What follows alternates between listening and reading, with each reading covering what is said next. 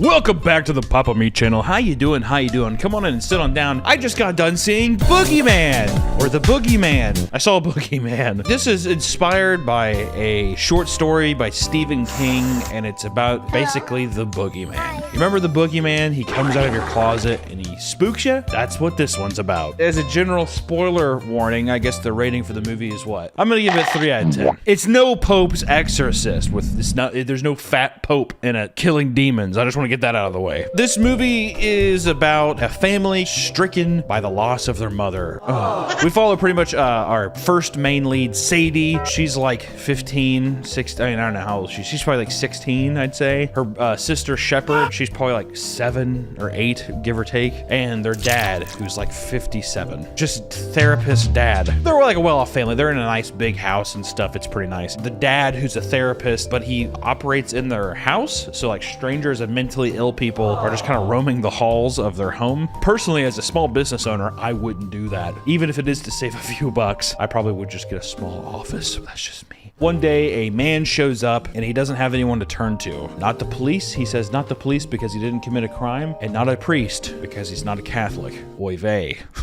Probably a lot of list of things you could do. So he just stumbles into this house randomly and he's like, I wanted to talk to you. Reluctantly, the dad says, fine, let's do that. We start to find out that this man, his name's Lester. He's the guy from Dark Knight. He's like one of the crazy dudes Heath Ledger has in the parade. And he's also the polka dot dude. So if you're a DC head, you might dig him. But he sat there and Lester confesses. He says, you know what? People don't believe me. You know, everyone thinks that I killed my kids. I killed them. I strangled them all. I killed them. And you know, our heroic father says, come again? Thank you to BetterHelp for sponsoring this video. BetterHelp is the world's largest therapy service, and by God, it's 100% online. With BetterHelp, you can tap into a network of over 30,000 therapists who can help you with a wide range of issues. Sometimes you can have depressive traits. I know that I certainly go through them, and it's nice to talk about them. Times where I haven't talked with people or haven't been able to go through actual counseling or therapy, it only makes my eating habits worse. It makes my thought process worse. I mean, all in all, you just gotta treat your mind right. Mental health is super fucking important. To get started, you just have to answer a few questions about your needs and preferences in therapy. That's just so they can get you in the right direction with the right therapist much quicker. Then you can talk to your therapist however you feel comfortable, whether it's via text, chat, phone,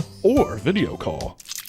You can message your therapist at any time and schedule live sessions at your own convenience, so it's tailored to your schedule, baby. If your therapist isn't the right fit for any reason, you can switch to a new therapist at no additional charge. With BetterHelp, you get the same professionalism and quality you expect from in-office therapy, but with a therapist who is custom picked for you, more scheduling flexibility, and at a more affordable price. Get 10% off your first month when you go to betterhelp.com/papameat. But I've also listed them in the description and comment section below. Don't be like the therapist in this movie, just shutting off his entire family. Be sure to reach out and actually talk to somebody for help. Thank you so much, BetterHelp, for sponsoring this video, and back to the video. He kind of looks like the emo guy from Horton Hears a Who. Everyone said it looked like Leafy for a long time. He basically talks about how his children died, which one died of SIDS, sudden infant death syndrome, and then the other 2 had their necks broken and their life force sucked out of them. I don't know how you read that their life force was sucked out. I'd love to go to a doctor and be like, well, they were strangled to death, and of course, off to the side here, you can tell that their life force was completely sucked out of their body. We get a journal, and he gives them a paper. He says, but I didn't do it. Here, my kids. And he tears out from the journal. Shh.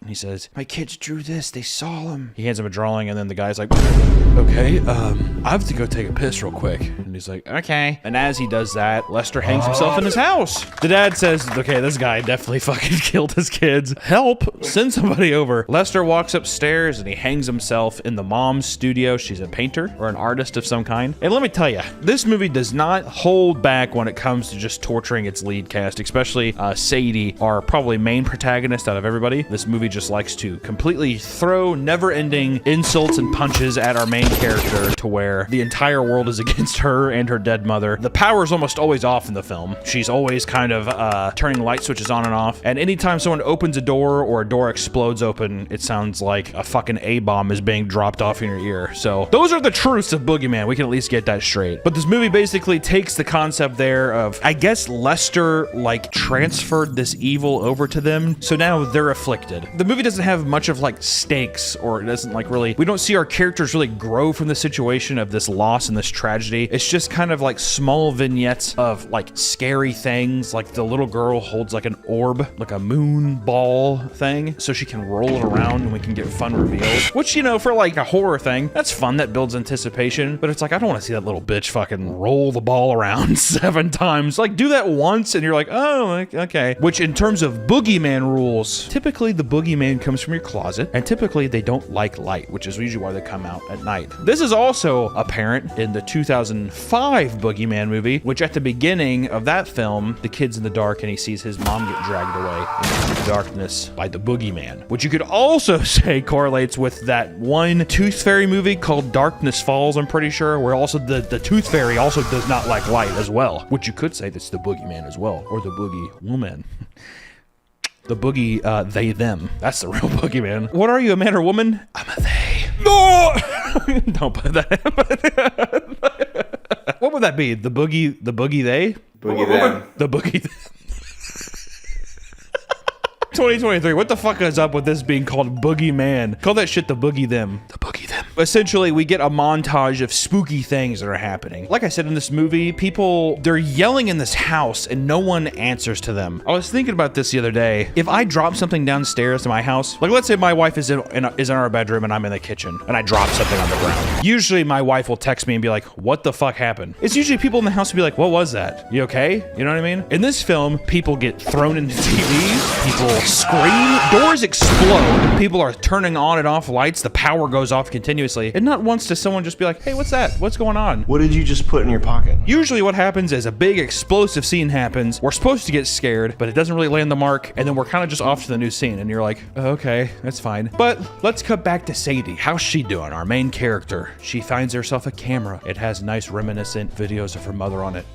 Which also, it's a VHS camera, and she turns it on as if the battery's charged. Dude, that battery would be dead. I mean, I'm nitpicking, but I saw that and I was like, that's not how that works. You can't just find a piece of like technology from 30 years ago and just be like, oh, But she brought the camcorder to school and she's sitting in the bathroom taking a piss and she's watching this camcorder, and then her friend comes in, she's just like, why don't we ever hang out anymore? And she's like, you got new friends. My mom's dead. She's like, okay, well, we did hang out recently at your mom's funeral. Remember how fucking boring that was? And she's like, that doesn't count. And essentially she says, well, you know what? We're all gonna have a girls' night. So Sadie gets dressed up. Her dad basically threatens the shit out of the youngest daughter, being like, if you talk about any fucking monsters in front of her friends or Sadie, I will fucking end you. I swear to God. Which basically he pretty much just says, I'll feed you cheese and you can play PlayStation for the rest of the night kind of thing.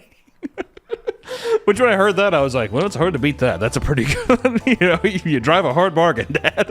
The girls don't have fun, and it goes into, once again, the stereotype of like, do you have any alcohol? God, this place is boring. Isn't your mom dead? God, can we get a Ouija board out and try to talk to that dumb bitch? Actually, I found some weed. Do you guys want to smoke that? And they're like, oh my God, sure. But that like leads them to have like, she has like a panic attack. It's like a big escalation of, she pulls out, she takes a hit, and they're like, oh my God, we just popped your cherry. You're such a fucking, what, you don't do drugs all the time? What are you, a fucking loser? And she's like, starts coughing, and then she pulls out a string with a tooth because earlier her sister got her tooth ripped out from the door. The boogeyman did that. That was one of the first spooks in the movie, okay? Should have brought that up earlier. Sorry. What was weird about this is I was like, oh, that's like a traumatic thing. They're going to like chill out after this. But as soon, even after she has this panic attack, she's sitting on the ground. She just threw up a tooth. They're like, hey, didn't a guy kill himself here in your attic? Or where was that at? Was that around here? She's like, oh, it was upstairs in my mom's studio. They're like, yeah, you should show us that. You should take us up there. And it's like, I just had a panic attack. I'm on the ground. I think I'm like, I kind of just want to watch like Succession and just like hang out and we can like talk about that or something. What's the thing girls like? I just want to sit down and like watch Euphoria. We can all just like masturbate privately over how sexual that show is. I want to sit down and watch The Idol with The Weeknd and Lily Rose Depp and have a new panic attack over how sexualized this person is. But essentially she gets bullied up to go to the room, and when they go up there, they shove her in the room and lock the door, and then she gets attacked by the boogeyman. And it's like, why do this to this character? Why are you torturing the character like this? But she does get to slap that dumb bitch in the face, so that's that. You know, we do get some vindication there. But then the friend that we got introduced to, we don't see her again in the rest of the movie. So it's like a pointless. Why even bring this character up just to have to? If you're setting up another crazy goof or something, why not have like Sadie? Maybe she's desperate and she's like, no, just come over. I swear it'll be fine. But like, why are we having this character be fake nice to her only just to like fucking tear her down? I don't know. Essentially, from this part though, Sadie's off the deep end along with her sister. Her dad still really nowhere to be found. He kind of just like walks around the hallways of his house and he's just like, oh, I don't, just put the box in the basement. I gotta go. And he just kind of leaves. And Sadie goes to, remember Lester, polka dot guy? He hung himself earlier in the movie. Sadie goes to his house and she finds out that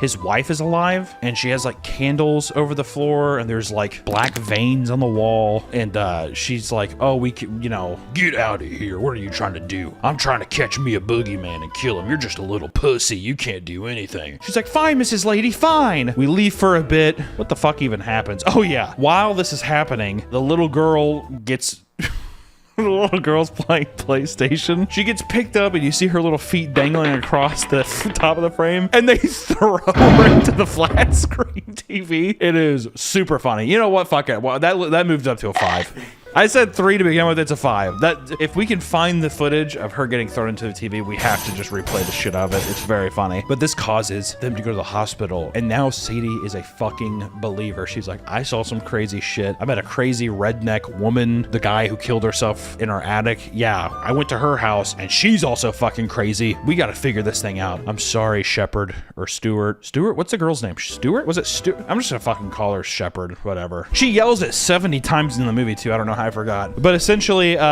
Sadie, in a fit of rage, says, you know what? I need some fucking answers. And luckily enough, the inbred redneck woman is like, we're gonna kill ourselves a fucking boogeyman tonight. Get your ass over here or be a fucking loser.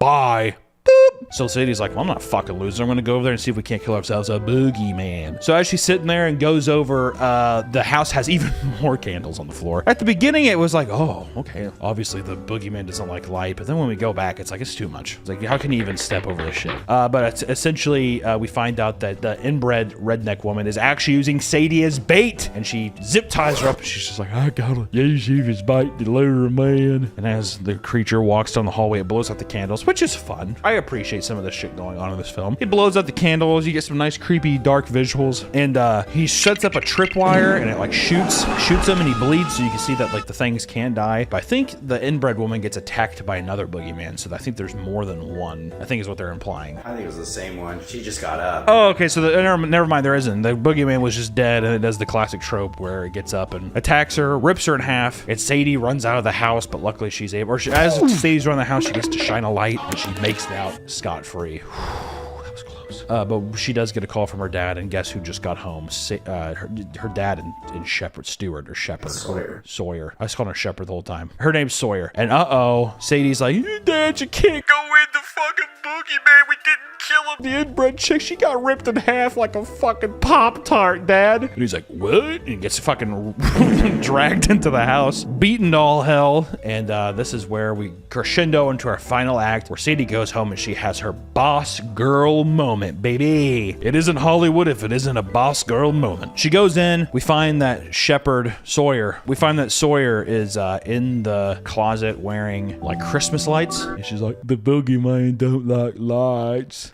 She sounds just like Forrest Gump. The boogeyman don't like lights. And she's like, you know what? We're not losing another parent. Come on, Sawyer. Let's kick butt. It's pretty much verbatim what they said. We're boss bitches. Let's kill this demon. So she walks downstairs with a hockey stick. We just saw the monster fail to die from multiple shotguns as she digs in the closet and finds a hockey stick. And I'm like, that's gonna be effective. Mom was always a Wayne Gretzky fan. With her power and her love, we can kill this beast. I swear. It wraps up very quickly. This is like maybe 10 minutes of the last 10 minutes of the film, which we go downstairs, see the dad, he's all fucked up. Sawyer gets attacked. She almost gets her soul sucked out, but with with the power of their family, Sawyer, her dad, and the Sadie, they're able to prevail. And she lights the lighter, and uh-oh, Sadie's mom's ghost, I think, helps them. I'm pretty sure it's insinuated that it's Sadie's mom's ghost. So the mom comes in, and as a family, they're able to thwart this threat, and extremely on the nose, it's a thing where the house burns down, and, you know, the mom's stuff burns as well, but it's fire. It's the purification. It's being able to let go of this guilt, move on with yourself, and it's able to, we are burning down the foundation of these woes, of these complications, of the grief you're feeling, and it crescendos to that.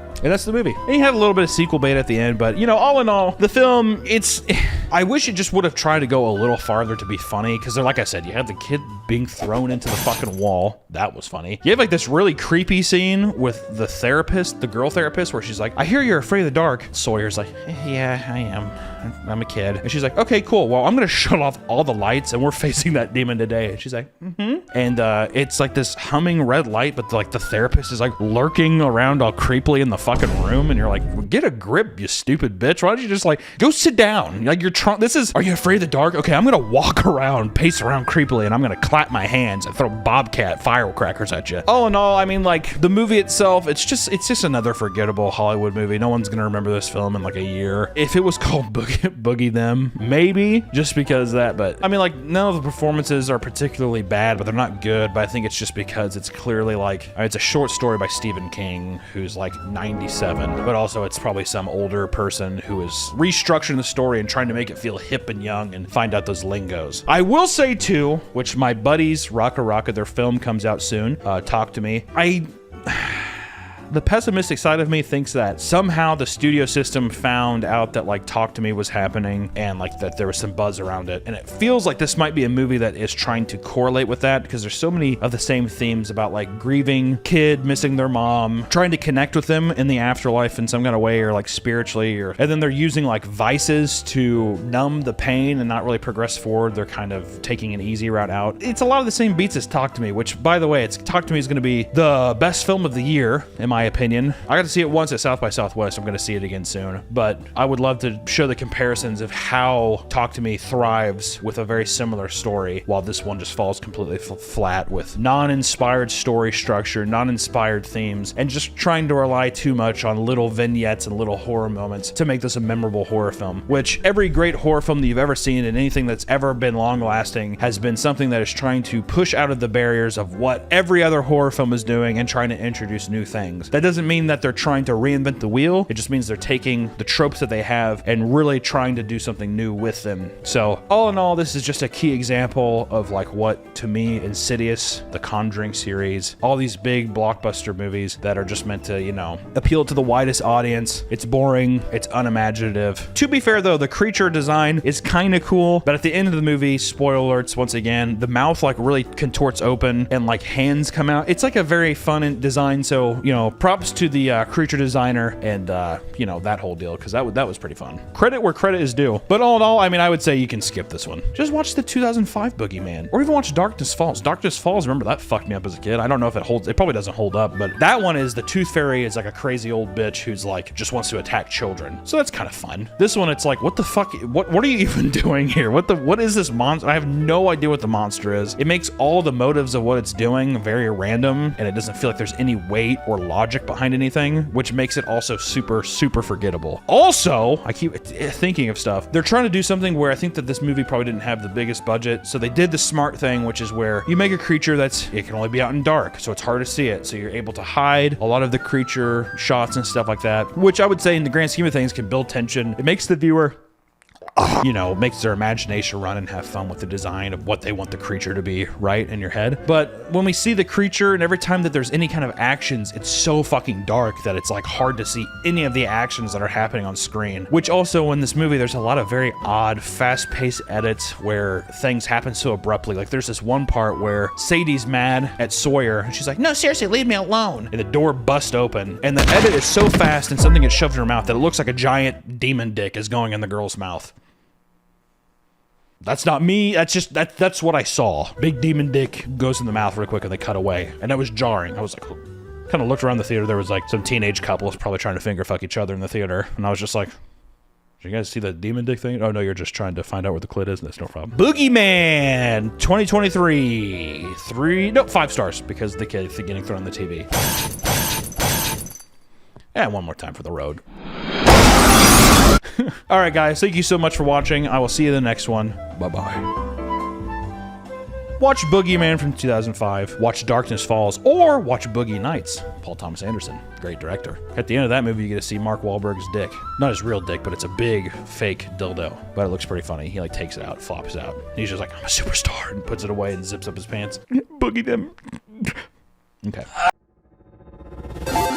Welcome back to the Papa Meat channel. How you doing? How you doing? Coming on Sundown because today we're going to be talking about slot zombies. We're currently living in the age of gambling. I mean, we've done our fair share of gambling videos, whether it be scratchers, sports betting, online gambling as a whole. While people once used to indulge on the occasional Vegas trip or Super Bowl bet, they're now doing everything in their power not to put money down at literally every single moment. Young people today bet on even the most mundane things, like the length of a president's speech or even how many cars pass through an intersection on the road. Yes! Yes! Let's go!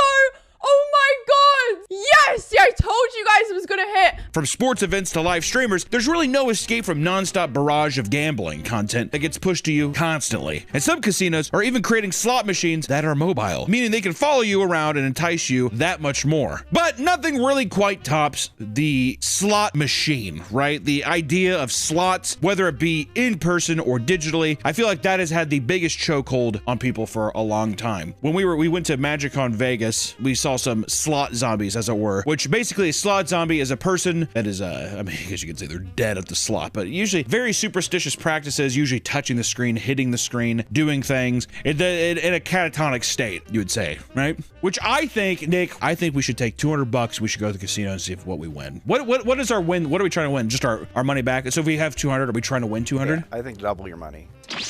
Or at my local casino. I just took $200 out of the ATM. I feel like one of those vertical content creators that's at the slots. The objective today, we've decided on, we're gonna try to double our money. I took $200 out. We need to leave this casino with $400, all from slots, baby. Also want to reiterate, we're here at 10:30 in the morning, and the vibes are, there's something just extremely sad about casinos. Casinos not in like a hoppin' party type vibe, is a cold, smoky, desolate place. When we are in Vegas for, like, we've done the Gordon Ramsay video, the restaurant video, we've done, or we went to MagicCon, we did that kind of stuff. You got it. We always stop and we play what, Nick? Frank. The Frankenstein slot machine is so funny. I love it so much. Basically, you're just electrocuting the shit out of Frankenstein, torturing him. And then if you get extra spin features, it's a horde of people being like, let's get him! They literally scream that, and it's him up in a flaming tower, being like,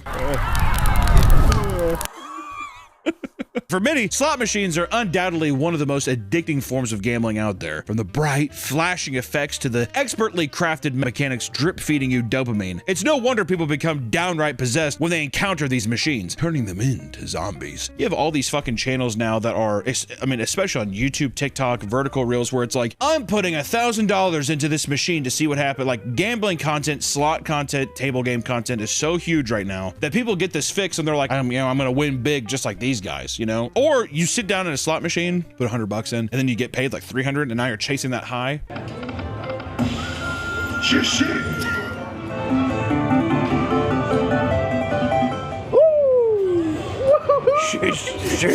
I feel like immediately though, a $25 win on this, I feel like, all right.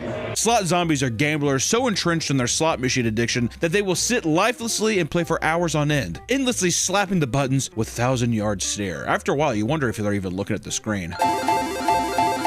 There are studies that suggest gambling addicts become so immersed in the visual and auditory presentations of the game that they enter a trance-like flow state. This incessant need for dopamine can result in hundreds of thousands of dollars being flushed down the drain. Videos taken by casino goers have shown slot addicts nonchalantly transfer as much as $20,000 straight from their bank's accounts before tapping away, right? That's so predatory. It's insane. It's unfucking believable. I mean, I understand there might be some high rollers going there, but you should not be able to attach your your bank account to the Big Bang Theory slot machine, dude. You know what I mean? Isn't that crazy? Today's video is sponsored by Chime. 82% of Americans don't have a high yield savings account, and almost no one is getting 5% cash back on the stuff they buy every single day. That means most people are leaving real money on the table. If that's you, it's time to get Chime and stop losing out. With Chime banking cards, you get 5% cash back in a category of your choice. That could mean cash back for gas, groceries, or even dining out. And you can always change your selection each month. Plus, Chime's high yield savings account earns 3.75% APY, which is great because with that high of a yield, you can earn in a little over a month what it would take to earn in a whole year with a regular savings account. So set it up once and sit back and watch your money grow. And the best part is that your money isn't locked up. You can access it easily at any time. Chime is not just smarter banking, it's the most rewarding way to bank, offering $1,150 in annual rewards fee-free. Join the millions who are banking without fees today. Head to chime.com/papameat. That's chime.com/papameat. It only takes a few minutes to sign up. Sign up through my link for a $100 bonus with the new Chime checking account. Thank you to Chime for sponsoring this video. Back to the video. Others deep in the trenches will forego bathroom trips, opting to piss in their own chair so they don't have to take breaks from the game. That's a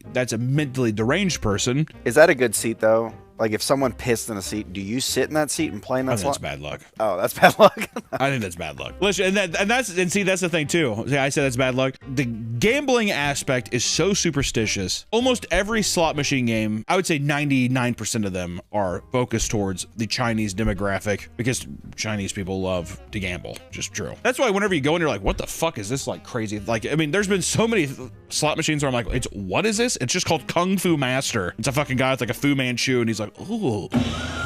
Shit. All these different things, and it's just to appeal to that demographic of tourists that comes over and actually spends a shit ton of money. But I do think the Chinese culture is extremely superstitious, which is also why there's like eights are popular or like a lucky number. So like everything's like crazy 88s or like all that kind of shit. And that's why there's not certain numbers on games because they're not lucky. It's a very superstitious culture, but that leans itself into people also getting in their head about luck and like, you know, the kind of superstitions that go like, you know, that's why I'm saying if I saw a piss or shit ridden chair, I'd be like, that's gotta be unlucky. I would think the opposite. I'd be like, this machine is hot. Unless the pee-pee or poo-poo was in the shape of an 8. And then I'd be like, poop 8? I'd sit right on it. I should probably get a drink. Maybe we gotta get a new slot. This one, I hit a nice chin. For those that don't want to make the trek over to Vegas or their local casino, there are tons of online slot machine games that put you within arm's reach of winning it big at all times. People who are truly deep into gambling can now watch streamers who are pretty much entirely dedicated to betting their money away on slots, filtering their donations right back into their game of choice. How many years back was this? Twitch basically banned gambling on Twitch, and that's, I think, was a big reason for people to switch over to Kick as well. I mean, slots were so fucking popular, but then became a whole debate of like, is this like manipulating children into being like, fuck, I want to do slots too. Watching a super rich streamer or people who have like deals with these companies like Stake go in, you would assume that it's like, yeah, they're probably not spending their own money, you know, and then it's going to incentivize others to be like, I can win this big on this site, that kind of thing. If they ban slots and gambling, they should ban pack openings because it's the same fucking thing.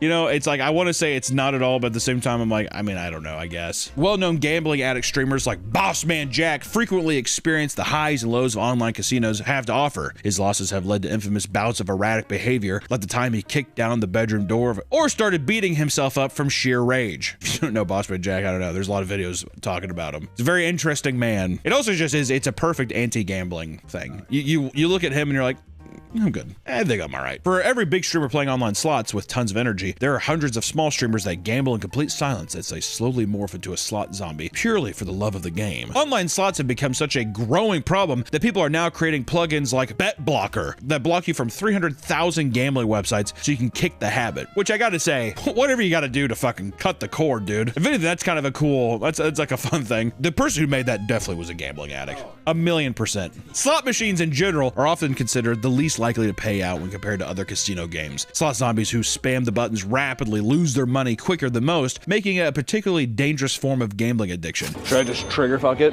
Yeah, trigger fuck it. We gotta do this too. In the casino, I don't think there is literally any game favored to you in any kind of fashion besides like maybe fucking Baccarat or whatever. Or not even that. I would just say when you step into a casino, you are going to lose. On a very off chance, you might win a little bit, but then they're going to pry on your dopamine hit of being like, oh my God, I just made this, because you're going to spin it right back and lose.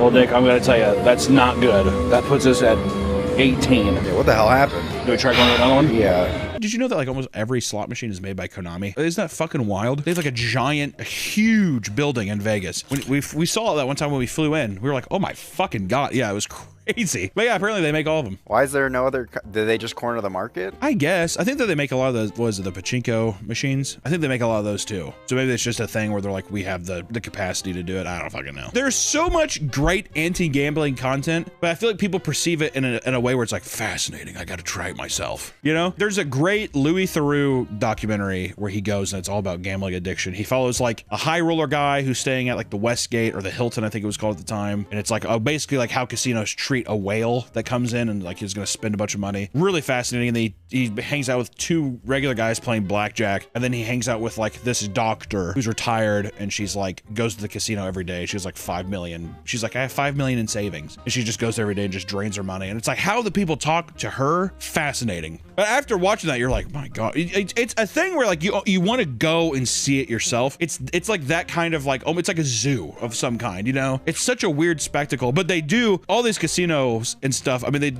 you're an animal, you know? It's fun to watch, but also just, it's insane to just the realization of, it's like, I'm sure there's like an ounce of humanity for people that work at these casinos, but you are trained to just be like, you gotta get them to spend. The thing that I found fascinating about the Louis Theroux documentary is the woman there, it's like the staff all knows her, and Louis would go up and he'd be like, well, yeah, what if she's spending too much though? Don't you feel bad? Like, what if she was losing her house? And they would be like, you know, I mean, all we can do is just ask them to gamble responsibly. It's like there's not an actual human answer there. It's just the things that they've been told to say, or this like you just eyes glazed over. The unbreakable obsession can grow into something truly debilitating. You'll know the transition to slot zombie is complete when you start to display some particular bizarre habits. Slot addicts can become incredibly territorial about their favorite machines. Here's a little update from inside the casino. People they think that I'm stealing their techniques and they're getting upset. This old woman keeps walking by. She keeps doing. Some have even camped out during closing hours to be the first to sit at their favorite machines when the casino opens, which this might be more in reference to pachinko machines, because when we were in Shinjuku, every morning I'd look out my hotel window and there would be a line of people. We were right across the street from a pachinko casino, whatever. We stayed at this place called The Prince, and yeah, literally right across the street was one, and every morning there's a line. But I mean, a lot of American casinos, I think if not all of them, are 24 hours. In one instance, after going to the casino for the first time and getting up from a slot machine, a man was pushed out of the way by a very old woman who uttered, "Mine now!" before she sat down and began tapping away. I was like, with these things, I wonder if it's is this, because that superstition feels to me like the person was red hot and the oven isn't cooled down yet. I could still get a couple out of this. So you have to like run up to somebody, they just won.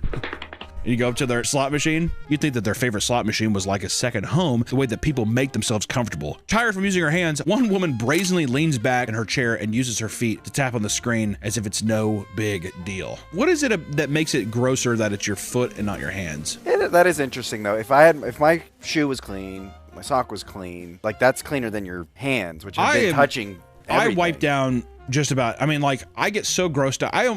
The amount of times I've been in a bathroom, it's scarred me, I feel like, forever. You go into a guy's bathroom, and the amount of times that a guy will, like, scratch his balls, scratch his ass, grab his dick, take a piss, and then walk out of the bathroom without cleaning their hands, like, washing their hands is insane. To the point now where I'm, like, hesitant to even shake a motherfucker's hand now. That's why you did the fist bump. I'd rather, you know what, though? I will always do a fist bump. I'm not a motherfucker that does the elbows. Yo! No, elbows, that's... All right. Jesus, man. Bumping bows? All right. Well, fuck. Because their minds have been rotted by the spinning because their minds have been rotted by the fuck. Dyslexia affects up to 1 in 5 people. It occurs on a continuum. One person might have mild dyslexia, while the next person has a profound case of it. Dyslexia also runs in families. Some zombies don't even react when they win. They just move on to the next machine, unfazed by the cheers of onlookers.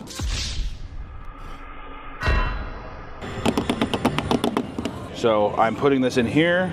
I am crossing my fingers. I have had my drink.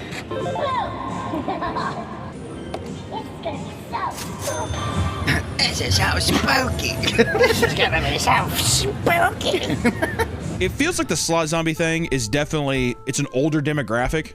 There's definitely young people that do it, but I think it's that phase of I'm retired. I don't know what else to do. I'm bored. I'm just gonna go up to the casino and just like spend the money, spend my retirement. I don't know what the fuck else to do. One casino worker claimed that they had to clean up a human feces beside slot machines after some gamblers were unwilling to leave their seats. They allegedly stood up, pooped on the floor before returning to the game, later claiming it was because they were on too much of a hot streak. You think a casino you think they'd give you like a pan to shit in if you requested it? If you were a big enough spender, I bet. I legitimately believe so. But I'm talking, it's gotta be a lot. And they'd probably like close off the area and it'd be a private room or something.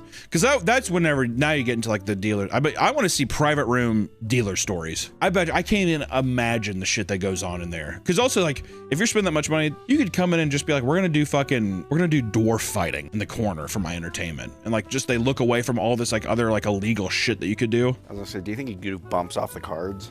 Fuck, maybe. Like all these things, I'm like, I don't see why not. I want to know if any table has ever had to endure like what Magic players have to endure when you're playing at a local game store. Your opponent comes in. Oh boy, here you go. Unwrapping the fucking bag. Uh-oh, there's the styrofoam container. Open it up. Taiwanese food. Just stinking up the whole fucking store. It's got cashews all over these fucking noodles and stuff. Styrofoam's all wet because it's just been this hot dish and they're just sweating inside that styrofoam. That's what I know. Has somebody been slinging blackjack? They're like,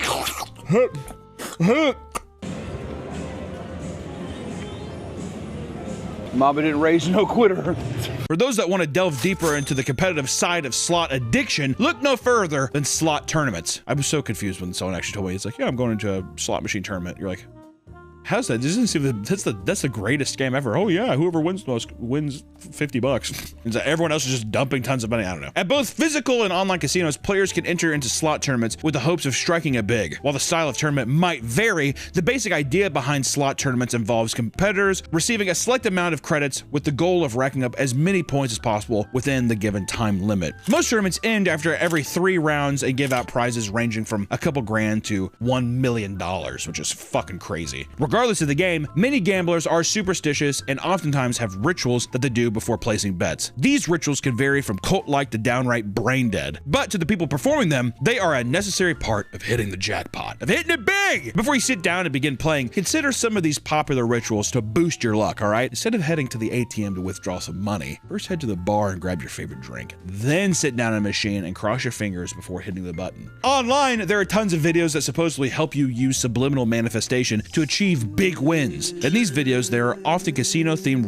visuals that somehow boost your chances of winning. Other videos will have dope visuals while a person reads off lazy affirmations like, I win money every time at the casino. Or, if I see it in my mind, I'm going to hold it in my hands. So this is like, they're mixing like the superstitions or like, yeah, self-fulfillment, self-manifestation of like the secret mixed with gambling. Gonna put big wins on my mood board or on my dream board or whatever, yeah, that kind of thing.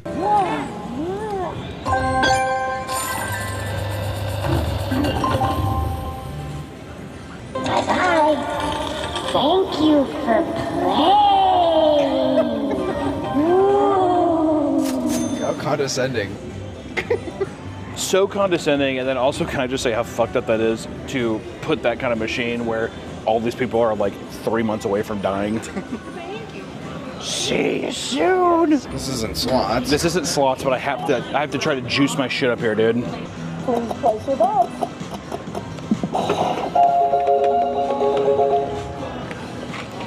Oh, there you go. Is it? Ooh, look at that. We just raked back our money. We gotta torch it back up. Many players also believe constantly tapping the screen and hitting buttons, even after a spin has begun, will increase your odds of hitting a jackpot. This is probably the most common in terms of people being like, what is happening? When you see rows of people tapping the screens, in extreme cases, gamblers will even blow on the screen in order to, quote, invite good fortune, which is the most Chinese thing I've ever heard in my life. Is that not the most Chinese thing you've ever heard? I'm inviting good fortune? To be fair, I could hear my grandma saying that. Grandma, what are you doing? I'm inviting good fortune to the house. According to one woman working in a casino, she once watched 2 older women with no teeth lick their hands and rub the screen to bring them more luck. Them ladies are from the swamps, dude. And then they started spitting into napkins and then rubbing it on the screen because they thought it would bring them more luck. Another common ritual for gamblers is to bring some kind of lucky charm to the casino. This is also, I think, the lucky charms is more in correlation as well with these old people who also do bingo. Because usually people will also bring some kind of idol or something, some kind of ritual totem that they can use for luck in bingo as well. This is all just old people superstition shit is what it sounds like. Just like some people have a favorite lucky charm, gamblers have a favorite brand or of slot they like to play. And some gamblers are extremely picky when deciding their favorite. A common trick is to always head to the machines closest to the casino door because they think casinos put loser machines there because they want to entice passing players more enticing odds. All right, 7 out. We got back up to 81 though. Okay, that's okay. Yeah, that's good. See, we're moving forward a bit. $30 right there. $30 wins, and then let's put it in pinball. Pinball, baby. You gotta hit a pinball and a ball just, and it gives you bonuses.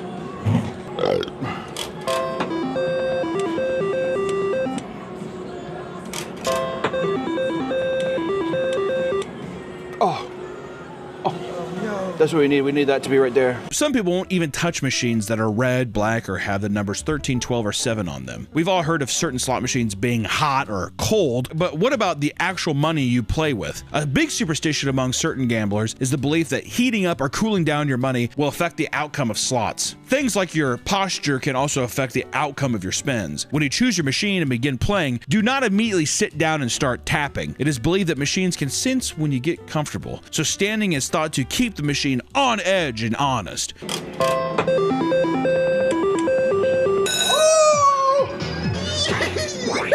All right, please. We only have 2 shots. Give me an 80. That's not bad.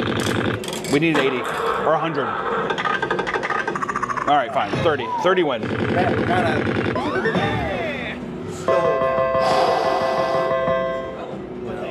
Keep going. I think if you hit it once, you can hit it again. There you go. We gotta up the bet. 3 smackaroos.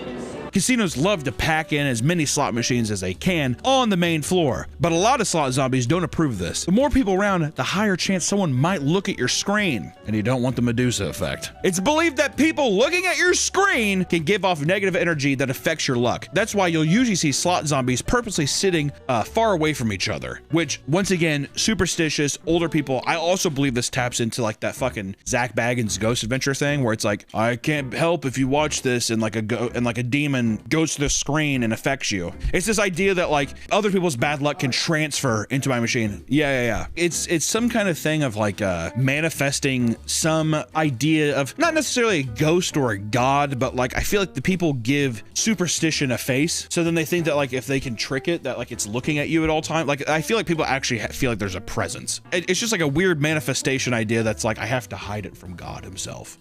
You know?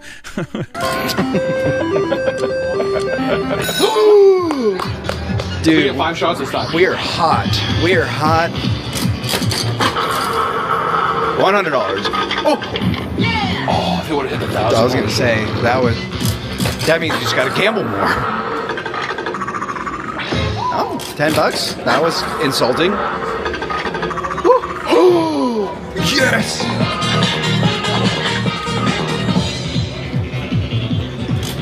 Still 2, baby. Come on, one more. Let's get our money back.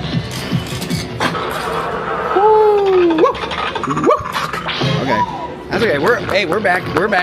We are back where we started. We're actually technically over. Oh, that just means more games. That just means more games, baby. Do we get another drink? Oh yeah, we can go low.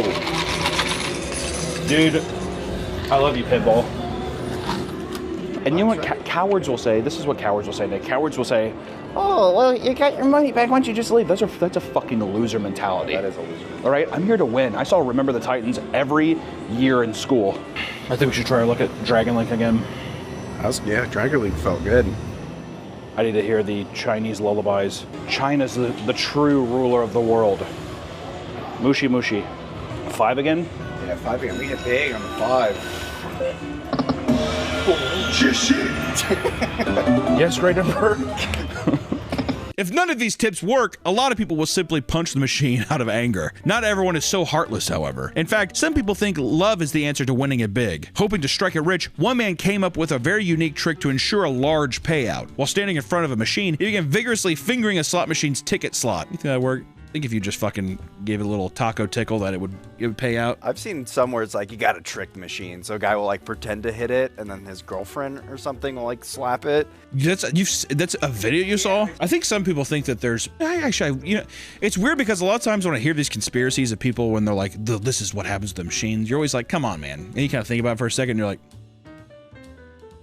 okay, hold on, what? Like some people say that every machine has cameras inside of it, like an ATM screen, and there are people who are controlling like the payouts of being like, I like this person, I'm gonna pay you out. As if it isn't just like a random codex that's giving random outputs that has to. The thing is like these slot machines, it's a random code that like a certain decimal percentage of the amount of time has to pay out to be considered like fair game. But the percentage, I'm not sure, maybe editor put it up on screen, but they have to pay out this percentage of time to be legal machines. Slot machines are mesmerizing devices controlling the minds of boomers around the world. And dare I say, a lot of younger people as well. I mean, they kind of have a grip on everybody, but I will say the unfortunate retired souls, I think they have it worse right now. They're in that Medusa's gaze for sure. These machines serve as the brain rot for older generations, causing them to devolve into emotionless zombies seeking not only jackpots, but pure dopamine. But, you know, not too much of a difference from who they were to begin with. With the rise of online slots, gambling content creators and betting sites like Kalshi, it's hard to tell just how bleak a future we're in for. But as long as it pays, people are going to keep giving into it. So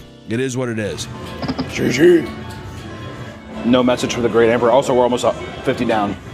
Well, sometimes you gotta bet big to win big. We need 6 of these boys, dude. The most we've seen so far is 4. GG. Yes. GG. Ni hao. Please, Great Emperor. 10 collected. 15 to win. Oh, yes. Great Emperor. Oh. Great Emperor.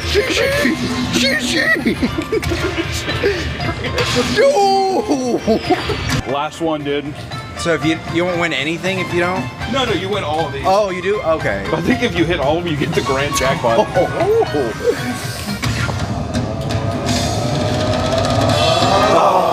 Shishi. I accept his offerings. Oh my god. Oh! We did it! We doubled our money! Yes!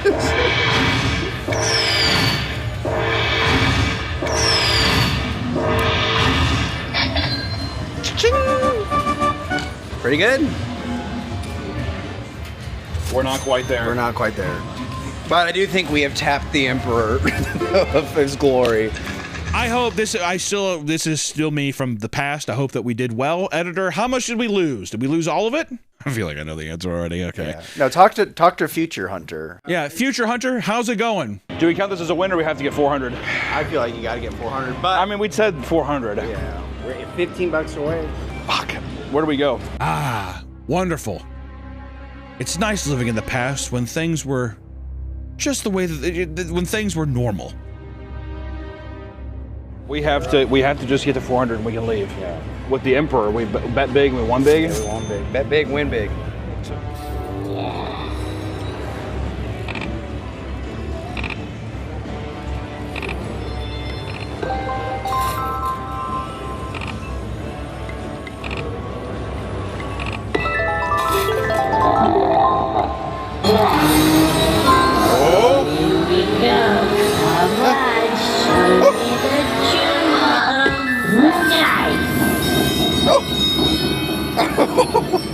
Do we get it? Yes.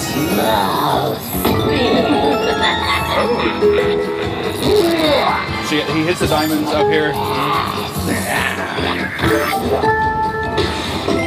Yes, there we go. I think you won $42. God damn. We need it to hit that. Oh my god. Yes.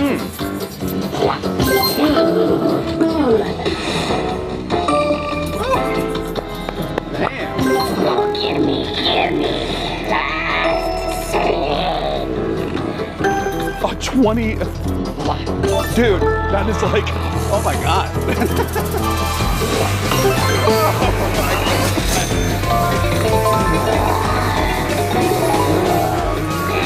we did it.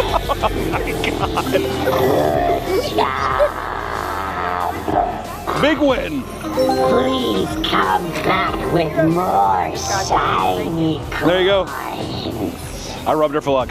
She just got here. Boys, We did it. Not only we not only doubled our money, we tripled our money. we were in the fight for our fucking lives, dude. Down to 30, up to 6. And this is where we tell the casino to go fuck themselves and we cash out. This is our profit. 421, baby. We're looking to double our money. We tripled it. I was gonna say, We tripled it, Nick. tripled it. You know, walking out of the casino from the smoke fumes and into the light because there's literally no windows or clocks because it's a casino and it's parasitic as shit like that. I can see how people get hooked. That one win, now I have this chip on my shoulder that I think like, oh, this is for, I'm gonna win it every time. You know, you have to drink Crown Apple and Cokes or cranberry. Got to get a nice little tasty buzz going. You got to enjoy the nice day with friends. And you got to realize that every day you're dying. Every day you're closer to death. And if you want to spend your final moments in a smoke-filled casino, losing all your fucking money and leaving it to no one, that's your prerogative. I almost said provocative. Prerogative. I will say it's like 11 in the morning right now. Kind of busy for 11 in the morning. I will say, hey, you just made $400 in 1 hour. Could you imagine doing that every day?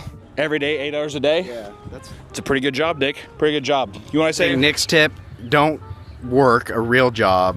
Go to the casino, double your money, triple your money every day. Triple your money every day, and this is Hunter's tip. When you 3x your money at the casino, go to Waffle House, and that's what we're doing now.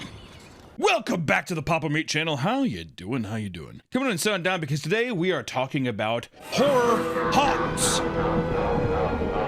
Fall is here, and that means it's time to get spooky. Millions of people around the U.S. look forward to this time of year, and they get in the Halloween mood by attending horror attractions. This can span from haunted hay rides, horror theme parks, haunted mazes, and more. Most places offer fun thrills and safe environments, but there's always room for things to go horribly, horribly wrong. As it turns out, haunted attractions are rife with dangers, sometimes leading to serious injury or even death. We're going to look at horror experiences of all types to see just how scary they can truly get, whether intended or not. For those looking to immerse themselves in the Halloween mood without risking a heart attack, you'd be most welcome at horror theme parks. Theme parks have a wide variety of scares for kids and adults. While most can provide jump scares and ominous atmosphere, you can rest assured knowing that actors are never allowed to touch guests, and the experience as a whole are generally pretty tame. Right? And that doesn't mean that they don't get creative and find unique ways to scare you. Not Scary Farm. It's not scary. It's not scary, we promise. They fucking like castrate you with ice cream. Not scary. Not Scary Farm, located in California, developed a scare tactic in the 80s that has since taken the world of horror by storm. I'm of course talking to my newest and latest obsession of cringe online, known as sliders. Let's go! Sliders. Boy, oh boy, I've been wanting to talk about sliders for a while. There's no way to do it, but we're fucking squeezing it in here. Which, if you don't know what sliders are actors in parks, usually in costume, like clown outfits or some kind of, like, quote unquote scary. It's like what you would assume, like any white trash guy that has like a Grim Reaper, like the Grim Reaper looking cool. That's like what the sliders dress up like juggalos or something. They have metal spark pads on their hands, knees, and feet, so they can, as the name says, they slide around in sparks. And usually they try to scare you, or they try to like act funny or something. It's becoming an epidemic in the country right now. It's gone from, you know, the whole thing of people being like trans son or OF daughter. It's becoming slider son or OF daughter. We're seeing this cultural shift. The slider epidemic is growing, and it is a problem. Other gear worn by sliders include metal toe guards and metal plates used to protect themselves from nasty falls, because they do that because they're so silly. The god is fall. Are you even sliding if there's no risk at all? I doubt it. I doubt it. I feel like I'd break my leg. You kidding me? My fat ass collapsing to the ground. My kneecaps are this big. my thighs are this. I mean, like, it's unbelievable. There's no way. These actors run around the park screaming and sliding on their hands and knees, leaving massive spark trails to scare guests. And to be a slider involves more than just running and hitting the ground. Many actors practice for months, different spin moves and spark tricks before suiting up in the fall, which if you're looking at this and you said, how does that take months of practice? Me and you are kind of in the same boat, but it is, I cannot emphasize how much of a problem the slider thing is going to be. Where I mean, it's you know, people kind of, what's a furry? What's a furry? That's where we're at. With slider, what? And then before too long, Oh yeah. there's gonna be slider conventions, all kinds of, oh dude, it's gonna be a fucking nightmare. And on top of that, you must train your body year-round to endure the physical toll sliding takes on your knees and other joints, because you're just literally collapsing to the ground and sliding. As the world of sliding grew more popular, a massive community has grown outside of horror haunts where people spark it up year-round. It is a problem. Now, there are dedicated academies and groups. Okay, now there are dedicated academies to sliding and groups where people can learn how to properly slide and do tricks. What you get your degree in? Sliding. It is a 20,000 degree or program. Yeah, it's a 20,000 a year program for 2 years. Worth it, worth it. Once you have mastered your craft, there are sliding teams and tournaments you can join to test your abilities against other sliders. At horror conventions across the US, slider teams will dress up and perform for people walking around in hopes of recruiting those interested in their craft. It's a cult. The slider community, it is that legitimately of a cult. It's insane. There are even slider content creators who make a living from their passion of sliding. One of the most popular, both on TikTok and Instagram, is Slider Jesus, whose character is a clown with face mask and dreads. 99% of his content is him sliding around in character with dark filters. He's the OG. That's my favorite comments on those things. This guy, if you're wondering where the slide thing came from, it's fucking Sliding Jesus, man. How old do you think sliders get, like, before they retire? Yeah, you have to judge them like they're NFL players. Well, in their 30s, I got to start calling it. I'm gonna guess that people come in their 40s. And I think that they just die. I don't think that there's really ever an expiration point. I think that meth or something kind of just takes hold. There's no way, if you're sliding, this is kind of a rude thing to say. I'm just going to paraphrase right now. This is rude to say. If you're sliding, you're smoking meth. Yeah, a lot of toothless sliders out You there. cannot, you put Spark knee pads on, you're also putting a crack pipe to your lips, okay? That's just that, it's common math at this point, all right? Theme parks don't just have one type of monster. They have all sorts of creatures stalking the park. To fill this gap, they host auditions before horror theme parks open. And during the first step of the audition, individuals will perform their own improv skits, like pretending to be a downed World War II soldier or a serial killer in an electric chair. Reminding you that most scare actors in terrifying makeup are mainly just harmless theater kids. We're there to have fun, which I get that. Have you ever like gone to one of these things and they are like taking it way too seriously? Yes. I was in like a haunted hayride and I wasn't scared, I was laughing, and one of the person actually broke character. Come on, man. Why are you doing that? You're not Really? scared? Yeah. I was like, What do you mean? What are you doing? What were you doing? I was just like, I was like looking around, enjoying and smiling.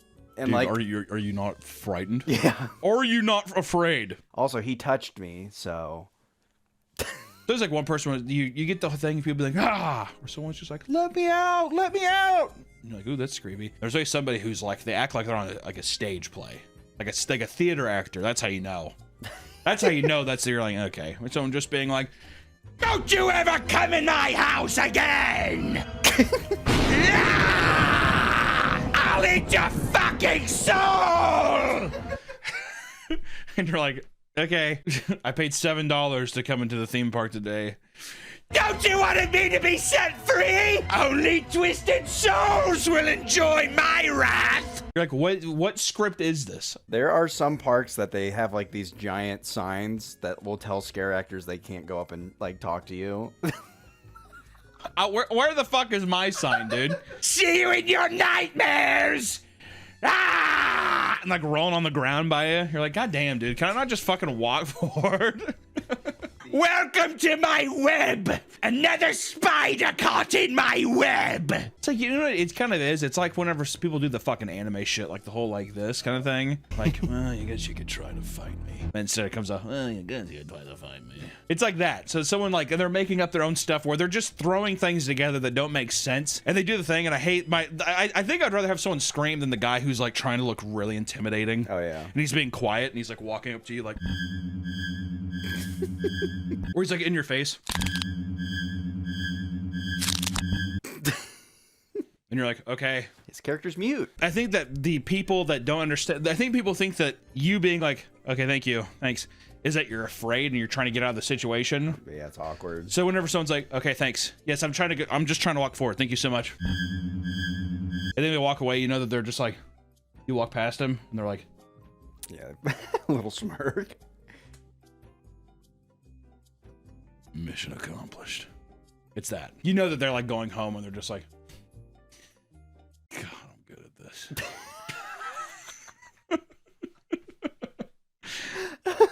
And if you're selected to be one of these actors, ooh, you go through a rigorous training period that involves weeks of being in character. Method actor. Daniel Day-Lewis. I've abandoned my child! At a park in Philadelphia, zombie actors are brought to an open parking lot and told to thrash and scream. Not all commit and are just seen aimlessly walking around, while others bite and scratch at each other. It's awesome, and it looks really cool.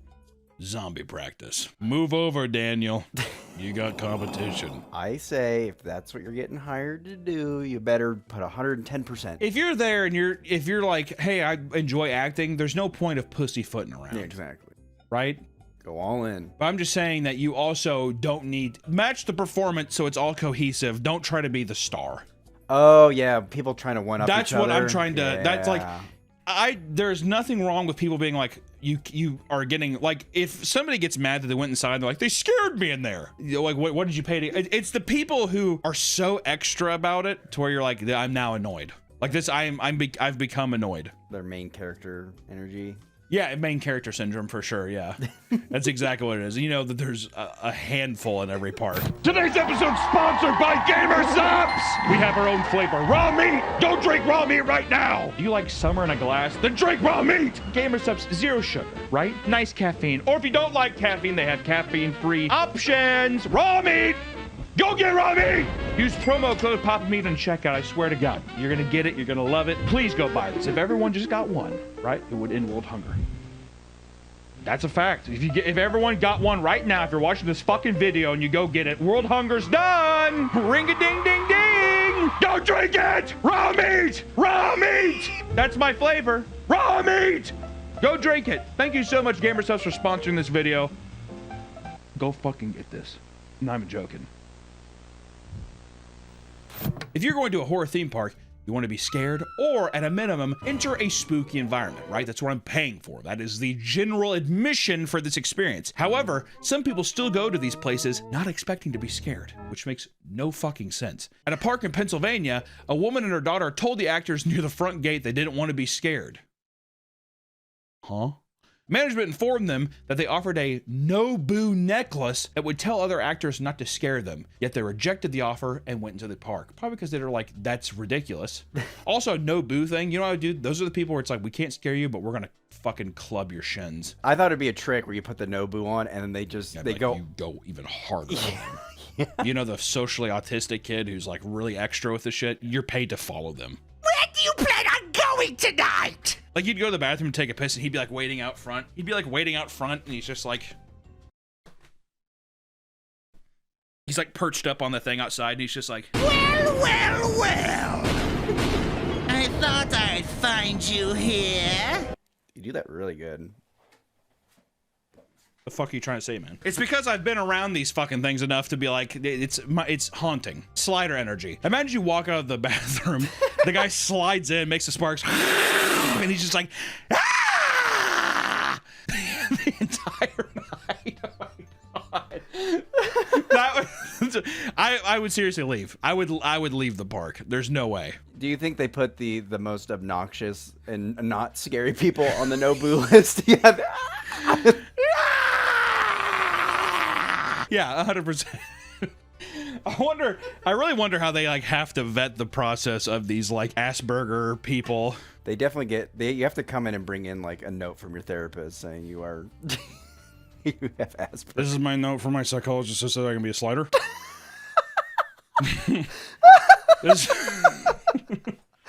All right, perfect. Here's your knee pads.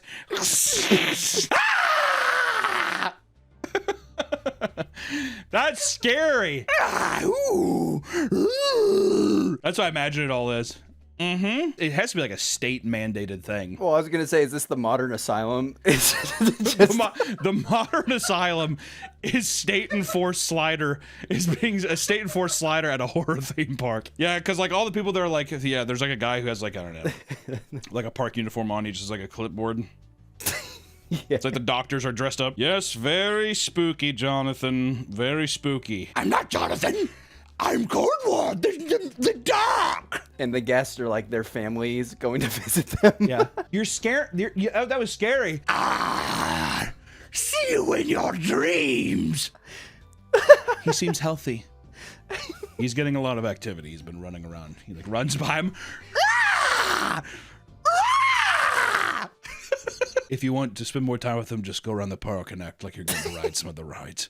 Oh, okay. Thank you. Do you guys want to go on another ride? I wouldn't go down that way.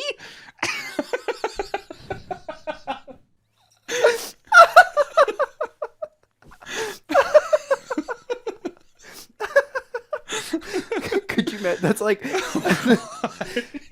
what's that Leo DiCaprio movie? Shutter Island. That's like Shutter Island. Yeah. That's exactly what it's like. It's just a giant test. Every day is Halloween. It's March. He thinks it's October 17th. I can't wait for the big day. He's been sliding for 7 years. I don't think he's going to come out of it. Oh, they're hoping they come out. They're hoping they come out of it, but every year, every season, they're just like, we could put them down, or we could keep letting them go. But I'm telling you, they're not going to come out of it. They're going to remain a slider or a scare actor. What do you want to do? Oh, so that's how they die. They just put them down. They just got a syringe in the back of the neck. Ah! Ah! Ah!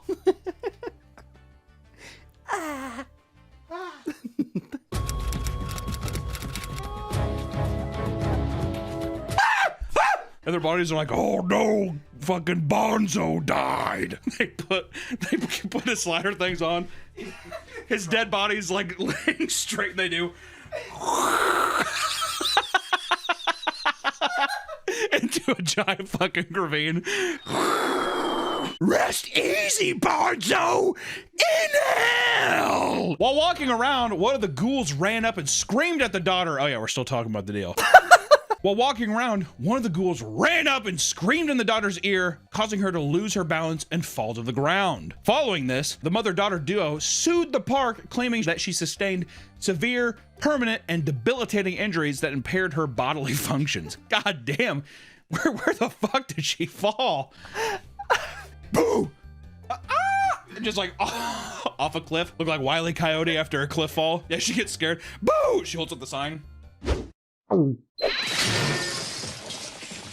The mother also claimed that she was never offered the No-Boo necklace and is now suing the park for $150,000. She's the ultimate scare actor. Yeah. Yes. See, that's how she got it on him. No, I don't think so, because she's just like, we're going to scare this park even more. I feel like scammer. Yeah, that's a fucking scammer. Absolutely. Oh no, we don't need it. Because what I bet they're trying to do is, well, we don't want to be scared, and they'd be like, okay, well, that's just what it is. But now that people are like, oh, we have a No-Boo pass, I'm like, oh fuck. I didn't know they had a No-Boo pass. How do we know the daughter wasn't just a little person? Could be. An actor. Across the country at a park in LA, a woman sued after she fell and hurt herself. In 2023, a 56-year-old woman was at Universal Studios when an actor jumped out of nowhere and blocked her path. She tripped and hit the ground, claiming to be in massive amounts of pain. Later on at the hospital, she was diagnosed with a torn ACL in her left knee. God damn, brittle old bitch. Fucking slider came out of nowhere. I like how her fucking legs just gave out. I don't even think she was standing still and her legs were just like, so she's like, and fell down. A lawsuit was filed against Universal Studios, but the judge dismissed the case, saying the victim was partially responsible for her injury. Yeah. Talking about fucking, that's like Forrest Gump going in with those fucking braces and being mad. He's like, well, I got stuck in a drain and tripped. It's like, well, why don't you look around, bitch? Is that similar or no? It's similar, yeah. Yeah. I thought the slider like slid into her. Well, see, if it was the slider being like, you know, welcome to hell, and like hitting her in the shins, there's a difference between someone just being like, boo, in a horror theme park, and then her fucking legs just snap like balsa wood. Yeah, she wasn't fit to be scared. There's no, and like, here's the thing. If I can be so bold. Can I be so bold, Nick? You may. You know, raising a 56-year-old woman should be going anywhere. Yeah, keep her at home. Stay home. You're done. Yep. Life's done. Go in an old person home. Get in the box. Kill yourself. Get put in the ground. That's all you're good for. 56? Yeah, dried up. Nowhere to go. You see what happened to that woman? Is there any 56-year-old? If there's any 56-year-olds watching this, might be time just to check out. Could you imagine being 56 years old, checking out and living for another 50 years? Yeah, that woman who had her ACL torn, she lives to be 106. We're kidding. I love you, all you. Hey, I'm joking. I love all you old bitches. You crows, you goats. Love ya. Actors at theme parks are limited on how they interact with guests, so they have to get creative. However, this can lead to some going too far. We gotta go back to the scariest place of all. At Not Scary Farm, a plus-size woman. 3. Oh. At Not Scary Farms, 3 plus-size women entered the park and were immediately harassed by actors. That's what they do. What does that mean? That's what they do. Or do you think that was targeted, like the actors are just like, look at those biggins. I was gonna say, get them. If they're insulting them, yeah, like yeah, exactly. They like fucking roll up a like treadmill to them. Yeah. Ooh! Scariest thing of all. A Caesar salad. They're like scraping the cheese on it. Right out of the gate, they began commentating on their appearance. Okay. Right out of the gate, they began commenting on their appearance, saying, "Why don't you just go back to Jenny Craig?" That's rude. Rude. The ways to spook people without commenting on them like that. Like what? She's walking through the gate. I'm behind a bush. What do I do? Ah! I'd get him. Got me. That'd be the big girl.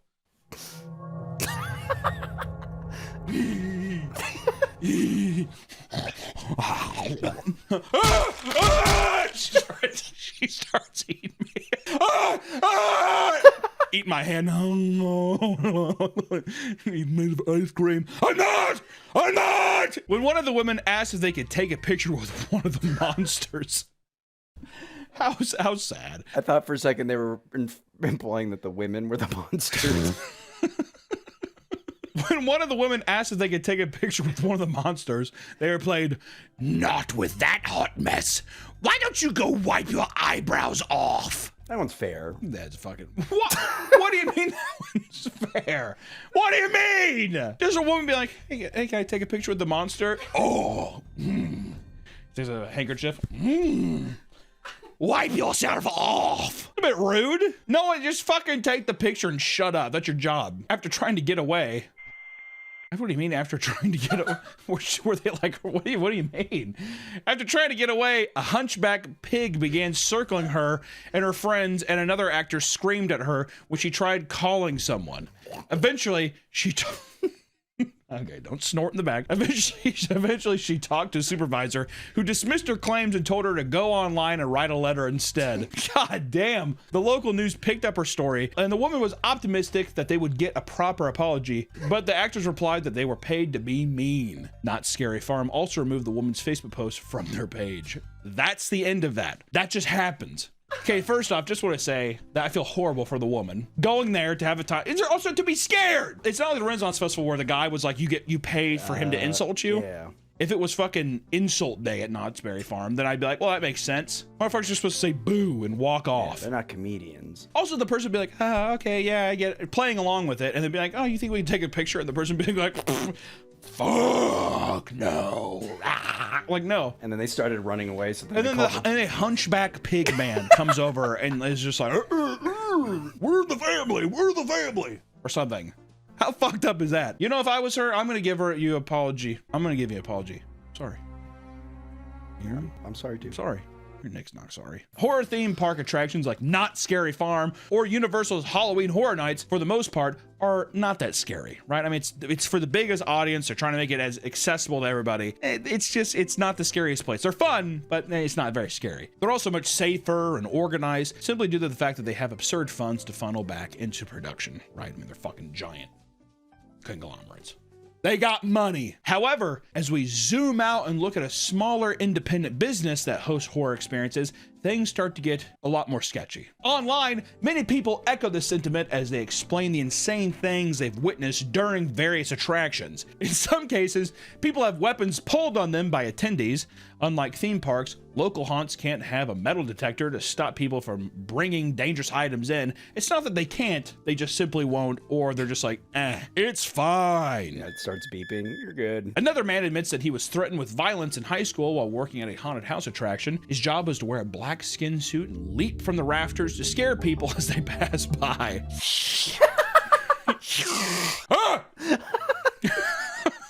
That fucked me up, dude. A black skin suit? God damn, dude. From the rafters, no less.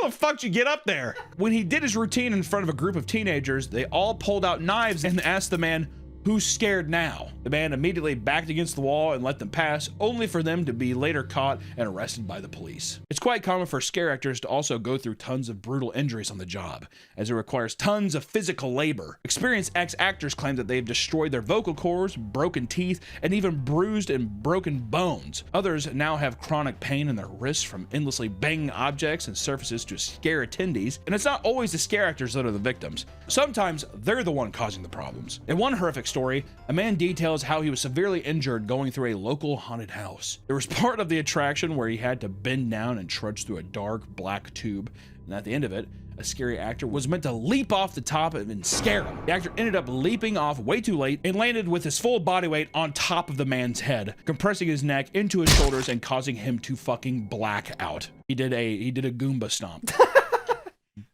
That's what he did on him. They fucking did a Mario Goomba stomp. He eventually came to and was escorted out of the attraction without much concern for his physical health. Seeing as they didn't have him sign any waivers beforehand, he considered suing them for the whole ordeal, which he should have. To not sue them is insane. You get fucking Goomba stomped, you trudge through this deal, and sue the bastards. It's insane. Some horror attractions aim to be much more over the top and intense. They come with a slew of waivers and forms that need to be signed prior to entry, often requiring that you allow full contact from scare actors. We saw a little bit, we did the video on McKamey Manor and all the fucked up, basically just the torture chamber that was there. Also, there's a lot of great YouTube series that cover it on YouTube if you want to check that out.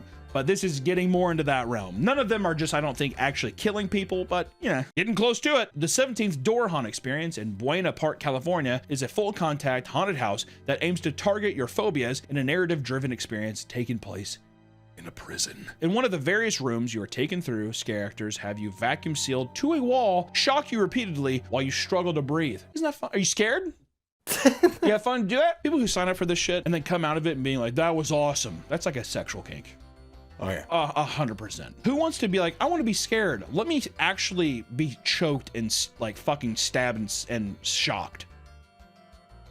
Oh, I was spooked. It's just torture. You're getting fucking waterboarded. People were trapped in tight, cold rooms pumped with liquid nitrogen. Others were shot with projectiles, had live bugs thrown at them, dropped from heights, and put in front of dead animals. Well, That's scary. A dog. He's a fucking dead dog. You scared about that? It's kind of freaky. It's a grasshopper. All right, let me vacuum seal you. Other haunts, like the Freakling Bros victim experience, commit to intense psychological and emotional torture on top of having attendees shocked and their clothes ripped off. You gotta see your boobies. With these more in-your-face attractions, some scare actors can engage in odd behavior that is criticized by the community. At the Haunted Hydro, a haunted house in Fremont, Ohio, a scare actor did something really strange in an attempt to freak out an attendee. Haley Jones was standing in line at the attraction when a scare actor approached her. She was seemingly uncomfortable and unsure of how to scare Haley and her friends. She decided to put what was described as a weird toy in her mouth before removing it and wiping the spit-covered object on her face. After that, she started drawing all over her face with a Sharpie. She did not sign the waiver that gives him consent to touch her yet, and the owners of the event made a public apology after the story began to spread. So they shoved the dildo in her mouth, wiped it on her face, and they just started drawing on her face with a Sharpie. That's scary. That's scary. That's also, you know, I think the scary part is that you're like, if I move, I feel like he's gonna hit me. That's actually so sick. That scares awesome. Sometimes the realism of these horror attractions can lead to serious injuries and confusion. In 2018, Tanya Greenfield and James Yachim went to Nashville Nightmare Haunted House in Tennessee, looking forward to a night of excitement and thrills, right? Once inside, Tanya was handed a knife from someone she presumed was an actor. Going along with what she believed was a stage scene, she went and stabbed James, only to find out the knife was fucking real. She had to know that, dude. Yeah. Here's my chance. Here's my chance. It's like that one girl who killed like Kim Jong-un's brother in Japan. Oh yeah. Yeah. Accidentally. Yeah, someone told her like, go blow this dust in his face. He's like, oh, I don't. Oh, I didn't know. I thought it was like Kool-Aid. Which blood quickly ran down the handle of the blade and covered James' shirt before he fell to the ground. The man who handed her the knife ran away and has yet to be found. And the police believe that it was an employee of the park, but haven't identified anyone yet. James, luckily, has made a full recovery after the attack, and some now urge him to sue for compensation, which, if I had medical bills, yeah. A similar situation occurred at a different attraction when a man of the Hollywood Wax Museum in South Carolina accidentally shot a performer. Yeah, accidentally. Oops. Keel Brown was walking through the museum and was jump scared by a performer. Out of nowhere, a handgun fell onto his foot. Thinking it was a prop, he picked it up and fired 2 shots at a nearby performer, hitting him in the shoulder. After realizing it was a real gun, he fled the location. Before he was arrested, he handed the gun to a 15-year-old bystander and was arrested for contributing to a delinquency of a minor. His bond was set to $25,000 and was released later that day. Police plan to put more charges against him. So hold on. The guy who got scared, his gun fell out. It's weird because the guy got scared. Something fell on the floor that was not his gun. He thought it was a prop. And he's like, ha ha ha, bang, bang. Oh shit, take this, kid. And ran off. What's crazy is like, you could tell what a real fucking gun is. Like, yeah, you can definitely, yeah. I mean, even like the weight, the feel of everything. There's like I feel like we've read a similar story where someone's picked up a gun thinking it's a toy gun. Look at this, it's just a toy gun. It just doesn't add up, does it? I also like how they immediately flee. Same with the knife. Yeah. I have a toy. Gag dust. If I wanted to like kill random people, I would be a scare actor and bring real knives and have the guests think they're fake. You've got to paint yourself in a better picture at some point in this production, man. At some point, you cannot be going around saying like you want to kill people. I said if. Yeah, if. Okay, sure. Listen, guys, it's natural for people to gravitate towards a good horror attraction, right? Everyone likes being scared, even if people are like, I don't know, the feeling, the sensation. It's like it's like a, what is it, like a fucking rush? What am I? Adrenaline junkie. It's like adrenaline junkies. In fact, the most dangerous it seems, the more some people want to do it. Just make sure the place you're going isn't too run down or mismanaged, because it's very easy for an event that's meant to be fun to get dark very, very quick. And as we roll into the Halloween season as well, consider checking out Blue October, or the house that October built, because it's a haunted house horror movie. There's also Hell House LLC. You said roll, you should have said slide. Welcome back. The second channel. This is going to be a nice little right before Halloween upload, so I hope that your guys' Halloween is awesome.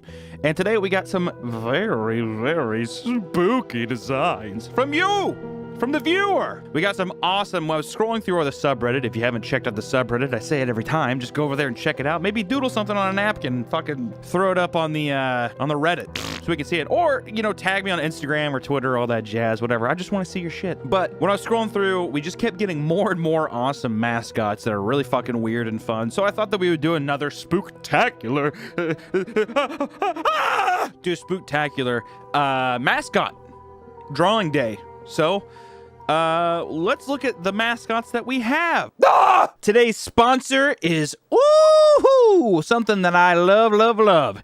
It is Shudder, the #1 streaming horror platform on the World Wide Web. Whether you're into slashers, the supernatural, or psychological thriller, Shudder has the wildest selection of horror films for only $5.99 a month. $5.99. It's like a Little Caesar's pizza, but the gift keeps on giving. And if you're like, well, I don't, is Shudder weird? It's like Netflix, but for horror. Right now, Shudder is having the 61 Days of Halloween, a 2-month supersized celebration full of new movies and series, like the new season of Creepshow and VHS 94. And that's just the start of Shudder's unbeatable Halloween lineup. There's also new specials for Elvira and Joe Bob Briggs, and so much more.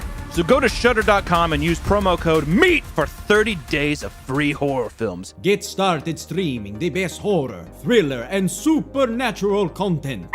Shudder's expertly curated collection includes must-see titles like Vicious Fun, The Mortuary Collection, and the PG Psycho Gorman. Plus, all the best horror documentaries and the hit Creepshow TV series from executive producer Greg Nicotero of The Walking Dead.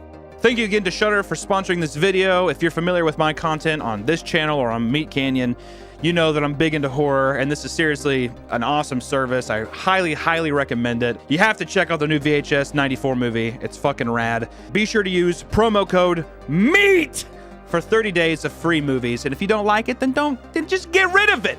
But sign up! It's good stuff. Back to the video. Okay, so let's get into it. So the first one that we have now is the Pillsbury Doughboy. He's like, you like touch him?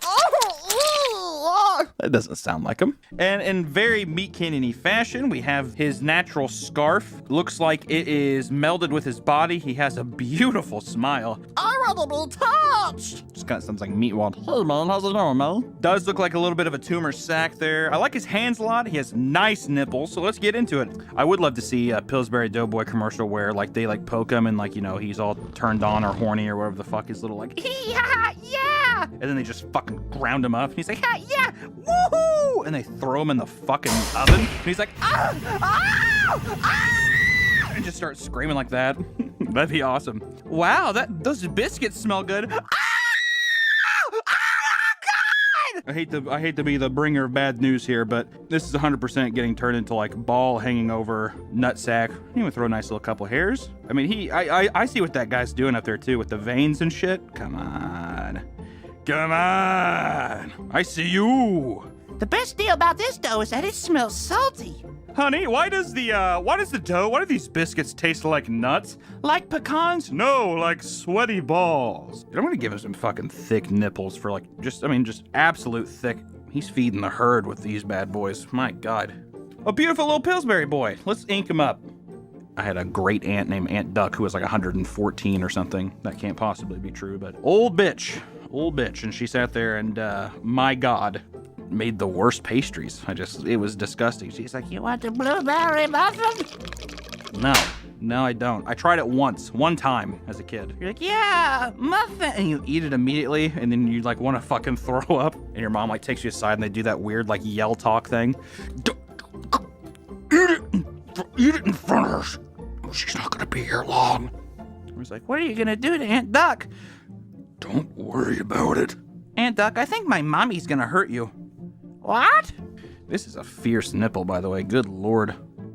What do you even make with Pillsbury dough? There was always some food that they would advertise. You see the Pillsbury Doughboy like walking up and looking at the dead carcasses of his like family. And he's like, don't these biscuits look good? And the people would finger him. He's like, yay! It kind of looks like he looks a bit like a Nazi actually with that salute. Like, I think that he's waving. I think it looks good, but he kind of looks, I don't really know who he's fighting for. I hope it's the Allies. My God. You know what I'm gonna do? I just love chest hair. I have disgusting chest hair. My chest hair kind of looks like this. It's like patchy over here, and then it's over here, and then I got one long stray nipple hair that just hangs off like that. I'll do over here too, just so it's off his side profile. It's absolutely disgusting. Oh, God, it's hot. Nice little pink titty, never hurt anybody. I tell you what, though, I am going to make his nipples huge. Big, big nipples. I once knew a kid that had nipples like this in junior high. Saw him in PE one time. And he was the skinniest guy in our grade. It was so odd looking. At first we thought he was a burn victim because the nipples were just, I mean, so comically large. We were like, how did it happen? He's like, what do you mean? Like, so oblivious to it. And we're like, you poor son of a bitch. You don't even realize the hell that you're in. You know what I'm gonna do too? I'm gonna go ahead and blend his nipples in, because that's exactly what it'll look like. All right, well, we got our Pillsbury Doughboy. It looks cute. Look at that. Oh, I got pushed. Very beautiful. Thank you for sending that art. It's great. I hope that I did you some service. I hope that you enjoy this. Obviously, you can add more shading to it, but what am I going to do? Sit here for 7 hours? Looks like the next one is, the coolest mascot. Is there anybody actually cooler than Chester Cheeto? Okay, well, we're going to have to bleep this. With Chester Cheeto, he has a nice puffy Cheeto for his cock, and he has some nice pink balls. I do like how his glasses are basically just a part of his face. I really enjoy that, and he looks very droopy and melty. I enjoy that, and he has the Cheeto dust fingers. Pretty good. If I could, I'm probably gonna add the Cheeto dust on the lips, because you always see that kid in like middle school that's just like fucking the bag with his hands and mouth, and you're just like, it's just dust everywhere. It's disgusting. But I like how this is all like basically one shape. I think I'm really gonna try to take some inspiration from that. The hair is a little sharper. Let's just see what we got. Let's just see what we can do here. You can tell Chester Cheeto gets pussy a lot. Sorry, ladies, but I'm gonna have to call it a day. No, Chester, please. Could you come on our titties at least? Sorry, ladies, but I can't. I absolutely can't at this moment. I have some prior business with the cheese. God damn, it's hard being this cheesy shit. Fucking goddamn. Oh my god, it's Chester Cheeto. I can't wait to get my dick sucked tonight. Chester Cheeto's so cool. I just bought a pack of menthol cigarettes for a 14-year-old girl. Wow, Chester Cheeto's the best. Now he does have these nice plantain titties on him in there. They look like little bell peppers, actually, is what they look like. Habanero spicy, that's how I got my brand. They're like, would you just shut the fuck up already? Actually, people at the party are like, the mood switches so quickly with them. People are so done with them immediately. They're just like, okay, all right, thanks, Chester, you can leave. I don't got nowhere to go. I'm homeless. I don't have a job. You're like, okay. I feel like he's just filled constantly with the Cheetos puffs. Oh God, I'm busting at the brims. You're like, why don't you go take a shit, Chester? Good Lord. For God's sakes, it's disgusting. It smells so terrible in here. You keep letting out these like tiny, hot little farts. That's who Chester Cheetah is. He's the guy at the party that's like, oh, you smell that? And like trying to blame it on other people. Yeah, it's you. I can smell it. It smells exactly like flaming hot Cheetos. He's like, oh, God. Oh, that's vile. I don't know who was doing that. It's like, that was you. What I might do, actually, what if instead of droopy tits, we did Cheeto puff nipples? Kids keep going up and biting his nipples. He's like, come on, man. It's my job. I'm just trying to work. They're like, please, Chester, I'm hungry. All right, go on and get it. Oh, it's supposed to be like his fist on the side. But that makes me think of something. What if on this side of his body there was a giant orifice that he could grab from and it had the cheesy puffs in it? And then we could do a nice little, like he's picking one up with his finger and thumb here. But they all stick out. He's like, that's where they get it. That's the chocolate factory. Like, what the fuck are you talking about? This dude makes no sense. I thought he was cool. He has like a fucking cool ass pair of glasses on, but he's actually just super insufferable. Nah, I'm cool. You're like, no, you're not. Chester Cheeto gets abducted by by ISIS and gets beheaded, and no one cares. No one saves him. Well, we don't negotiate with terrorists, Chester. Sorry, that's just what it is. I understand. Yeah, so then also like it all collects here. Maybe it's just like this tunneling system for Cheetos. He runs on nothing but Cheetos. So he is immortal in a sense. He doesn't have blood. He's kind of like the dude in Hellboy that when you stab him, there's sand in his body. Chester really is a pretty iconic brand. Like I always thought Chester's deal was cool. I think the only person that was cooler, but he doesn't exist now, is Joe Camel. Dude, I love these titties too. This is some good looking titties. Wish my wife's titties look like this. I'm gonna show her this and be like, why can't you be like this? Clap in her face. Hello? This is why our marriage is failing. That'd be horrible. I love my wife. I love you. He has the exact same body type I did. I'd still kind of do, but definitely when I was like in junior high, I just looked like a pregnant, like 14-year-old girl. I had very, very fat thighs and my belly just all drooped. It just basically like, it all just went low. My man tits weren't as bad, but yeah, it was just, gravity was not kind to me. I remember I saw Juno and I was like, I relate to this so much. My friend was like, what? Hey, all right, that's looking pretty nice, eh? He's like, kill me. Oh yeah, I'm just gonna do dots. I kind of like the original version had dots. I'm just gonna do just some dots on him. Chester. Oh my God, your tattoos look so good. I was born like this! Freaks out. Very nice. Little Chester Cheetah. I am gonna use the viciously bright orange that this guy used because I love it. And then I'm gonna color again. When will my color stop? I will tell you never. And there we go, our nice little Chester Cheeto. All right, very nice. And thank you for submitting the drawing. It was awesome. I loved it. Mascots! Brands! The true nightmare of this world is the brands themselves. Thank you guys so much for watching. I appreciate it. I hope you enjoyed the video. Be sure, if you want to support the channel, check out my Patreon. We do monthly stickers, behind-the-scenes stuff, but if you just want to support the channel, it's a great way to do it. Or just share with your friends. Whatever. And if you want to be a part of one of these drawings or have your drawing in one of these videos, be sure to submit it to any one of my socials, but then also, most importantly, the subreddit, the Meat Canyon subreddit. We have a great art community there. People have been sharing their art and commenting, and it's just been like a really fun experience to see people, you know, show up and post their art and have fun with it. So don't hesitate. Feel free to do it. Join the cause. Join the Meat family. Have a great Halloween. Stay safe out there, and I will catch you next time. Bye-bye. Welcome back to the Papa Meat channel. How you doing? How you doing? Come on in and sit on down. Today, we're talking about hiking. Well, kind of. There's always been some kind of crazy hiking stories, right? The Donner Party being one of them, which resulted in some kind of weird stuff. Or even the guy who, not necessarily hiking, but went out and rode bicycles, and, you know, the 127-hour story about getting trapped and having to cut off your arm and drink your piss and all that kind of stuff. All I'm saying is that hiking is a very peculiar thing. Today, hiking is involved in one of Russia's craziest and most controversial mysteries, which this time in Russia, it was the Cold War era. Right after World War II, all the way up until the 90s, there was a big period of time where people were talking about secret experiments, super weapons, all kinds of crazy things that Russia was doing, and god damn it if the world wasn't absolutely horrified of them. Which even this Cold War era is it's considered the Russian Area 51. It's perplexed people for over 50 years now, and people think that all kinds of crazy supernatural things have happened, from aliens to cryptid monsters, anywhere between on the spectrum of conspiracies. The Cold War Russia era, it falls pretty much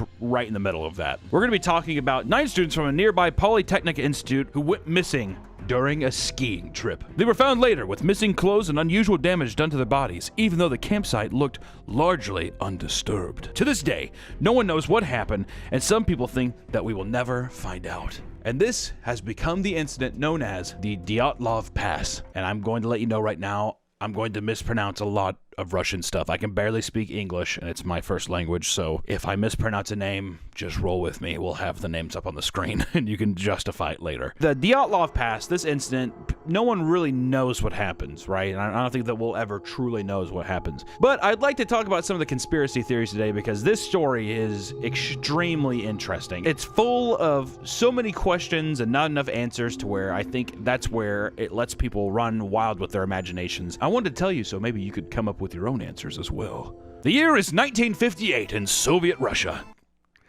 I don't know how I feel about that. I'm trying to make it sound like a Disney thing where it's like it's 1985 and you're in Los Angeles, California. But no, the year is 1958 and you're in Soviet Russia, which I imagine is cold and people are eating potatoes and drinking vodka. Igor Dyatlov, for whom the incident is named after, is studying radio engineering at Ural Polytechnic Institute in Yekaterinburg, Russia. Like I said, stay with me. I swear, it's up on the screen. If it gets too out of hand, we'll just say gibberish. One of the leading technical universities in the country, UPI turned out top flight engineers to work in nuclear power and weapons industry, communications, and military engineering. Young Igor, who was 23 at the time, was an inventor, a tinkerer, and an outdoor enthusiast that had an idea. He proposed and planned a 16-day cross-country skiing expedition through the Ural Mountains. This divides Western Russia and Siberia. Siberian wilderness? How many times has someone said that when they're like, don't f*** that? Or even, you know what it makes you think of, too? Serbian film. Good movie.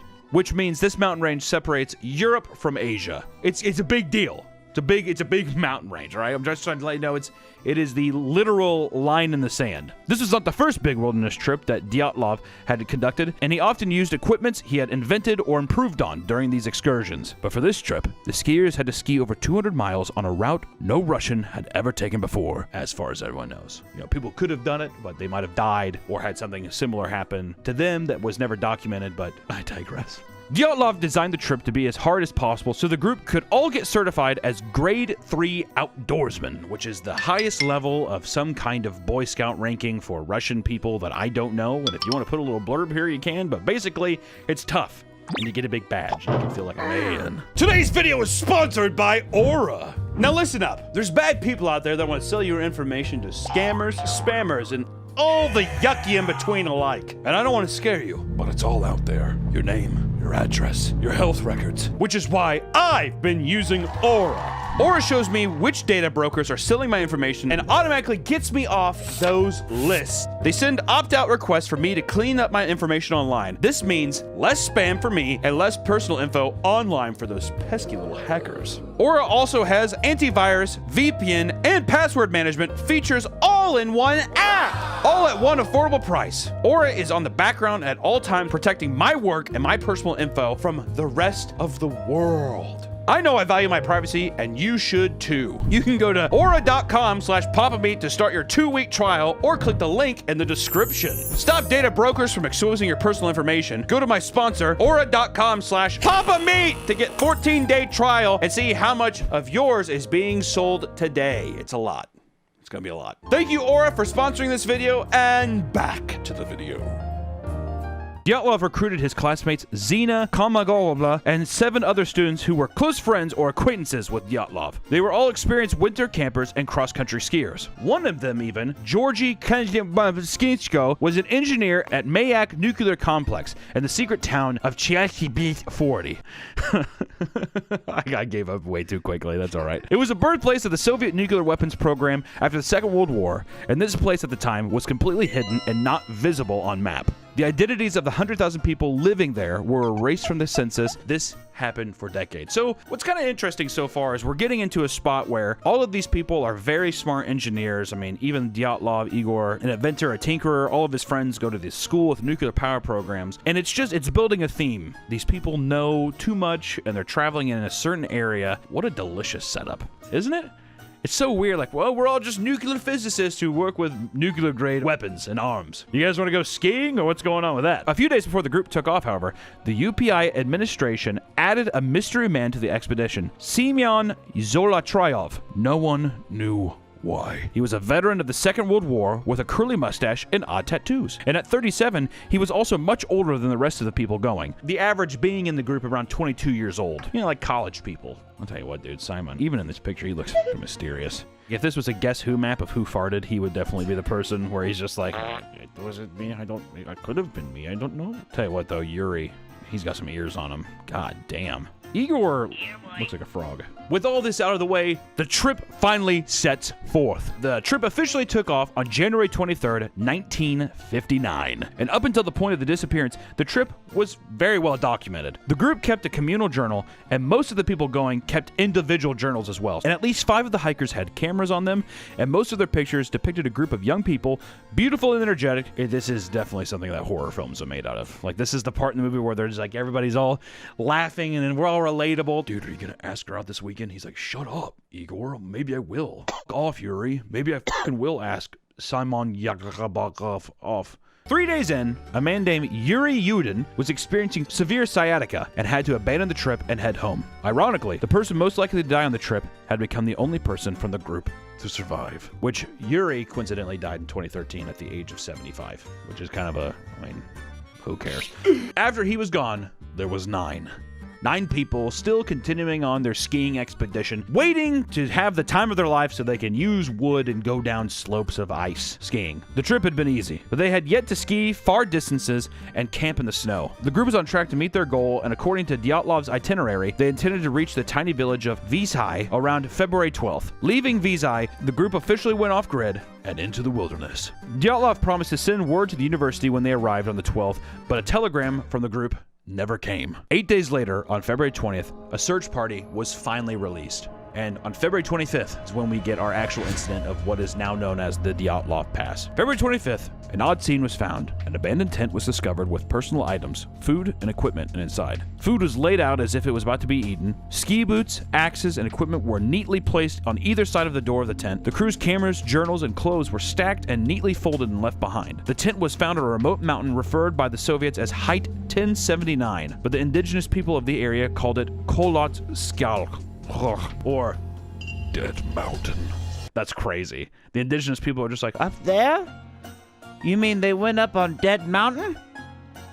I wouldn't do that. But the biggest question began as everything's left behind. Clothes are neatly folded, so are the journals. I mean, everything looks like this is like an active campsite. But the biggest question arose, where did everybody go? After they dug the tent out of the snow, there was numerous slashes found all over the tent. About 100 feet downhill, footprints were found of 8 to 9 people walking toward the tree line. Weirdly, almost all the footprints showed that the students walked either barefoot or in stockings through the snow. This is already building to be something crazy. Now, an active campsite, they're all smart people, but now they're finding footprints that are barefoot or in stockings. They're not even wearing their shoes. What the hell could have been? Why? Like, why? One person to be wearing a single ski boot. The search party followed the prints for 600 to 700 yards, and then the footprints just vanished. The next morning, searchers found the bodies of Krikovanshinsko and Dronskinsko under a tall cedar tree at the edge of the forest. They were found next to a dead fire and only their underwear. But above in the tree, there were broken branches, and on the trunk of the tree, bits of skin and torn cloth were found. Later that day, 2 more bodies were found, Dyatlov and Kolmogorova. They were farther up the slope, facing the direction of the tent with clenched fists. It appeared that they had died walking back towards the tent. And a few days later, a 5th body was found. It was Slobodin. These fucking pictures are gruesome, which we have to blur them now, but we will have them uncensored and up on Patreon. Feel free to sign up there. You'll be able to look at the Dyatlov Pass pictures free. Don't look on the website. Go through me. After looking at all of the bodies, we finally got into the autopsies of the bodies. People were able to take them off the mountain and see, and the pictures are pretty gruesome. So I will say, viewer discretion advised if you do go look at them because, you know, they're fucking dead bodies. I don't know what to tell you. Which, the autopsy of the first 5 bodies revealed bizarre results. All 5 students appeared to have died from hypothermia, but something didn't feel right. Krivanzhinesko had blackened fingers and 3rd-degree burns on his shin and foot, and inside his mouth, a chunk of flesh from his hand was found. What? Doroshenko's body had burned hair on one side of their head and a charred sock, and all of the bodies were covered in bruises, abrasions, scratches, and cuts. When they found Slobodin's body, he was revealed to be the one walking around in sock and a boot. His autopsy showed he had also a fractured skull. Following these findings, a homicide investigation was underway. This was led by prosecutor Lev Ivanov. During this time, a seamstress looking around noted that the slashes came from inside the tent. This meant that the people inside were escaping from something. But once again, the question arose, from what exactly? Somebody locked them in somehow. They were apparently locked in enough to where they felt like they had to slash their way out. So realistically, I'm thinking that maybe, I don't know, delirious, something crazy where they thought something was trying to get them and they couldn't get out, so they cut through the tent. It's very odd, especially the idea that they all ran away and they were all affected. If it was just one person, you could see like, oh, maybe some kind of drug was administered, some kind of like weird psychosis or something, but it's odd. It's odd that they all also went 600 to 700 feet away from their tent, which was like perfectly well managed. They had been perfectly documenting what they were doing so far, but now it's just like on one random night, there's all these different things that indicate that there was some kind of not only disturbance but a altercation, a struggle. There was a couple theories early on in the investigation, one of them being the Gulag escapee theory. The area where the bodies were found were close to a few of Stalin's prison camps. An early theory was that an escaped prisoner encountered these students and brutally murdered them. In fact, Ivdel Gulag was extremely close, but the Gulag confirmed that no one escaped,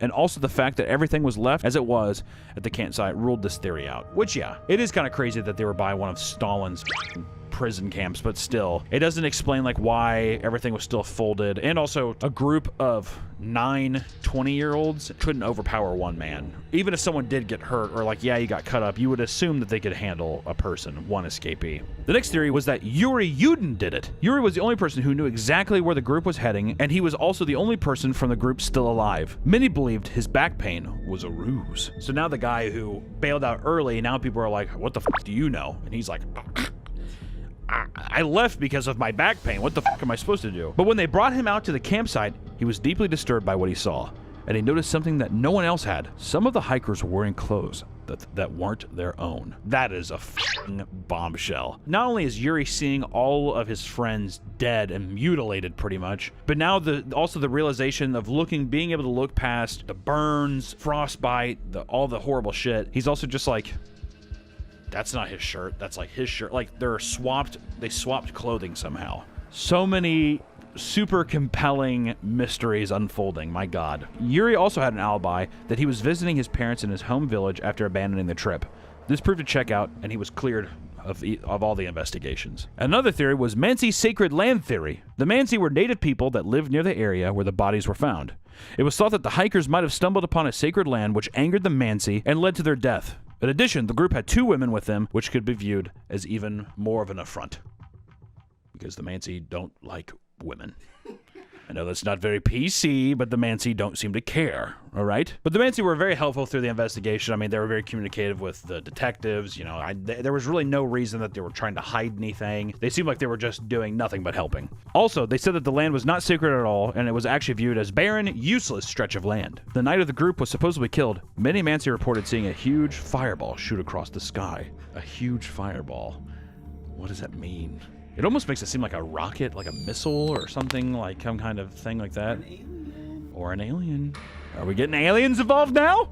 Could be. This was the last photo captured by Yuri Kokoschinko film roll. It was a different Yuri. There was 2 Yuris. This was the guy that was actually part of the group, and this was one of the last photos, which is like a blurry kind of image showing something, but it does look like a bright light. Don't know what it is exactly. Not the best photo quality, but if I was a betting man, if I had to be legitimate about it, I'd say it's a UFO. Which also leads the question, did they see something that they weren't supposed to? Once again, the question still arises. What happened? I threw a lot at you, so to recap, 9 experienced skiers supposedly fled the tent in the middle of the night. During a blizzard, mind you. Don't know if I said that. It was during a blizzard. It was also negative 20-degree weather, and most of them were not wearing clothes, just underwear. By the way, the clothes that they were found with were not theirs. They were other people's. They were either bare feet or in socks. Some people had burns, others had fractures. And also, these people were all acutely aware of the consequences of the snow and weather and what would happen if they left their tent during these conditions. These were well-rounded people. They weren't, they had planned for this. This was all planned. There were only 9 noticeable footprints in the snow, suggesting they were the only ones around with whatever took place. So far, only 5 bodies have been found, and 4 are still missing. In May, the snow finally begins to melt, and a few months later, a Mansi hunter found the remaining missing 4 bodies in a makeshift snow den, 250 feet away from the cedar tree where 2 other bodies were originally found. Pieces of tattered clothing were strewn around the area. Another search team uncovered a piece of flesh. The excavation uncovered the 4 remaining victims, all lying together in a rocky stream bed under 10 feet of snow. The damage found suggested they were beaten by a large, blunt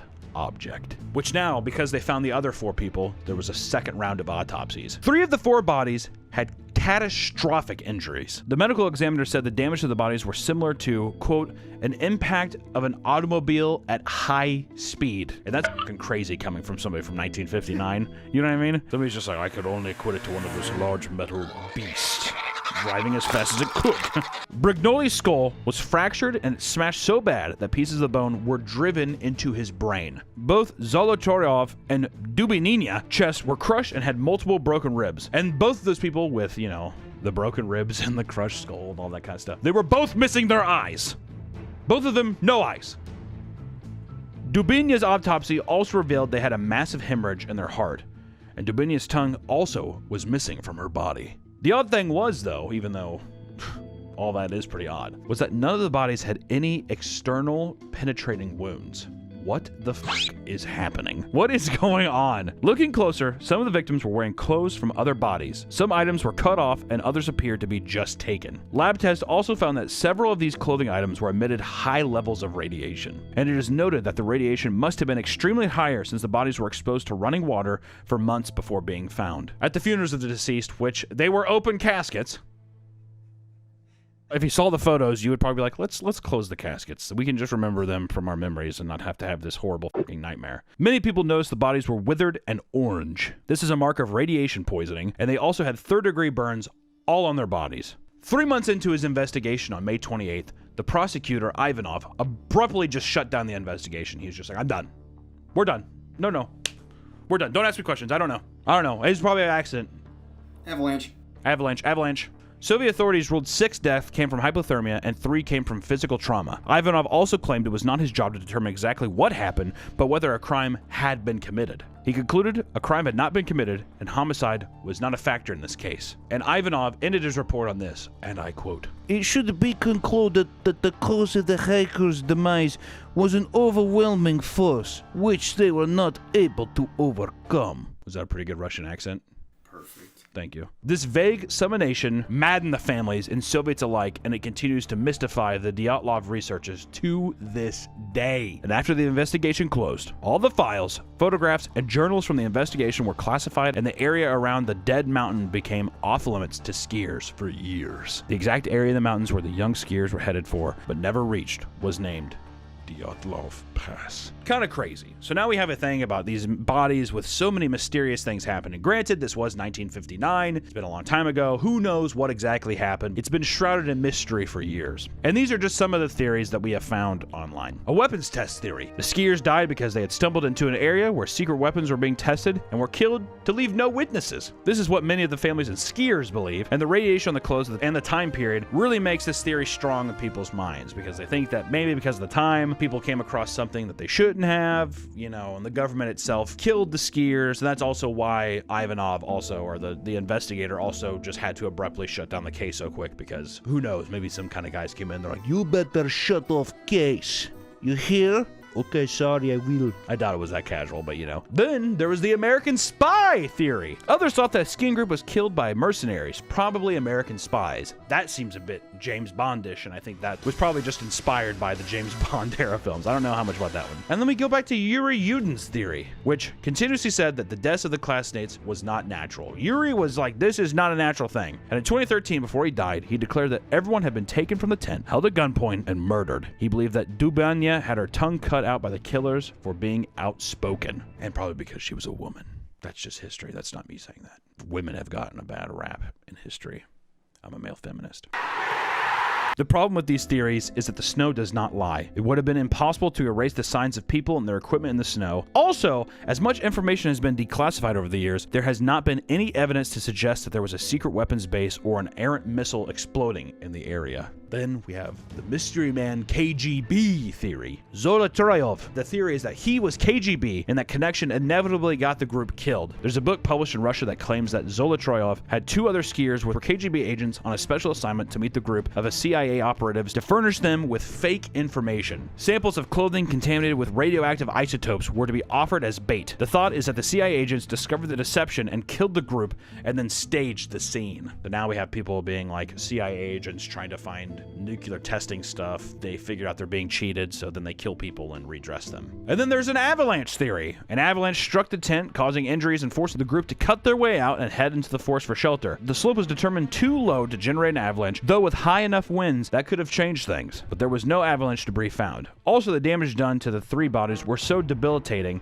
that there was no way that they could have gotten to the stream bed if they sustained them in the tent. And there were no signs of the bodies being dragged. And then my personal favorite theory, which is the Yeti theory. The most entertaining theory and quite popular is that the group was attacked by a Yeti. A major contributing factor to the theory is because of the final photograph found in the Theobald Briganol's camera, which reveals a dark figure advancing through the snowy forest. Apparently the group was joking about Yetis a few hours before they had died. There was also a satirical article about Yetis seen in the area on the Ural Mountains found at the campsite, which that is a very mysterious photo.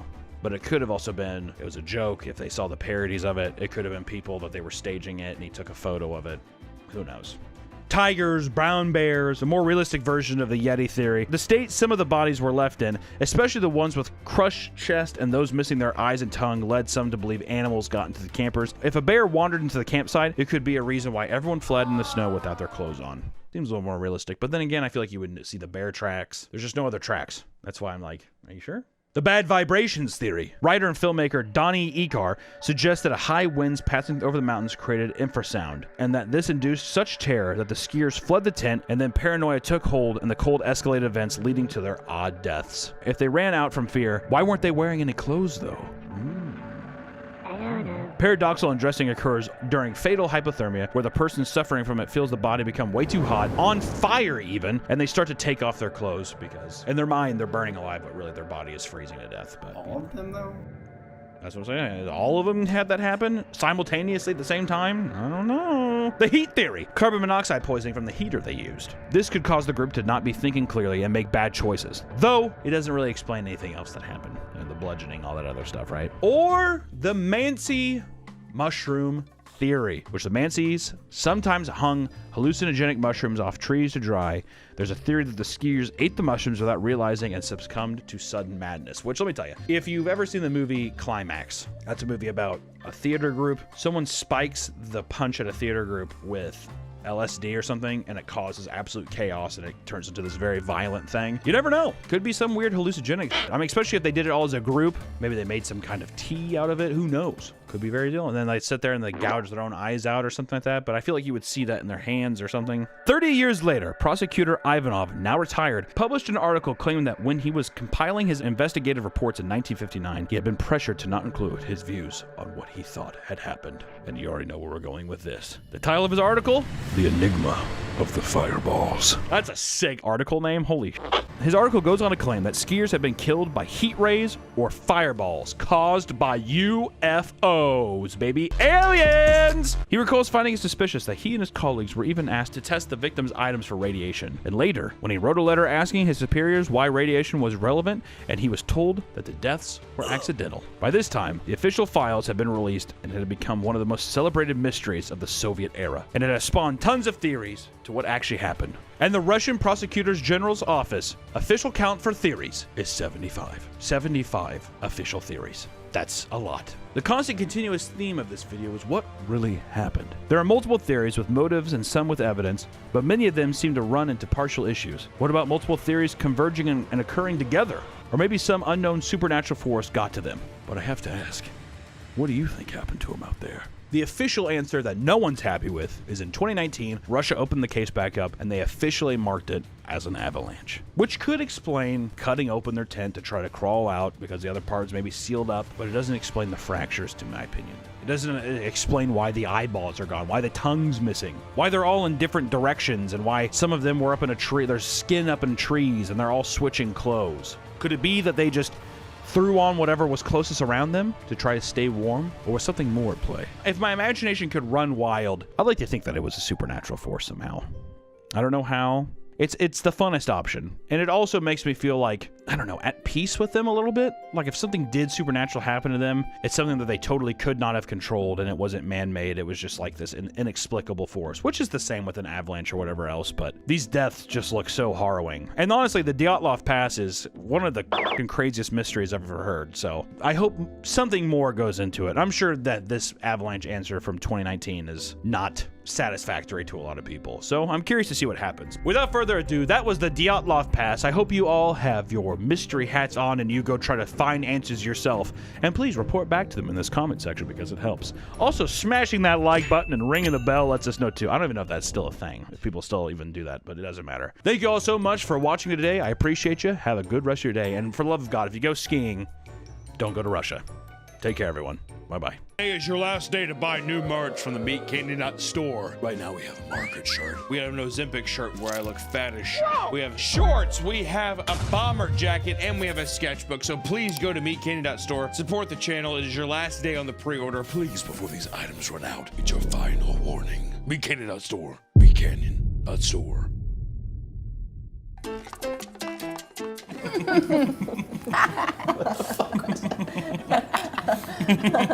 Oh, hi! Welcome back to the Papa Meat channel. How you doing? How you doing? Today we're gonna be doing something truly fabulous. Right, ladies? Yeah. We're gonna be playing the Sex and the City a trivia game. As a little backstory, my mom introduced me to Sex and the City during her divorce, and that's whenever we bought this game. Ever since then, I feel like I've watched Sex and the City probably every year since I've been alive, okay? Long time, long time. So today, I figured I would put the test. I indoctrinated.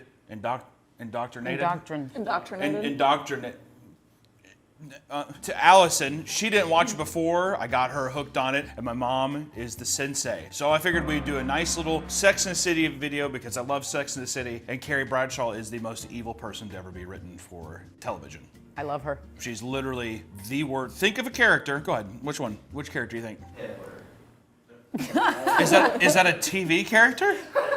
Okay, so we're gonna have Harry here read out the questions, and I think it's just gonna be a free-for-all. And then we also have Dan here, who's our lovely bartender. Hey, Dan. Oh my God, he's cute. Dan is handsome. Oh my God, he's cute. Dan. I'm married. Uh-oh, I gotta. Hey, I hope I don't have a nip slip, Dan. Are these Hey, do we get a discount on these drinks? You gotta tip me more now.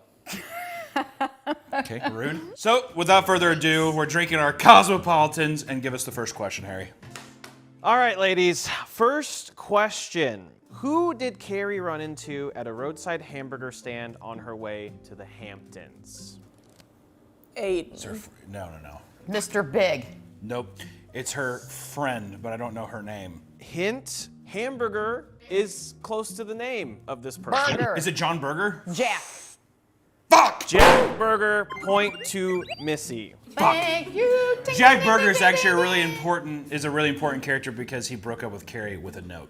With a post-it note. Show the clip. Oh, Burger broke up with me on a post-it.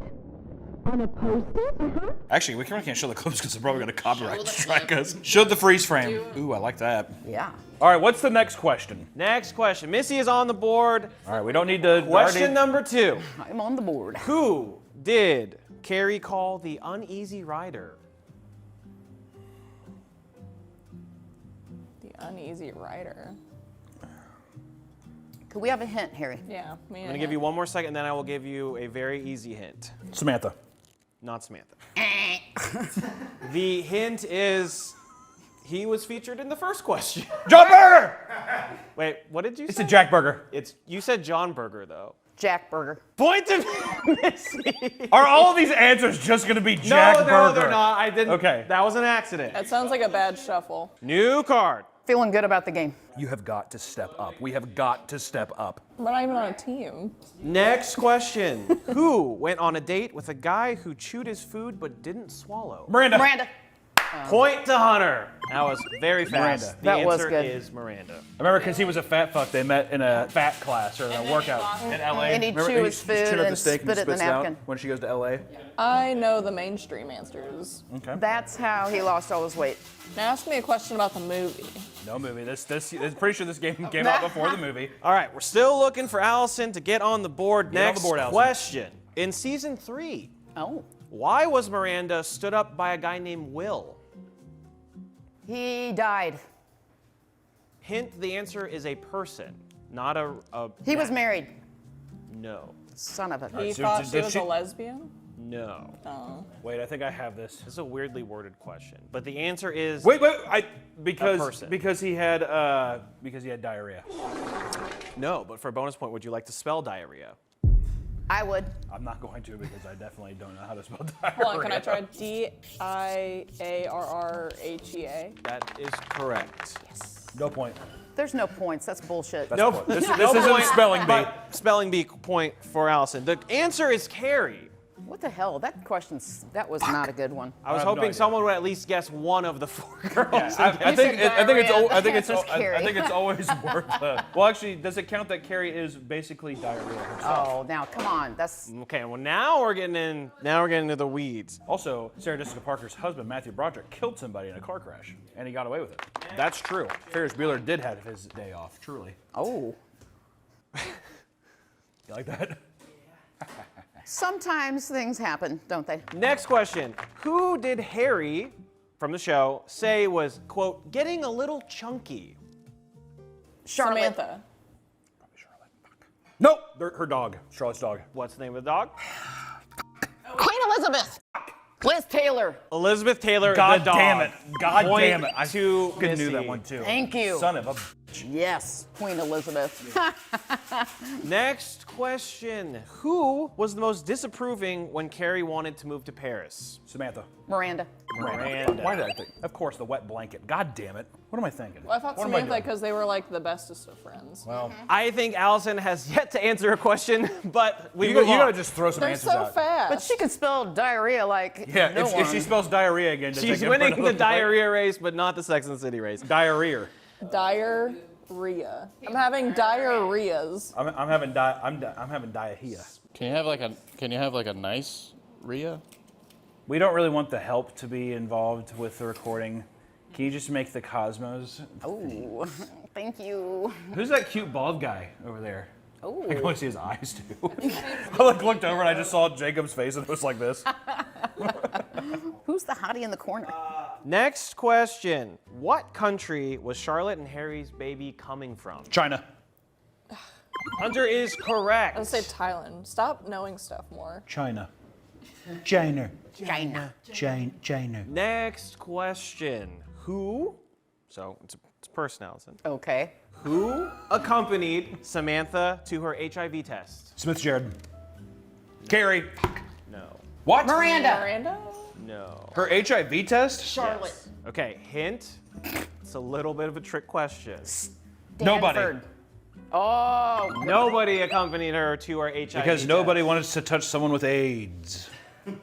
There it is. Is that wrong? Do we believe that? Okay. Magic Johnson. Yeah, Magic Johnson's there. Come on. Come on, Samantha. Come on, Samantha. Hit this 3. Next question. Who brought Miranda to the hospital when she first went into labor? Carrie. Steve. Charlotte? Is it Samantha? Who brought in Miranda when she went into labor? Her mom. No. Is it her maid? Hint, these ladies do not care for each other. Oh, it's the chick. It's her upstairs neighbor, right? Oh, shit. Final chance? Hold on. We need another hint. No. The women don't like each other. They don't like each other. Women don't like each other Miranda in general, so it's hard. That's true. We're a bitter people. The answer is no one. She went alone. God damn, get this cut. You know what, dude? That's bull. You, man. I also like how you said these women don't like each other, so Miranda just doesn't like herself. Yeah. I think that's why he's saying that they don't like each other because they're never there for each other, is what he's saying. Oh, now Dan, can you tell us what some of these are so far? Why don't you give Hunter a little kiss on the mouth? No. Look how cute he is. You want your tip? God, Jesus. You want your That's tip? a Miss Daisy, and that's a. God, Jesus! I'm gonna give you the worst titty twister later. It's worth it. What is it? Sorry, my wife fucking assaulted me. This is another Cosmo. Why do I get This is another Miss Cosmo? Daisy, 'cause I didn't want to. Why don't I get a Cosmo? Miss Daisy, 57 Cadillac. 75 Cadillac. That's what I meant. Dyslexic. They're 75. Come on, man. That's my mom you're talking about there. No, it's your mom's. It fits her. It fits me because it's tall and slender. This is Dan's problem, not Missy's problem. Oh my, Dan, my God, what is this? That is awesome. Wow. Let me see that. Holy sh! You're lucky you're all the way over there, bartender. Oh my God. Hunter's gonna molest you. I have COVID and I need a doctor to take a look at me. That one is a fun delight. All right, next question. And we're back with a score of 4, 3, and You have 3? 0. The next question is. I want you to know that she has watched this show, and it really fucking shows that while we're watching it and I'm laughing, and I'm like, isn't that crazy? That she's not even fucking paying attention. Okay, I did this trivia before, and I actually got points when it was with Nick. I had to sit down and watch Clarkson's Farm, and then she doesn't even watch Carrie Bradshaw do her thing. He didn't watch it with me. All right, what's the next one? The next question is, when Carrie hears about Funky Spunk, what dessert dish does she cancel? Rice pudding. I knew it was some Rice kind I can do it. Because you know what's so stupid? I was like, God, f off, Carrie. She's like, gonna cancel my dessert rice pudding. I'm like, you stupid. God, why don't you just get a piece of cake? Like the rest of the world. Wait, yeah, she ordered rice True. pudding at a Who fucking restaurant knows? Well, it's a place? New York like cafe. It was a thing. nice. I don't know. Yeah, she needs to eat a little more. I mean. Today's video is sponsored by our partners at Factor. It can be tough trying to eat better on a busy schedule, and eating healthy usually doesn't mean fast. That's not even mentioning it doesn't even taste good. But thankfully with Factor, I have all of that covered. Factor has delicious ready-to-eat meals that are delivered right to your door. And in just 2 minutes, you can heat, eat, and enjoy, baby. Plus, Factor lets you eat the way you want, whether you need calorie smart, keto, protein plus, or even vegan dishes. And if you enjoy gourmet side of life, get fancy with ingredients like broccolini, salmon, truffle butter when you choose Factor's Gourmet Plus meals. With over 35 options to choose from each week, you are sure to find something you like. And each meal is chef crafted and dietitian approved. And the best part of Factor is that there's no prep work, no grocery lines, and virtually no cleanup. There's a little bit. So head to Factor75.com or click the link below and use my code 50PapaMeat to get 50% off plus free shipping on your first Factor box today. That's code 50PapaMeat at Factor75.com to get 50% off plus free shipping on your first box. box. Thank you so much for Factor for sponsoring this video. Now back to the video. Is that a light at the bottom of the glass? What the hell's happening? I just figured I'd Oh my god. just the trash. Oh! There's the trashiest thing on Fancy.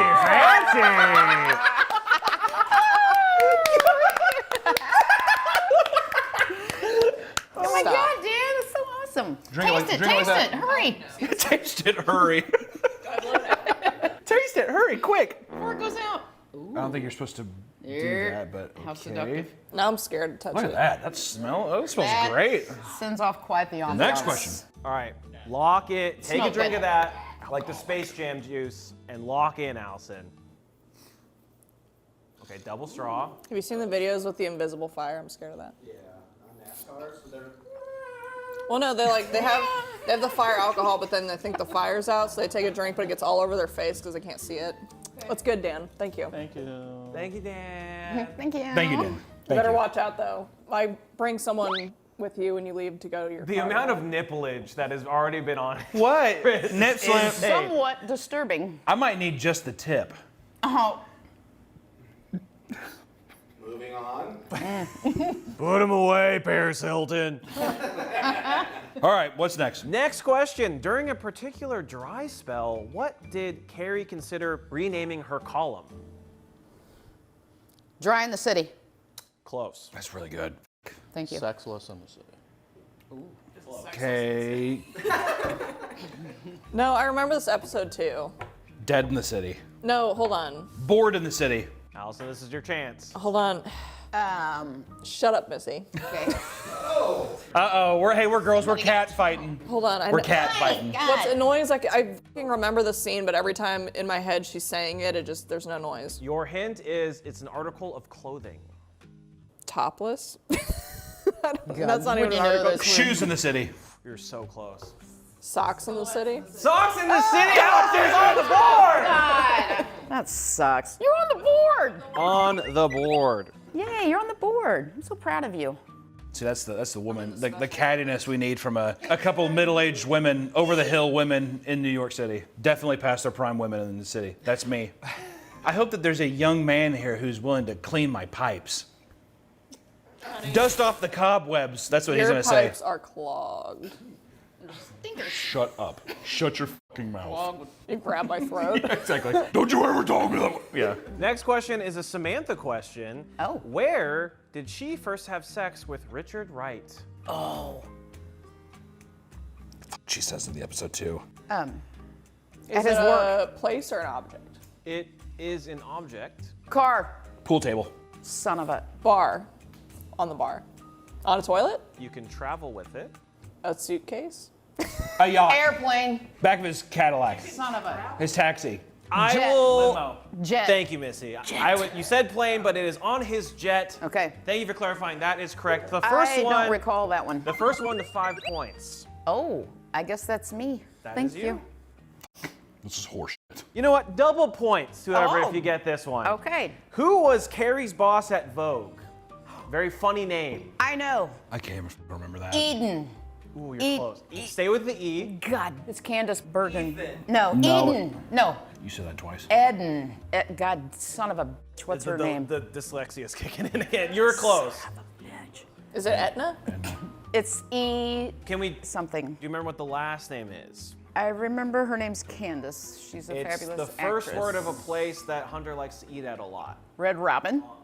Oh no. What the? What the? Chipotle? The peanut? Jack Red Robin here. Is it Chipotle? No, it's Enith. You're so close. It's so close. Yeah, what the? Also, a place I like to eat.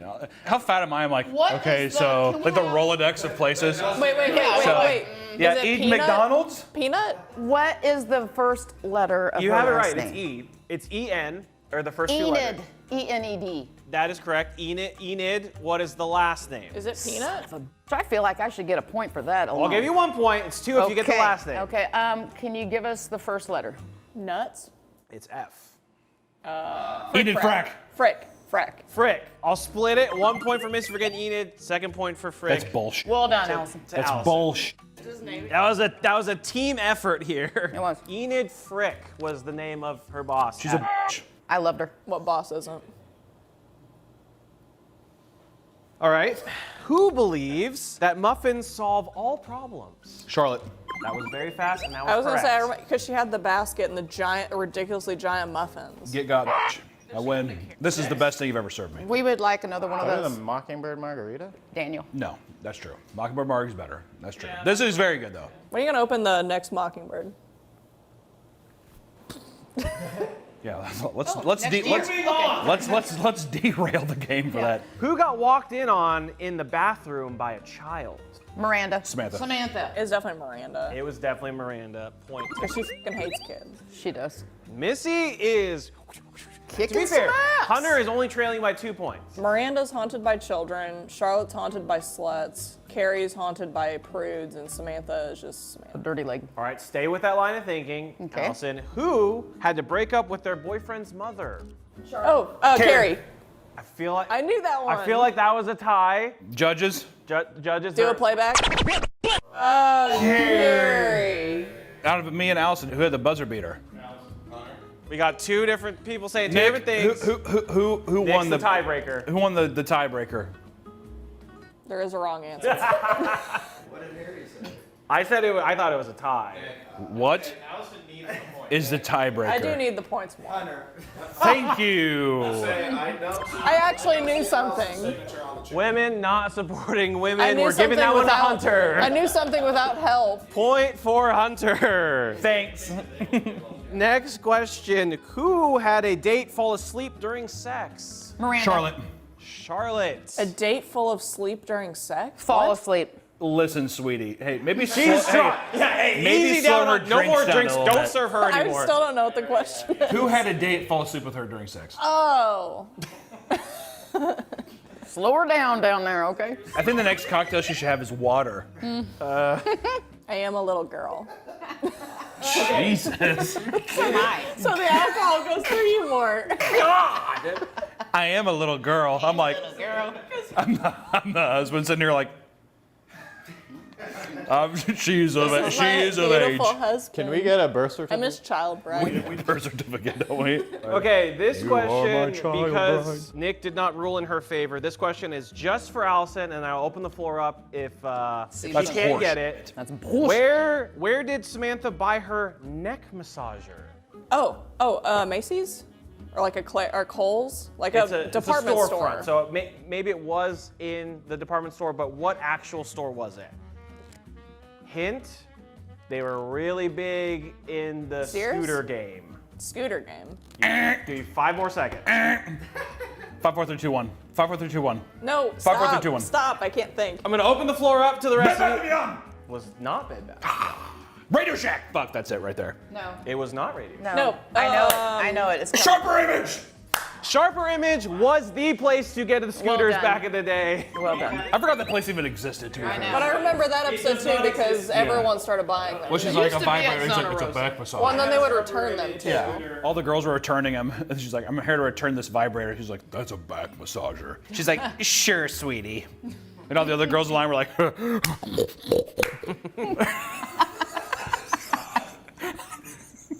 Kevin.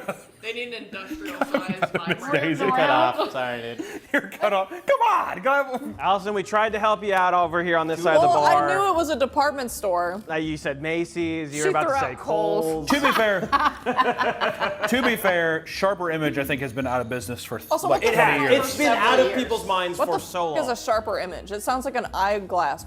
The first thing I thought was looks Radio like an Shack. eye I feel like Radio Shack lasted longer than Sharper Image. There's still Radio I saw a Radio Shack. There's still I one on saw a Liberty. Radio Shack in the middle of nowhere in like a redneck town before. Yeah, they still like have recently. Radio Shack. Next question. Okay. Real quick, the only thing I remember ever about Radio Shack was Kung Pao. Remember that part? He's like, let me know if you see a Radio Shack. Let me know if you see a Radio Shack. When he's being lifted to the town. That's the best. Kung Pao is great. Next question. In season 6, what actor played Carrie's high school sweetheart? Matthew McConaughey. I think I edged out about Pretty about sure that. you That did. is, you did edge her out, but that is not the right answer according to the back of this card. Say it again, the question. Who was Carrie's high school sweetheart in season 6? Who played him or who won? Who played him? So it is an actor's name. It just wasn't Dang Matthew it. McConaughey. Who was Who that? played him? Sweet. I'm gonna say Brad Pitt. That is not correct. Damn. Good answer, girl. Jake Gyllenhaal. He is well known for playing in a spooky show. The letter of his first name and his last name are the same. Oh my. Vince Vaughn. Chevy Chase. It's a great answer. Okay. Great answer. Both are all good. 63-year-old Chevy Chase at the time. Ladies. Oh my God, thank you don't so fucking touch me. much. Thank you so much. Any more guesses before we close? He's got some zest. No, let's have some. Here, one more. Give It's one not more hint. Danny DeVito. That's out. That would be awesome. That would be good. You have great Sylvester guesses. Stallone. I mean, where do all these come from? I don't know. God, you are decades and decades behind. Going back. the next Give hint us I'm the gonna letter. give Just is give us the letter. Kevin Costner. D. Danny DeVito. David Duvall. David Duvall. Is it David Duvall? David Duchovny.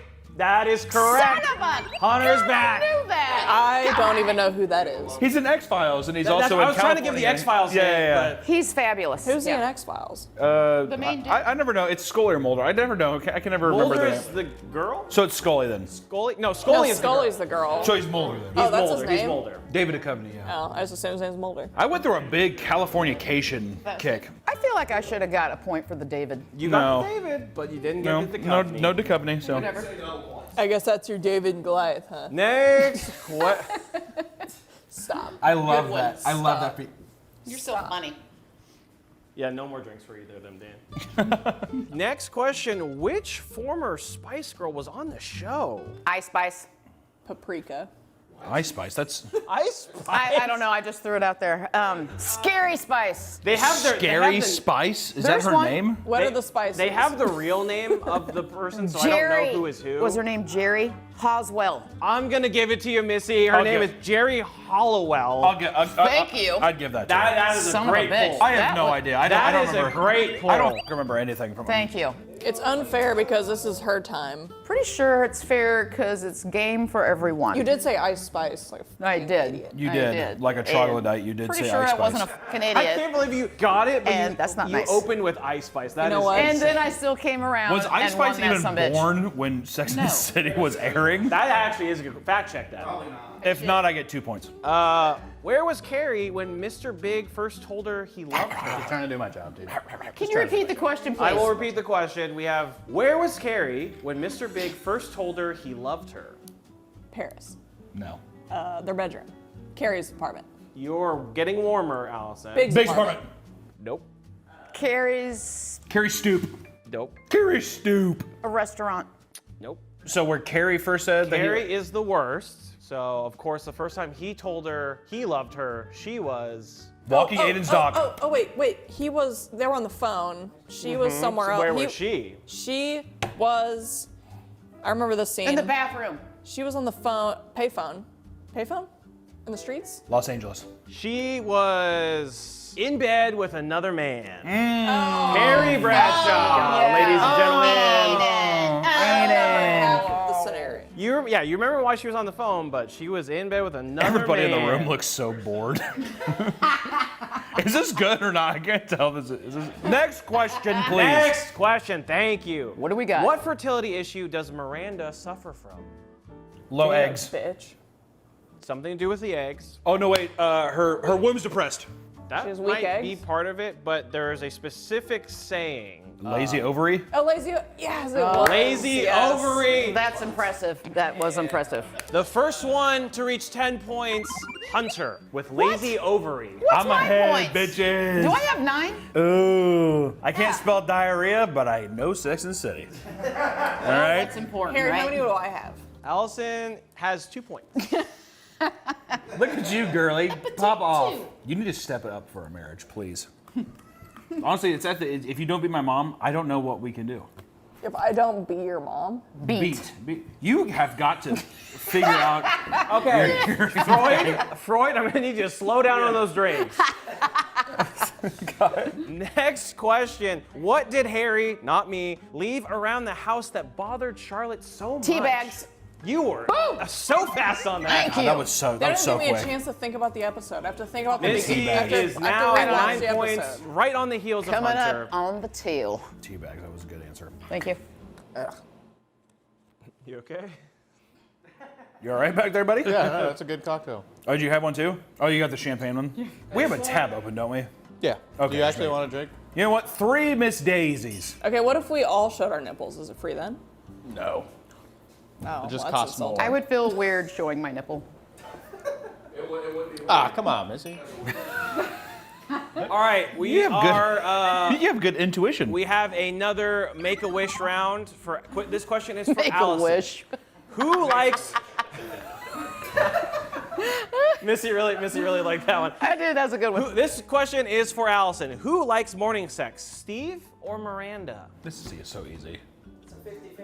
No, because I remember Steve would come in late and she was mad because it was nighttime, so it'd be Miranda, right? She likes the morning. Steve! But Steve. It's Steve! But Steve comes in. What do you count as the morning then? bartender. Shut up. It's my Make-A-Wish moment. I'm waiting until she locks her answer. I'm not saying anything. Okay. I'm trying to lock I'm letting because her work it out. I remember in the episode, Yep. Steve would come in late because he's a bartender and it'd be like 3 a.m. Is that the morning? Is 3 a.m. the morning? I Is would the say that's the sunlight? morning, Shut 3. the f- 8 up. a.m. 8 a.m. is what he's talking about. I promise you it's Steve. Shut up. Just say Steve and win the Okay, point. it's fine. It's Steve. Is that your final answer? Yeah. That is correct. Because he would get up late, but then the whole thing is that he would get in. Can you see my confusion though? Like, It's semantics, but it's the whole thing of when she's like, I have to get up for work, and he's deep f***ing her, and he's like, come on. I need a handicap for being autistic. Okay, what'd I tell you? All right, this question is for everyone. Oh, thanks. What does Samantha tell Carrie she can't change about Mr. Big? He will always Want other women. Wandering eye. That is correct. He will always look at other women. You were so close. Bam. Fuck, that's a good Look, wandering eye, you know. I need a broader. Looks like somebody's caught up. I needed a broader umbrella of acceptance. We are at 10, and 3. I need 7 Make-A-Wish moments. Yeah, another one. I'm gonna be like, all right, bro, come on, take her out back and put her down. I should Come have on. watched all 10 seasons in the past 3 days. Next question. Okay. At jury duty, what did the man pull out of his briefcase A when duck. Carrie was at jury duty? A sub. A bra. Yeah. Was it a Underwear. Hunter's the closest. He's getting warm. A sandwich. sandwich? It's not a sandwich. Pizza. But it is food. Pizza. Euro. Beef jerky. bagel? What did he pull out? It's tropical. Mango. A pineapple. Pineapple. Wait, what did you say? Mango? That is correct. Really? Mango? It is a mango. How the hell did you get mango? You said tropical. I thought it was a pineapple. I immediately too. folded when Hunter said pineapple, though. I thought I don't know why, but I'm mistaken that for. I think there was like a Seinfeld episode where something like that happens. Yeah, but I can't remember. Can you imagine not getting taken out of the jury pool and you're the guy who pulls a mango out of his briefcase? What's the problem with pulling a mango? I Mango thought it isn't was too a crazy. sub. Because If you it was a can't- you- pineapple, you I'd be can't like, just peel it. You have to like cut it with a knife Yeah. and like Oh. it's slimy. That is You need a weird. fork to eat a it. banana would have been way better. all right, me, goddamn. As the closest approximation to a Polynesian man, I am not a big mango fan. Oh god, I love it. I love Are you mangoes, serious? Mango's that's the best. Mango's the best. I didn't know what a mango was till college. Are you serious? I've never seen one. Some sheltered I've shit never there. seen a mango in media other than Sex and the Sheltered City. stuff here. All she did was fucking feed me deep fried stuff and fucking cosmic brownies and Star Crunches. I never did deep fry. If you would have held up an apple to me as a child and a mango, I would have been like, In the Ozarks? apple? You're like, don't get on the chair and get into the snack cabinet again. I first discovered what a mango was. Oh my in God. Texas. Let's move on. Let's move on from this. Mangoes are very triggering. Next question. Next question. What does Miranda call the cult women belong to after they have children? Okay. No, she said, what did she call the women who The are... cult of the women who have Yes. children. It's a cult of women. Motherhood. Babies, basically. Breeders? What did you say? Motherhood. The motherhood. Oh. Sorry. That's a pretty good name. That wasn't worded very well, but she got it. I think that was you should just throw the question away. No point. Although I got it, there's 2. I should get 2 for that f***ed up question, I feel like. Okay, we don't need to start talking about leads and no leads. Jacob, time. We're at like 41 minutes. Oh my God. Ooh, where'd the time go? We're blazing past. I was having a good time. Next question. Dan is not. Who dated an angry lawyer? Miranda. I was taking a drink. Very fast. Because I remember they were being. Point goes to Missy. I remember they were fucking being p***y to each other. Damn, down by 205. He's out there and he was... Okay, Dan, we don't need Okay, we don't need that. This is a throwback question. Oh. In season 2, Mm. game, did Carrie play with Seth Twister. or Dave from Therapy? Twister. Before I finish the question, Allison is completely right. I fucking knew that one. She is now at 5 points, ladies and Boop, boop. Allison did watch season 2. This is. gentlemen. She was on season 2. This is I did watch season 2. Next question. See, we're getting to the kinky stuff. Who secretly liked to be ordered around in bed? Samantha. Miranda. Easy. Going to Hunter. He always liked Miranda the best. He's like, No, I don't like. No one likes Miranda. You married Miranda. This is an open question. no They're one wrong. likes Miranda the best. Who is your favorite Sex and City character? Is this a SJP. question or? God. Carrie, by You far. like Carrie? I love You're her. a Carrie stan? I love All Carrie. right, real quick, in 2 minutes or less, defend your case. Why are you a Carrie stan? Well, Carrie, number one, she's an author. She's a delight. She lives on her own. She goes to Paris. She's a fantastic friend. Went to Paris. This is the fantastic friend. How is she a fantastic? She abandons everybody. She smells good. She went to Paris. This is the most boomer answer I've ever fucking She heard in my life. has She's the going to Paris. best shoes and wardrobe. I love her wardrobe. Charlotte's better. I will say in She a walks quiz, everywhere. Charlotte. Good exercise. Charlotte's not better. Charlotte's a puss. Exercise, she walks every...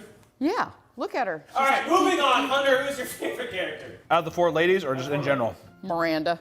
No, Charlotte. Charlotte. My God, my queen. Really? The most beautiful and most wholesome. If Hunter were to take a quiz on what character he's in Sex and the City, he's a fucking Carrie. That's not true. He's a fucking Carrie. He's a Carrie. He's a Miranda. Which one of the 4 ladies would you sleep with? Any Charlotte. Of them. Any of them. Charlotte or Samantha. Charlotte. If you, well, you know what, Samantha. Samantha. I'd go with Charlotte. God damn, dude. No, actually Samantha. That was loud. That was Sorry. I want her to treat me like a Chinese finger trap. Charlotte, I would like Charlotte, but only if I was the leader, and I'm not. What is? Can we get back to the questions? What the hell is this? We're going back to the questions. Lesbian corner is now over. Thank you. Who had sexual fantasies about a guy dressed in a sandwich costume? Miranda. Miranda. Got it. Look at the answer. It is Miranda. Well, you know what's funny about the episode? She's like bitching like about it the that whole time. She's like, he's being a sleaze bag. Because isn't he like dancing outside in the costume? Well, he keeps going up to her and he goes, eat me. Eat me. Oh yeah. And she just, yeah. excuse me? And then she like goes up to the mask and she barely sees a smile and she does like, She's such a bubble. and I'm like, what a fucking woman thing to do. I think that's a Miranda I think thing it's to a do, not Miranda a thing, woman. not You a just woman. can't. Women are very much like that. It was disgusting and they see one thing and they're like, I would have thought that was funny. why do I like it? Well, yeah. Was that a sneeze or was that you? I thought. I thought you were laughing. Bless you. He's hitting keyboard dusters. Oh my fuck. Oh my. Oh my God. I saw the devil. Dude, we need to do a huffing air duster, keyboard dusters for a video. Oh, God. We could do a ranking video. Which the best one? I like Which that. galaxy gas is the best? I like all of this. By the end of it, you'd be not being able to know many words like me. What's the next question, Harry? Are you speaking fucking English? Did you say something funny? She literally was like, bicycle come by, You said Vietnamese. She's speaking fucking Dune. Are we getting banh mi after this? She's gonna be fine. I 100% have not eaten much. I was gonna say, I think this cocktail is fucking her up. I had like a Cliff Bar. God, fatty. Whoa! All right, what's the next question? We're back. Welcome back to Sex in Kansas City. Sex in Kansas question City, is, ew. what is the name of Miranda's maid? No, fuck. Esperanza. It's something like that, though. I felt racially charged, but that is incorrect. No, but it's I the know same it's something vibe. with like an E or something. It's not an E. What? No, wait, she's Russian, right? Actually, she might be Russian. No. Because she's really religious. She doesn't like the. Speed. She doesn't a Negroni. We're gonna have to. Your hint is her name starts with the same letter as me. Matilda. Melinda. Marge. God, it's fucking like. Maricia. We lose this one. We can't just keep saying Mexican names. Lupita. I'm pretty sure she's Russian. Dan. The answer is Magda. Magda! Magda. You were right with the Russian. I think she is like I Russian. think she's right because she didn't like that she had a dildo in her thing. She put like a cross on Yeah, I there. love that episode. Yeah, I forgot Magda. See, I know the episode. I don't know the liked fucking Miranda details. had this huge black dildo in her fucking thing, coiled up like an anaconda. And she's like, oh my God. And she put And a they had Bible and a she had to have crucifix in there. It talking was to so her. funny. She's like, you can clean my house, but I am me and I will do me. And she's like, I was like, shut the fuck I want up, my Miranda. anaconda. Anaconda don't want none unless you got buns, son. All right, next question. What cooking item did Magda buy for Miranda? Brownies. Toaster. a whisk, Oh, I guess cooking item. Yeah. coffee maker. Can opener. Trash can. We lose this. We lose this Hold one. on, no, hold on. We lose this one. Magda, give her. Magda, give her. Magda, give her Hold whisk. on. I can get this. Hold on. Magda gives her a blender. No, she You only wouldn't get give one her a answer? blender. Potato smasher. Oh. The answer is a rolling pin. Oh, damn I was it. thinking peasant. Yeah, you gotta go old world. Well, I said potato smasher. Dan or Nick, are you saying that moving forward we only get one answer apiece? We only get one answer apiece. Oh, damn, that You sucks. only get one answer, so make it good. If Ah, you're gonna say it, make sure you All right, think so it's this is right. hard mode now. Okay, We're we're in going hard hardcore mode. now. House Okay. is totally fucked. We're getting close. Okay. Just to bring the viewers back up to speed, we have 12 points for Missy, 12 points for Hunter, and a reasonable 5 points for Allison. That actually is pretty good. That's not bad. Yeah. But we are featured here on this How do I have 5? tie right now, and we need to break it. You guys have good answers. The mango one, What? off the cuff. It was a Next good one. question could be a big one. What did Mr. Big eat the night before his heart surgery? Burger. McDonald's. Chicken. So we're only That's A it. steak. It's a steak. It's a steak. Fuck, it's steak. Give it to her. Give her to her. No, that's bullshit. I'm struggling. Let me have it. Also, Alright, no one fine. else said steak. That's true. That's true. I would eat a steak too before my heart surgery. Fuck it. And Andy's ice cream. New Definitely. stack here. What number did Carrie bet on in Atlantic City? Oh 7? my God. 22. I'll give you a hint. It's a double-digit number. 28. I don't know how high the numbers go. 22. The answer is 36. Because it was our 36th birthday. God damn it. God. Well, actually, I wouldn't have done that. Shocker. This is turning into a terrible night. I'm actually so devastated right I'm now. actually having the worst time ever. Next question. Why did Carrie almost get arrested? Nudity. No, that's obviously not it. They thought she was a prostitute. That was a good one though. I thought it was. That would. Because if he's still in the Atlantic I City feel like part. she went. Jaywalk. I forgot. Jaywalking. Was she? You're not in the fucking game, Nick. Pipe down. I forgot. Being a bitch. I'm going to say, I don't know. She was smoking a little bit of the... Oh, the Reefer. Mary Jane. Harry, is that your outfit for whenever we do the Nick of Love? Yeah, we're thinking about doing a Rock of Love show with Nick in Vegas. You should. If we did that show, would you have sex with any of the contestants? We would need a lot of paperwork. Turn off the cameras. They have to be. If they all get an STD test. They will all be tested and they're of age. No. No 15s. You're like, you know what? I'll take one for the team. All right. I guess. In my arm, man. Yeah, exactly. Hey, I guess you're breaking my arm here. They have medication to prevent you from getting AIDS now. Herpes, I don't know about I don't know that. how. I don't know how, but you keep saying the exact same thing to just take the wind out of every conversation.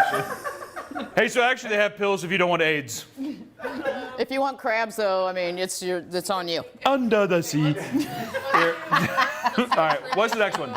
Krabby Patty. Okay. Give it to me. Go on. All right, this one. Uh-oh. Big deal.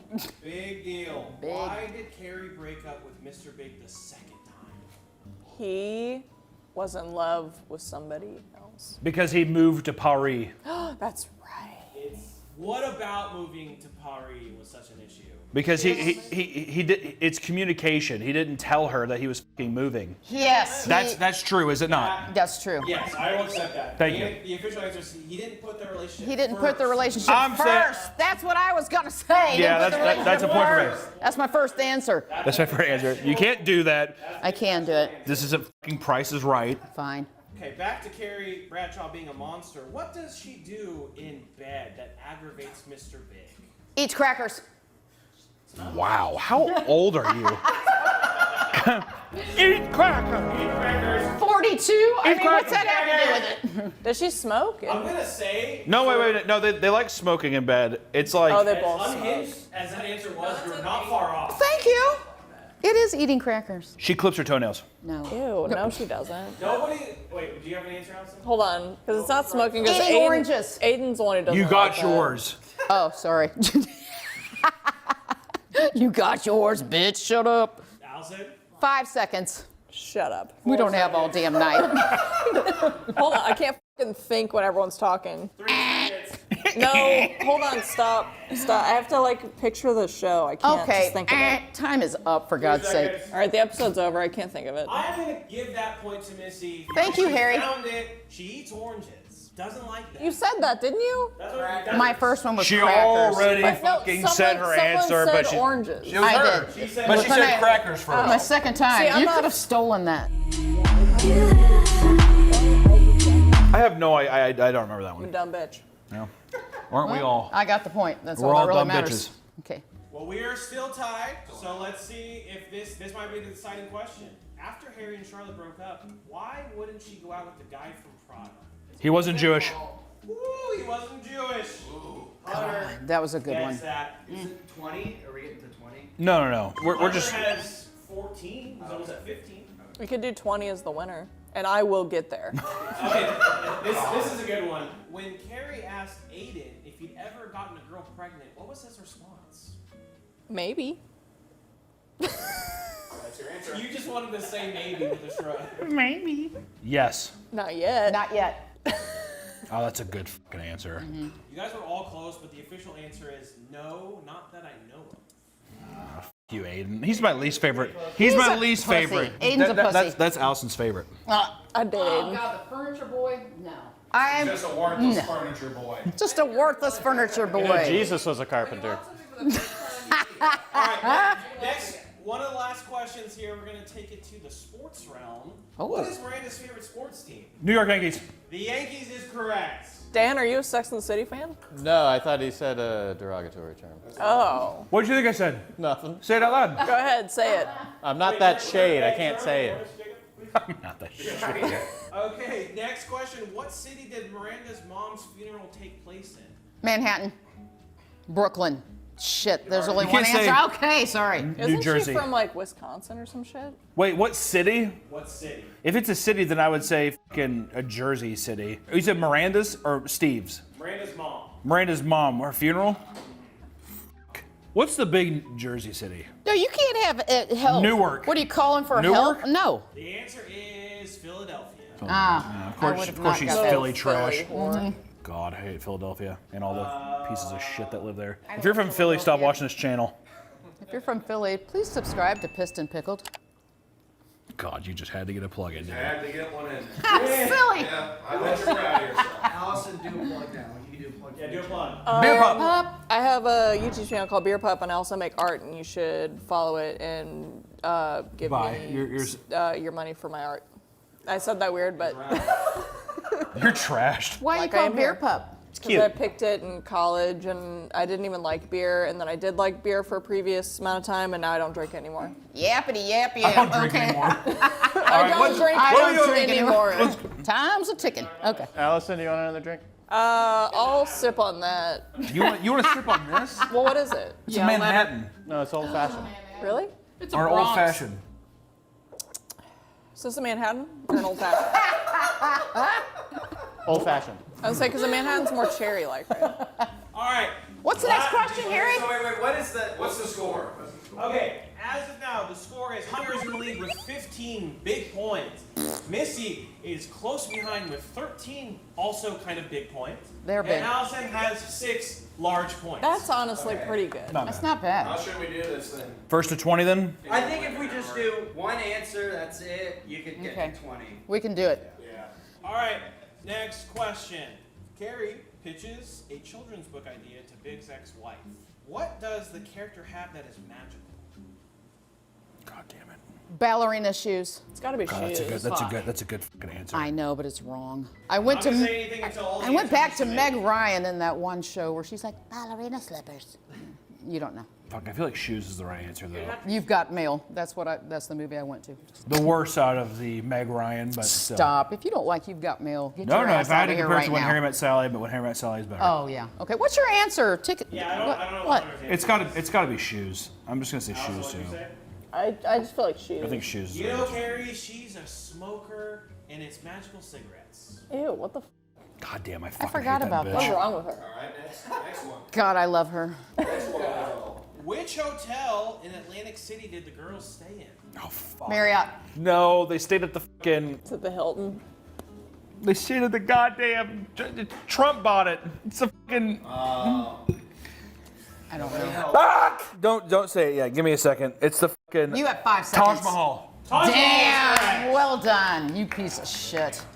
Ugh. He is on the way. Who is the super for Samantha's building? I can't. I don't know that. One name. First name. Ahmed. Okay. Not a bad answer. Show me Ahmed. Show me Muhammad. All right, Muhammad Ahmed. I don't know. and I don't know. Moving on, the answer was Juan. Okay, Ahmed was not that far off then. Pretty close, really. Really very close. Completely different culture. What design did Samantha get when her trainer shaved her? A lightning bolt? She got Lightning bolt is correct. God! Well done, man. Wow. Okay, that was good. Okay, we'll go back to the very first season. Oh, gosh. Why did Samantha break up with James? Small pee-pee. Small PP is correct. A late game surge. She's coming around, man. She's getting them all exactly correct, too. It's like, damn. Bitch was What holding was back. Samantha's lesbian lover's name? Oh. It's the fucking. That Mexican It's the painter chick. Remember? Yeah. Yes. It's the Mexican woman. It's Is the. it like Marguerite or Margaret? Margarita? No, Rita? Oh my God! Is it? Is it Rita? Is that your answer? So That's my answer. No. I'm just saying. What's your answer? What are you gonna say? I'm gonna say Esmeralda. You're gonna say Guadalupe? I'm going to say La Fuente. Bonita.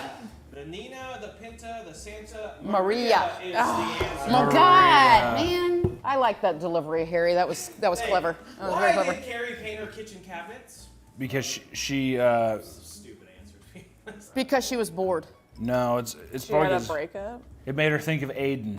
She was upset waiting to hear back from Mr. Big after a fight. A stupid bitch. Of course it would. It said, which character dated a man who was on antidepressants and not interested Miranda. in sex at all? Carrie? No, Samantha. No. Waiting for Hunter's answer. I think it seems like I'm just say Miranda. Seems like a Miranda situation. The answer is Charlotte. The one name that nobody said. What? She's It too could've pure, been any of them too for any pure, too different beautiful. reason. Fun one. Which three characters on the show dated an African American man? Which three characters? Yeah. Definitely Miranda. Definitely Samantha. Charlotte, Samantha, Miranda. Yeah, Carrie wouldn't. She's racist. There is a name on here that is not within the four women. It's got to be Samantha. I know that for sure. Stanley. Miranda had that, and I'm gonna say Is it the gay guy? Anthony. I'm trying to decide if we should give Missy a point. The Yes. answer is Miranda, Samantha, and Stanford. Oh. Yeah. Just Yeah. That's pretty yeah. Well, you meant Stanford on that. The bald gay guy. Yeah. What kind of soda was in Samantha's 7-Up. childhood cold remedy? 7-Up? Orange Oh, soda. God. Can you be more specific? Yes, I Fanta? can. Orange Crush. Fanta. Fanta? Motherfucker. I got it first. Oh, did you? I said Fanta for you. You said 6 different pops. I said Fanta before. That's my him. point. She had answers before. Because Allison had already answered. You did say Sprite or You said 7-Up. you said 7-Up almost fucking immediately. All right, and you stayed silent like a vulture. Well, tactics. That's true. I'm here to win. All right, this one's for you, Allison, because you seem to be good in the first 2 seasons. In season 1, where did Samantha meet her boyfriend James? I can't think of James. Samantha meet her boyfriend James. At the club. I don't know. I don't know who James is. He said the club, but you said not far off, so it can't be the club. So maybe at Maybe we can answer, by the way. We can answer now? Maybe we can. I don't know. I'm gonna say the If it's bar. not the club, then yep. At a party. At a jazz club. What the hell is that? She said club. Well, jazz club. She didn't say the club. She said it can't be the club. The club is different than a jazz club. You're loving every second of that, aren't you? What? The club meme. It's fun. It's fun. How did Miranda meet a guy in her kickboxing class? She kicked him in the face. She punched him in the face. She kicked him in the dick. She kicked him accidentally in the head. Not the face. It's not the face. The face is a part of the fucking head, Dan. For the head semantics, we'll count that. Hunter is 2 points away from victory here. 2 points I away. support Who cares? Dan trying to undermine Hunter. What does Carrie call great sex with someone you are ashamed to introduce to your friends? She was the sneaky link before the sneaky link. Sneaky snake. I don't even. What kind of fucking Alice in Wonderland game are you playing right now? Sneaking. She's crackers in her bed. He had crackers. I don't know why I have it. Say sneaky snake is not the correct answer. Thank you. Mug fucking. No, but that is a great answer. Half point. Last chance, Allison. Ted. I hate that. It's more simple than you think. The dirty leg. You do not do good on pressure, do you? You do not. If there's any countdown, she's just like, Forget it. I need silence. Everybody be Go to quiet my for a minute. thought- it's had to have been 10 seconds. I need What to is go the to my answer? thought palace. Okay, my mic has been on the ground for the last who knows how long. Oh, that's awesome. I'm gonna call it the Uggo Go. Look at Nick. Look at Nick looking back over. You've had the headphones on this whole time. It's plugged in. Okay, what's the answer, The Harry? answer is secret sex. That's so lame. That is stupid. Fuck you, Carrie. Very dirty leg. What was the nickname for Bernie Turtletaub? The turtle. The turtle head. It is the turtle.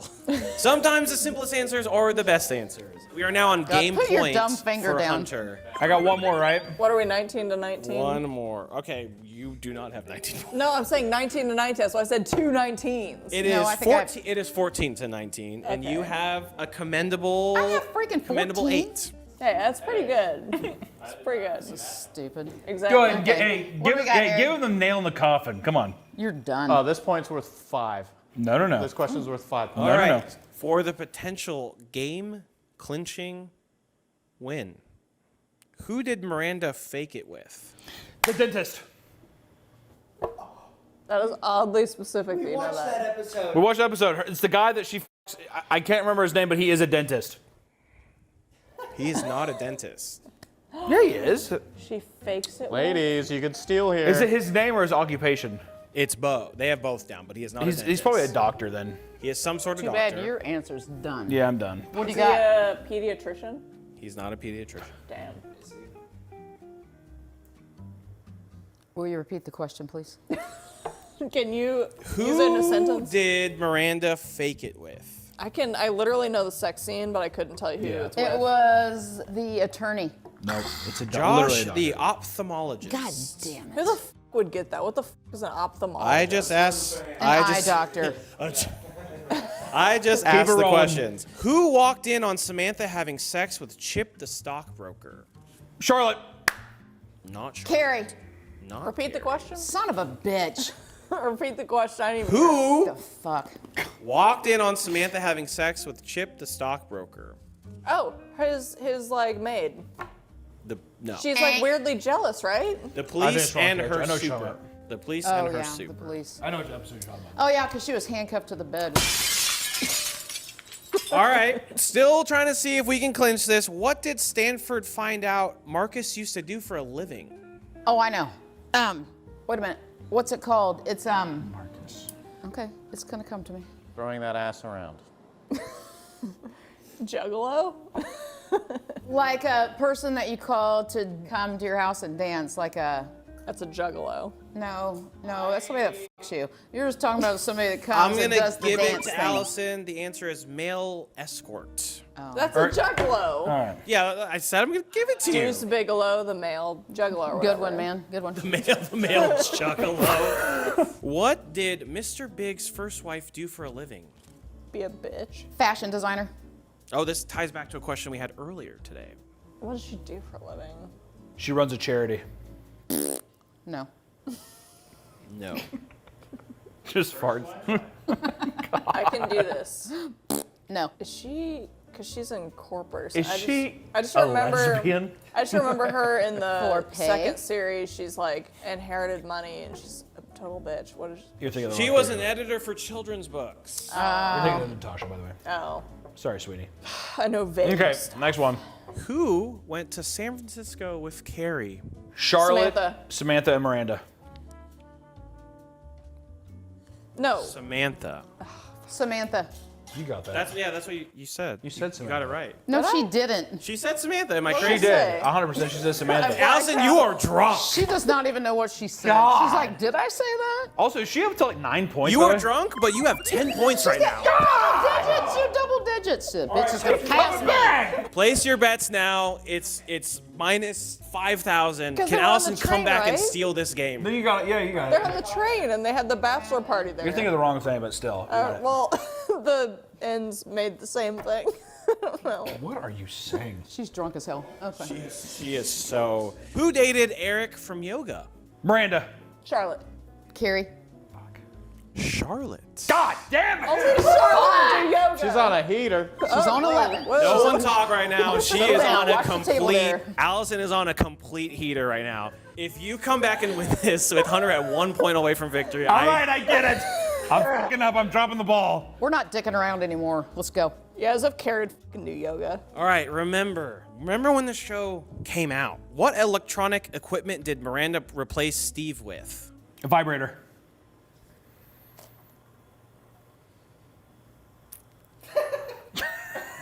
I'm taking that. That's That's not not, correct. that can't be it because he's not. Repeat the question, Harry.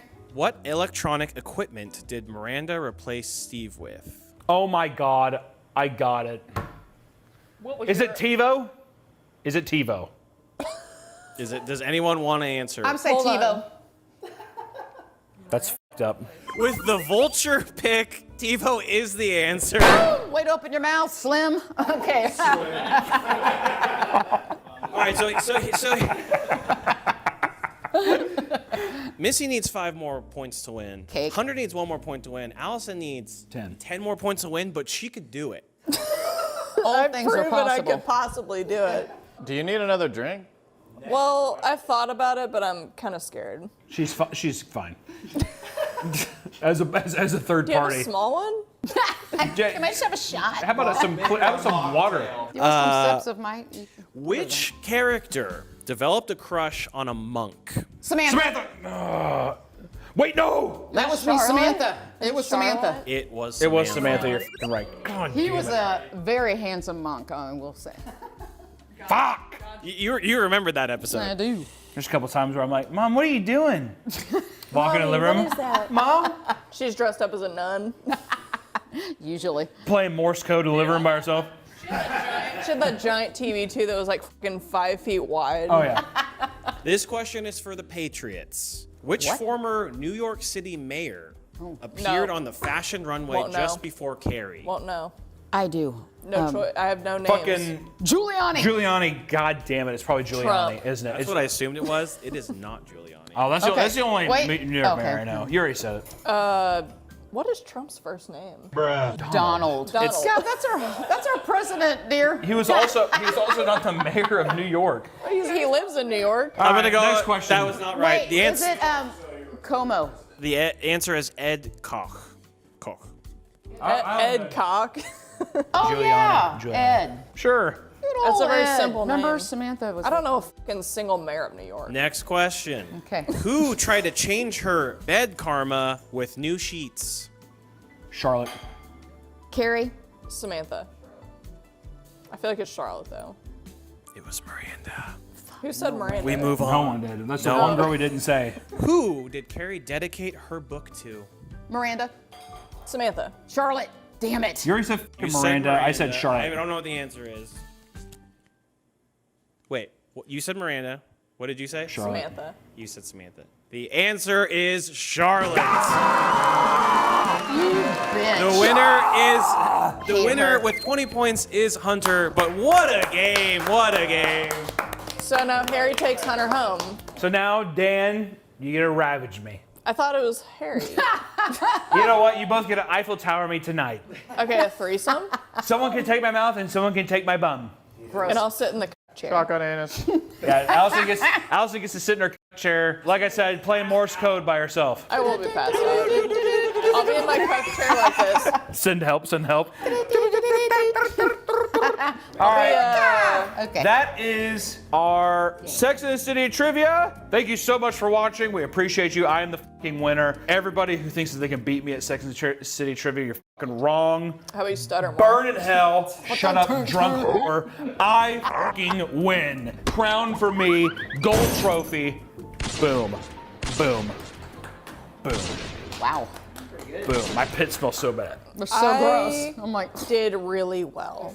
You actually You did good. I legitimately thought you might come back. This is probably on the floor for like 80% of the episode. All right. I need to take a tinkle. Me too. I'm gonna go first because there's only one. You're gonna poop, aren't you? Welcome back to the Papa Meat channel. How you doing? How you doing? Coming in and sitting down because today we're talking about Roblox. Roblox is one of the most popular games on planet Earth. I had no idea. I thought Roblox is old. Old dead meme. I don't know, guess not. Because my Instagram feed, I love me some Instagram Reels, the heinous nature of Instagram Reels. And it's been nothing lately but Roblox cringe. And even though I've been consuming like VR rooms, weird sex chat rooms, kids talking about like making money off Roblox, all kinds of stuff, I have no idea what you're supposed to do with the game. And I guess that's kind of the point, but it's got me completely perplexed by this to dig deeper into the Roblox lore, the fandom, the interaction, the craze. I need to figure out what's the big deal with Roblox. Life. There's Roblox. But let's say you don't know what Roblox is, much like myself. Let me give you a little taste of what Roblox is. It's an online game that gives users the tools to create their own games called experiences to share with the world. What started as a pretty bare bones experience in 2004 has slowly become one of the biggest video games in the entire world. As of 2024, ladies and gentlemen, the game has amassed over 89 million daily active users and made $3.6 billion in revenue. That's just in 2024. Billions of dollars being made.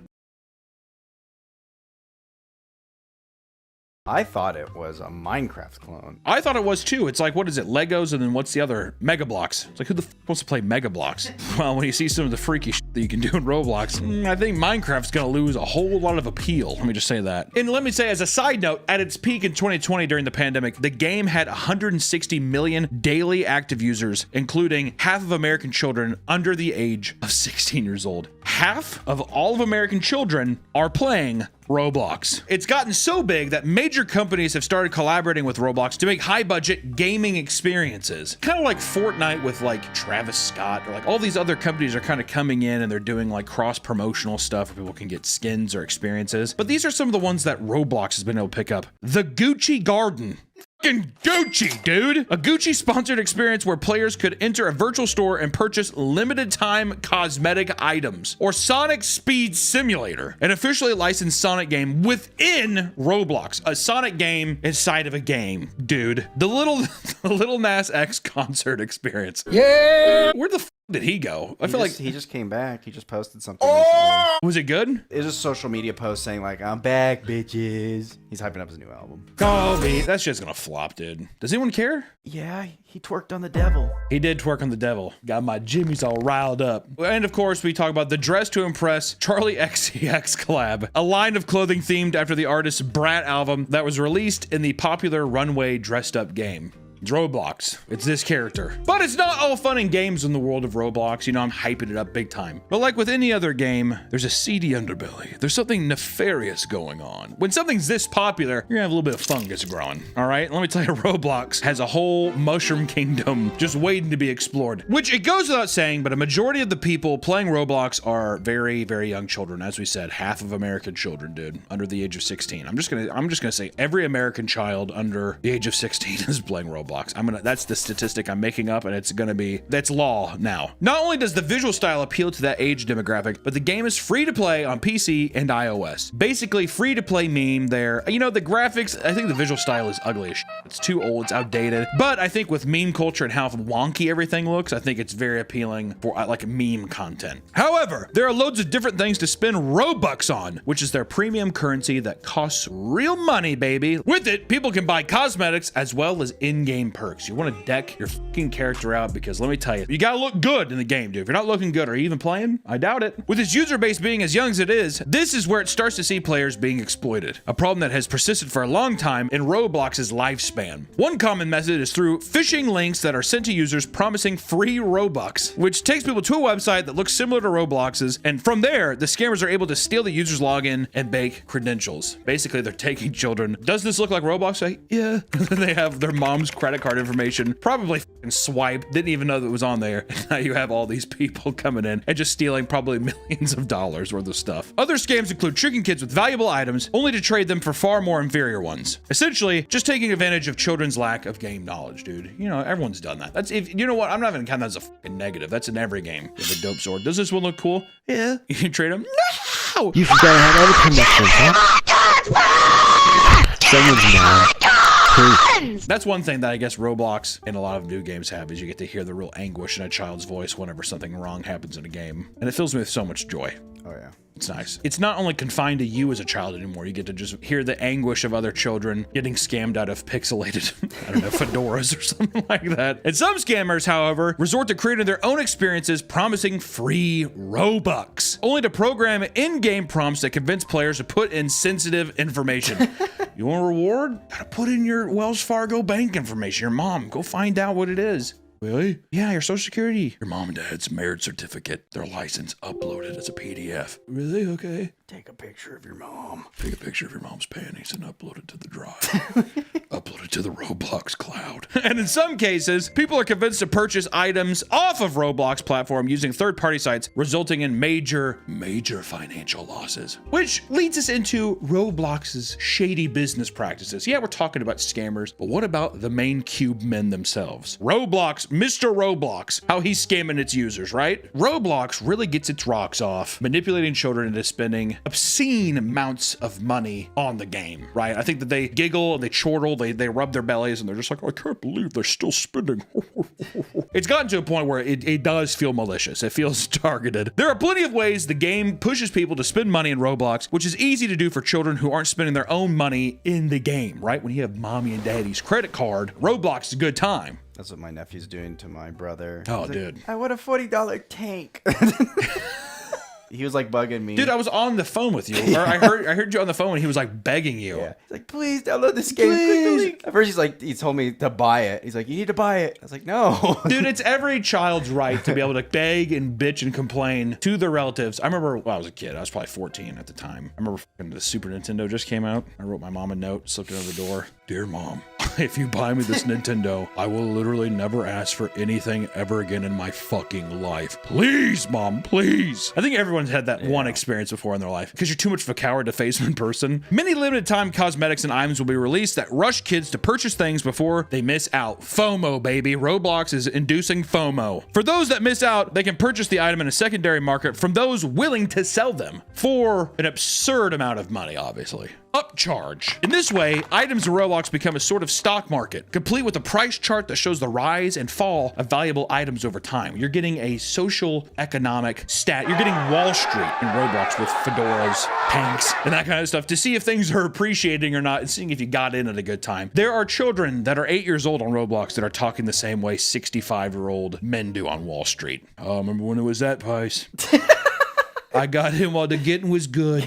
Did you know that Oblivion, I think, was the first microtransaction? Oblivion was? Of course it was Bethesda. It was DLC whores. It was like $5 and everyone threw a fucking fit. I'm pretty sure. Fact check him. Who's the guy who runs it? Todd what? Todd Howard. Todd Howard. A little rat that snake. So you want to buy the horse? So can't you just upload it? I could. It costs money to develop stuff. Not going to. Oblivion's like one of the ugliest fucking games I've ever seen in my life. What? Looking at some of those people and they just square up like they're like this, the NPCs. And they go up and you press to talk to them and they do. in my opinion, I like there's a charm to that, but when I look at it, I'm like, this is the sick. Yeah, the textures are very muddy. Only a sick would play this game, dude. I played it. Of course you played it, dude. I think I tried playing Morrowind on the original Xbox, and I was like, this is one of the lamest things I've ever seen in my life. I was too busy playing Oddworld. And getting pussy. Well, I was, yes. It was the Oddworlds where it was like Stranger's Wrath. Yes. Yeah, that one's great. Yeah, a little first-person shooter with the talking ammunition and stuff. Yeah. It's cool. Critters. Yeah, I do love looking at this price chart. How many kids do you think log into this and they're just like, okay, this is looking good. My portfolio is looking really good right now. Some items have amassed an absurd value. Well, first off, do we know how much a 1 Robux is? Is 1 Robux $1? No, they never do that. It's like League of Legends. A skin will be like 1,000, right? But they don't offer 1,000 options. You have to it's go 800 or 1,500. Why do I feel like I want the Todd Howards to blame? You, Todd, I'm coming for you. Lock your doors, bitch. Here's 2 items that are very, very pricey, I think. They sound pricey. The first one, and ladies and gentlemen, this does look good. Midnight Blue Sparkle Time Fedora for a crisp 40 million Robux. Bruh. That's how much it is in real life with real money. Well, real money. Robux is the true currency. And then we step it up even further. We go to the big dogs with the Dominus Frigidus, which is 400 million Robux, baby. If somebody saw that and they knew, you think people can get that way? Oh, yeah. Within Roblox, you're getting tons of PC. No, I'm saying like, yes, obviously in Roblox, people are like fake, sucking and fucking in the game, sure. But I'm saying like, if someone just like, oh, this guy's like well off. Like, do you think that there's little money chasers in the game where they're just like, hey. Oh, yeah. You want to fly me out? There's probably some Discords where people are showing off their, like. Dude, people are swapping stinkhole pictures for all kinds of stuff, dude. So it seems it is almost a 1-to-1. $4.99, you get 500. For $200, you get 24,000. Wait, what? So how much is 40 million then? That's what the fucking fedora was. The Midnight Blue Sparkle Time Fedora. That's a couple 100,000. So then the Dominus Frigidus is millions of dollars?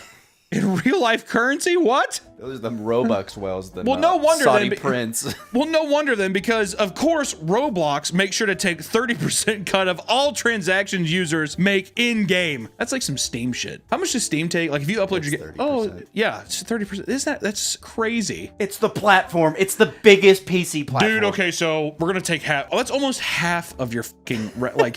Every time we sell a game, almost half of that goes to Steam. How is that? And then yeah, hey, I just sold my fedora, my nighttime fedora for like, let's just say $200,000. Okay, we're gonna have to take 30% of that. Fuck you, Roblox. But to avoid this, some users utilize black market sites in order to carry out the sale for a higher profit. See, that's what I like. I like that users are just like, send me the money, I'll send you a fucking flash drive with the file on it. Often, this leads to the previously mentioned phishing scams and delivering of hidden files containing malware. And in 2021, Roblox was hit with a federal class action lawsuit for deleting items belonging to Roblox users with no warning or refund, despite Roblox already collecting their 30% cut. This is due to items supposedly breaking their content policy, but users spend absurd amounts of money for certain cosmetics and were surprised to see that they weren't compensated. That is pretty funny though. Roblox is just like, we got to get rid of it. And they're like, well, am I going to get my 30% back from you?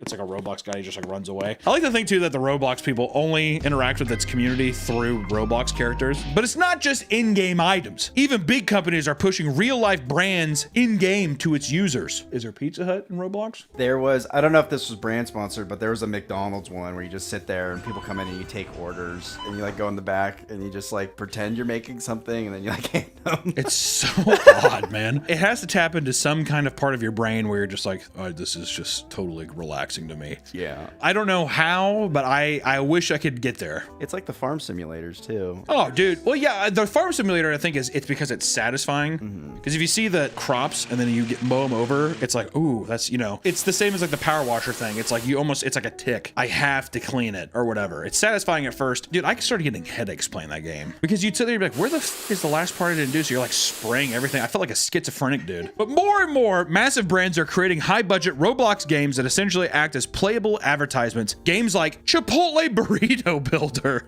Do you think they're doing those Chipotle hacks where they're like, instead of getting a full burrito? What is it, the meat hack or something like that? Isn't there some kind of... What you could do is like you can order everything separate and then it's cheaper. Yeah, and you combine it. Yeah. Dude, there's some devious fucking people that plan out there. Or the Circus Dole Tycoon. Did you ever play Roller Coaster Tycoon, any of those games? I played Pizza Tycoon. I remember playing Roller Coaster Tycoon and it gave me a panic attack when I was younger. Like I was like watching it and I was like, made me freak out. Why? Is it because like you didn't want to upset your customers? No. I was playing, my uncle was sitting there, he's like, check this out. And he like pressed the keyboard and the roller coaster went and it was so chaotic. And I was like, I don't know why. I felt like I was trapped in my seat and I was like, like, I don't know if I felt like I was riding it or not.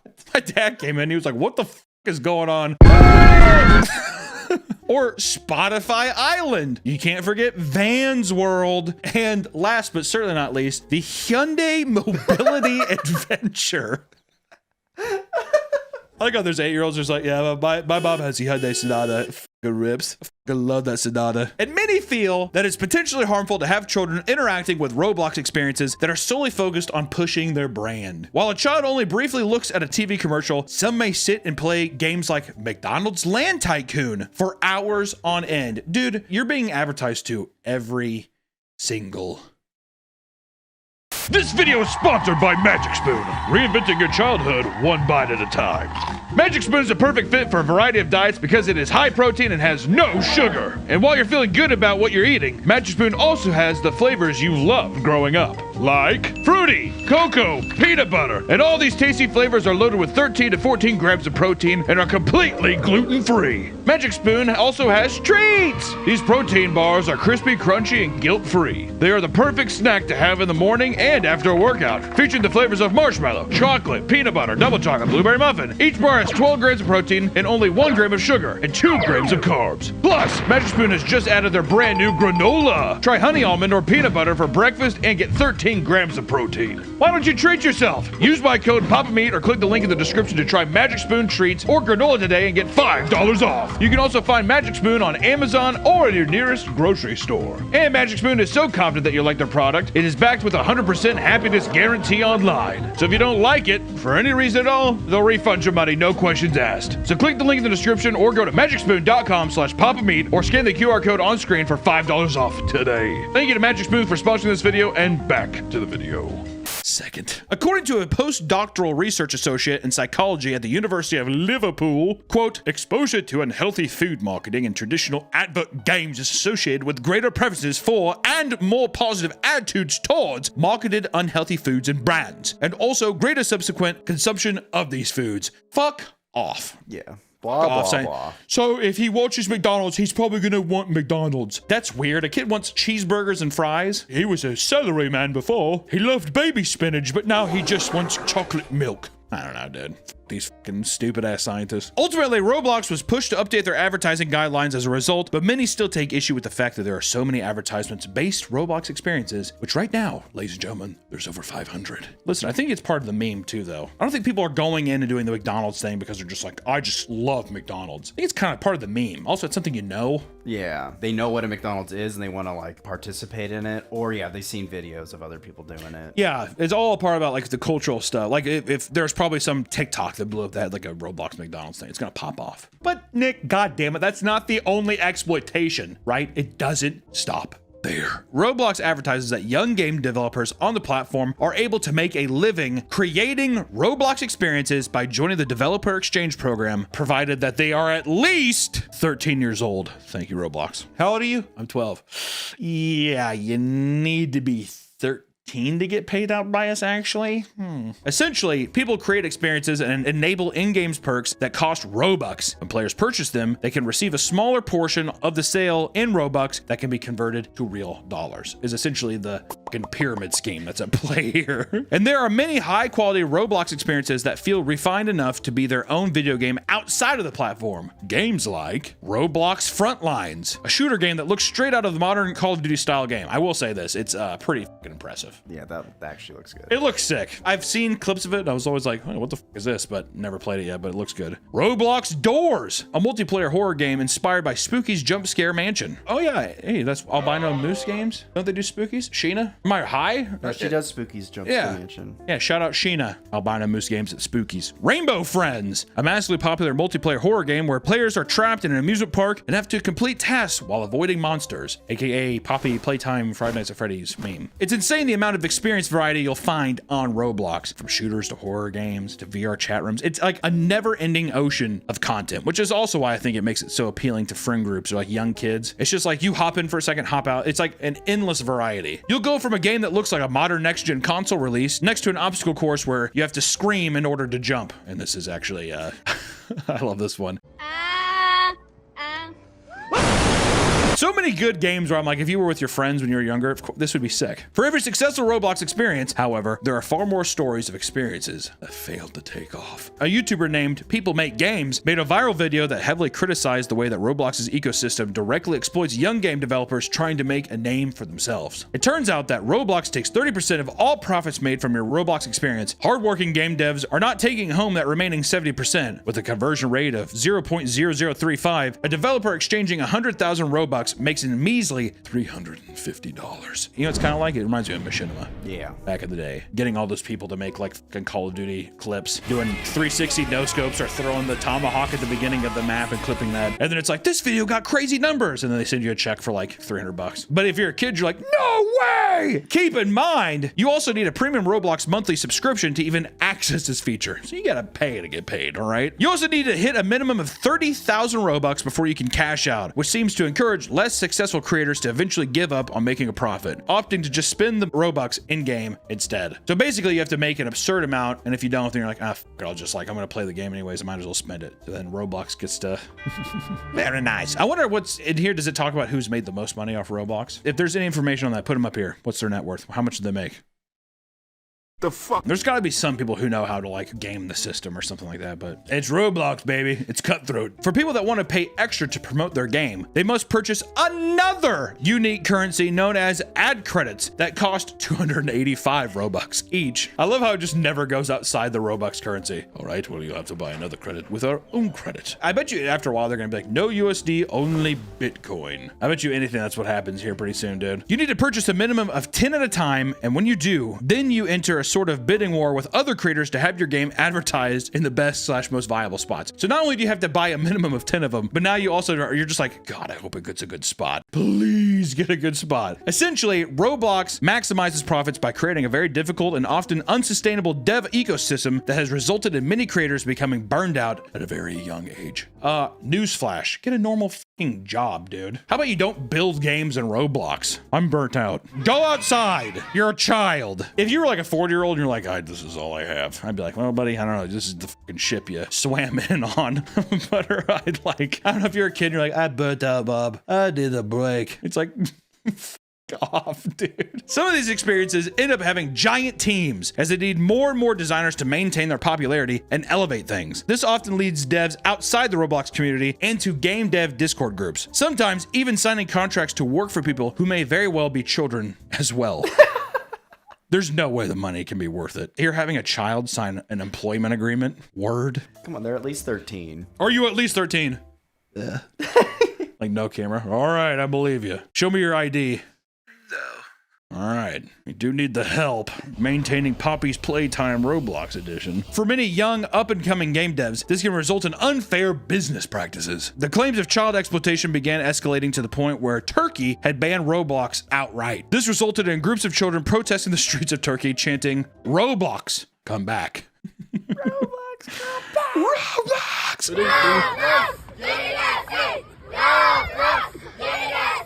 You think like the 16-year-old or like the 17-year-old that's there, you think he's just like, what am I doing? Or is he just the guardian? I don't know, he's chanting with him. I mean, listen, it's an unruly group of children, but it's nothing like... I thought it was much bigger. Yeah, I mean, if it was like, you know, Mardi Gras, like the French Quarters, like that packed, I would be like, holy shit. This is crazy. But let's get outside of the money-making stuff. Let's talk about more of the player-created experiences where some of the juicy, explicit, weird shit starts to happen. Because I know that's why you all decided to click this video. We could start with Roblox Condos, aka their virtual sex games. in Roblox, these characters. You're gonna see a lot of that. As exciting as it is that children have an outlet to create whatever they want, user-generated content in Roblox sometimes delves into something much darker, like Roblox condo servers. Condos are sexually inappropriate games that find ways around Roblox's moderation filters. This results in the creation of games focused around dating, talking about, and engaging in sexual activities through the use of uniquely coded animations. Granted, they're pretty funny. There's a lot of them that are very, very funny, but you have to remember that, once again, don't forget that half the world's children are playing this game, which makes it, I would say, pretty creepy. I would say all in all pretty creepy. Some maps in this genre include digital strip clubs and red light districts. Oh, baby. Often, these games are created and banned incredibly fast, sometimes in under an hour. While Roblox had moderation tools set to catch things like this, they are constantly re-emerging in new locations under different accounts. Like how people are just like, we need our fix. Think about like people deleting and they're like, we need to make a new one. We gotta get back in there. Just go to a real strip club, dude. Well, I don't. Do they take Robux? Do you think that even in these things, they probably can't moderate how old a person is to let him in, right? No, that's why they just ban them. It's against TOS. I see. As you would expect, not all users in these servers are children, and it seems that many try to move their conversations onto different apps outside of Roblox. People use Roblox as a connecting tool to get a little get some boy butt, do whatever they can, man. Little horn dogs. People are horny. It's a primal human evolutionary trait, man. People just trying to get that dog out of them. I think it is mostly children. It's got to definitely be. Because I remember I played StarCraft 2, and there's a very infamous map where 10 people can join to see a nude of Britney Spears. And all it was is you join in the lobby, the game would start, it'd play like a little animation, and then when the map end, it would like show like a nude of her, and then it would end, and then you just keep clicking that, getting in the lobby. Get back in. Get back in. An exciting time for the early days of the internet. But you know, not all of these extreme servers are just sexual by nature, right? Inappropriate Roblox servers like this have existed in the past, sometimes taking a turn towards the extreme roleplay side. Some people were able to get away with creating Third Reich roleplay servers in inappropriate settings. People were literally creating World War II Germany and Roblox. It's very odd. We can't show. You blur it, but I'm just saying. Some servers gave the ability to roleplay as members of the KKK and enact vicious hate crimes as a Roblox character. And in other experiences, players get to dress up and reenact terrorist attacks. And I mean, God. According to a Hindenburg research report, Roblox was found to be an X-rated pedophile hellscape exposing children to grooming, pornography, violent content, and extremely abusive speech. God damn. When you start off as an X-rated pedophile hellscape, imagine being the parent of a child who plays Roblox, whatever, and you're just like, you want to take some time off there, big man? I can't. Me and my friends are going into an experience right now. It details a list of alarming examples of people abusing the game to do harm to children. Like a case in 2018 when a 29-year-old man groomed and engaged in inappropriate behavior with 150 minors. Jeez. God damn. When he was arrested, the police found 175 hours of footage showing proof of these demented acts. 175 hours. You know, whenever you see somebody that looks kind of weird online, that people look in the comment section, they're just like terabytes. This is one of the guys that are actually like that. During their research, they found a now removed community group called Adult Studios, where thousands of members would solicit sexual acts from minors as well as trade CP, and many other similar groups are found as well. Hundreds of Roblox experiences relating to Jeffrey Epstein and P. Diddy easily got past their moderation filters, allowing games like Escape to Epstein Island and Diddy Party to run uninterrupted for a long time. That's just trolls, though. It's just a funny meme. I mean, it is, but it's still, whenever there's so much other actual pedophilia going on the side, it's just one of those things where it's like, really? That's just not a filter? So you can have a game called Escape to and also Escape to Epstein's Island. And the thumbnail is, goddamn. Other vulgar games include experiences such as Beat Up Homeless outside 7-Eleven Simulator or Beat Up the Pregnant.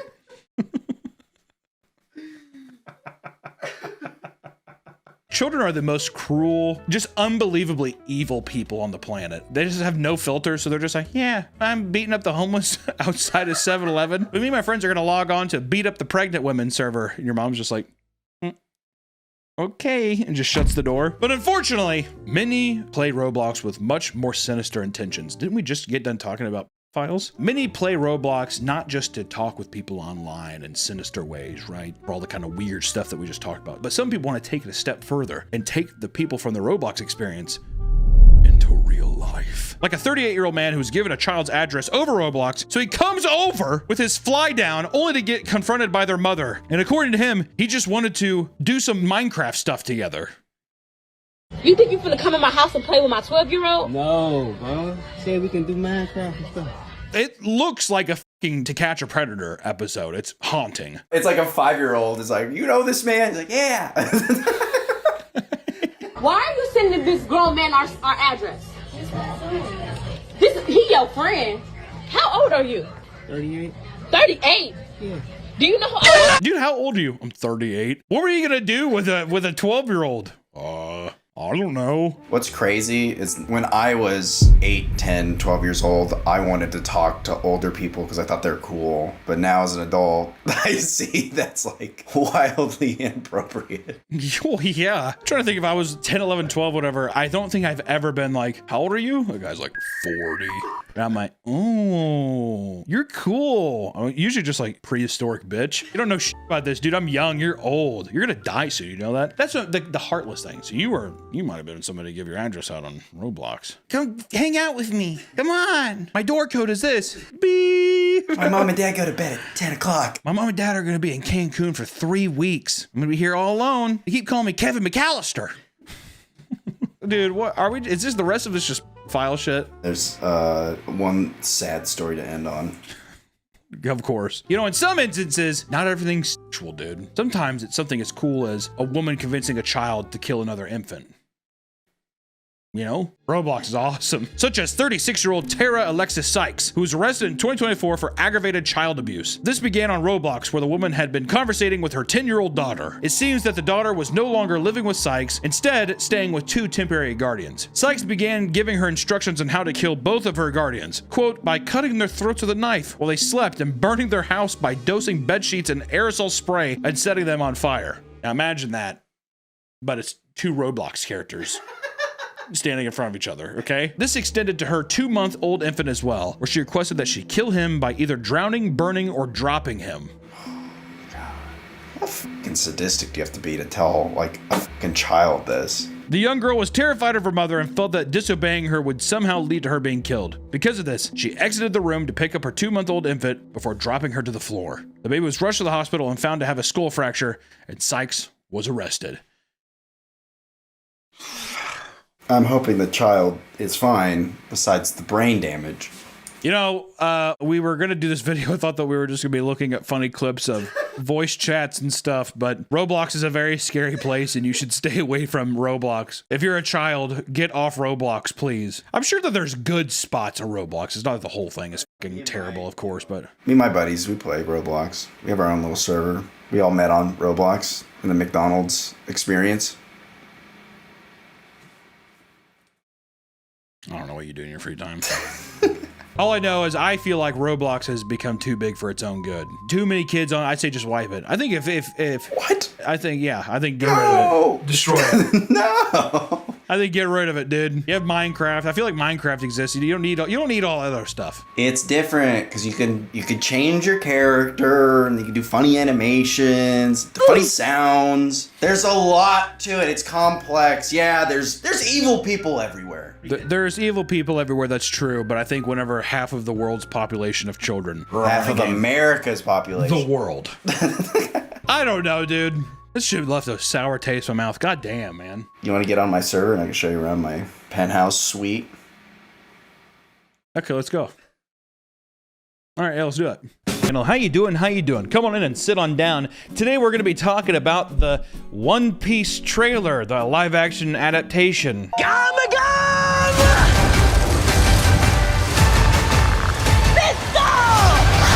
I'm not the biggest One Piece fan. I remember back in the day, I think when Borders Bookstore was still a thing, I bought the first 4 volumes, I think. Basically, whenever the short reindeer dude shows up with the top hat, I remember even as a child, I just shut the book and I said, I can't. I can't with this arc. I noticed that the show was going to take this trajectory that was like, oh, we're going to get done with an arc and then we're going to throw you into a new place, and I just simply could not do it. I was too fatigued, especially back then. I mean, Dragon Ball Z, that whole thing was 26 issues long, okay? Death Note's like 8 issues long. Yu Yu Hakusho was 15. Do you catch the trajectory of why I was like, I can't. I simply have nothing left to give. There's nothing against the show or people who like the show, even though we have to discuss that One Piece fans are... No, I'm kidding. Okay, but I've seen a little inklings of what's been murmured about people, what they think of the show, but I just wanted to talk about this live action adaptation of this trailer because it is, boy oh boy, it's something.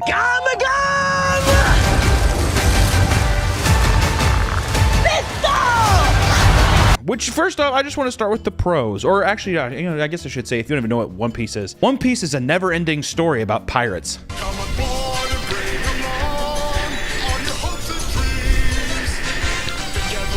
And if you're thinking to yourself, well, is there a lot of collectible characters? There's too many to keep count. You like this character? You like this one? What about this guy? Whoa. That's awesome. But anyways, I went into this and I was thinking to myself, you know what? Who's producing it? Netflix. Oh, God. Oh, for the love of God. Did we learn nothing with Cowboy Bebop? Netflix, I'm pretty sure, is just banking on the fact that One Piece is like the longest running, the most sold show ever, and that the One Piece fans are of a special breed. So I think that maybe they're thinking that this is a safer bet. God, I have something in my fucking eye. I think that they're just thinking that this is a safer bet. Cowboy Bebop, a little more niche. Yes, it's a classic. People are like, it's one of my favorite animes ever. But it ain't pulling those One Piece numbers, bitch. For real. Which the trailer, first off, the ships look cool. I mean, like, I like the aspect of people taking cartoony elements out of shows and making practical sets out of them. So like Luffy sitting on top of the ship there. It's fun. I like that. I like the ingenuity of that. It's fun to think that somebody actually had to sculpt it, carve it out, and make it something, you know, that the actor could interact with and that they can film on.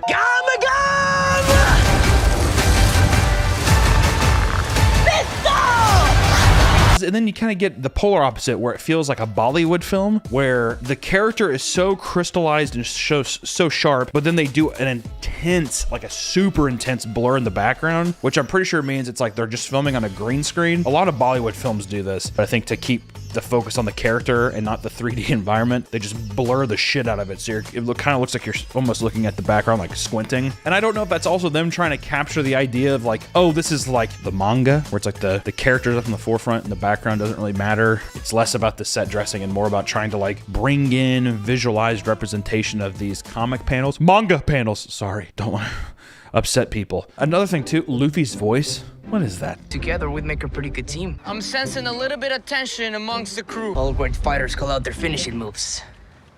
No, they don't.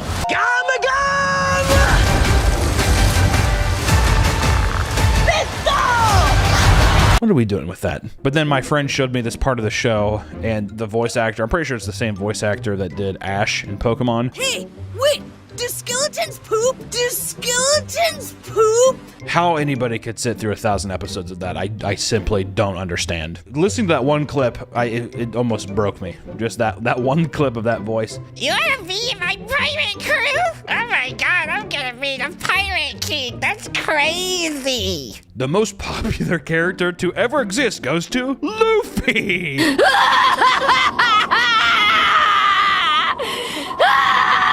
And you know, the action in the trailer looks just lifeless, weightless. The big reason that anime action scenes are so good is exaggeration. In animation, there's exaggeration, there's easing in, there's easing out, there's anticipation. It's all of these things that breaks all laws of physics and stuff, but it looks amazing because there's so much weight behind something that follow through and punch up, and the exaggeration of shapes and forms mixed in with 2D compositing and having it all flow together. That's like why anime fight scenes are so captivating. With live action, all of these things look just fucking terrible. And then, you know, the choreograph for the swords, I'm not gonna pretend like that's not impressive and cool, but like, God, watching Luffy do that uppercut to that dude, Jesus fucking Christ, it reminded me of like Cat in the Hat with Mike Myers. What's your biggest inspiration? Are you doing like Ichi the Killer? Are you thinking Speed Racer? Not Cat in the Hat. Mike Myers' Cat in the Hat, remember that? It was right before his other hit film, Love Guru. Remember that one? Yeah, that's a great era for Mike Myers. God, it's just, I don't know how to articulate my thoughts. Like, the Luffy character is just so annoying. Already, even that little quip he does at the end where he's like, I'm sensing a little bit of tension amongst the crew. Not a crew. I believe that there's some turmoil amongst my crew members. it's like, it feels like TikTok cringe or something. It feels like whenever you see those people who dress up on TikTok as the anime characters and they do that thing where they like lick their teeth and shit, you know what I mean? And they're doing like the fake idol walk. And they're like, that's probably racist. That's me trying to do Japanese. It feels like that. It has that same kind of energy of like, yeah, this is kind of quirky. It's like the Marvel humor that's already inside of anime, where it's, you know, the part where a character freaks out on somebody and they do like the low poly, cute, like waving arms. You can't do that, blah, blah, blah. And it's very cartoony and it's supposed to be like, that's silly. They're taking that, but they're just like, let's just TikTok-ify the shit out of it. It's just the line deliveries are just way too anime. Every cringe page on Earth has a compilation of people doing the anime cadence. Anime people talk like this, so I'm gonna talk like this. And it sounds fucking stupid coming out of a live action person. It's dumb!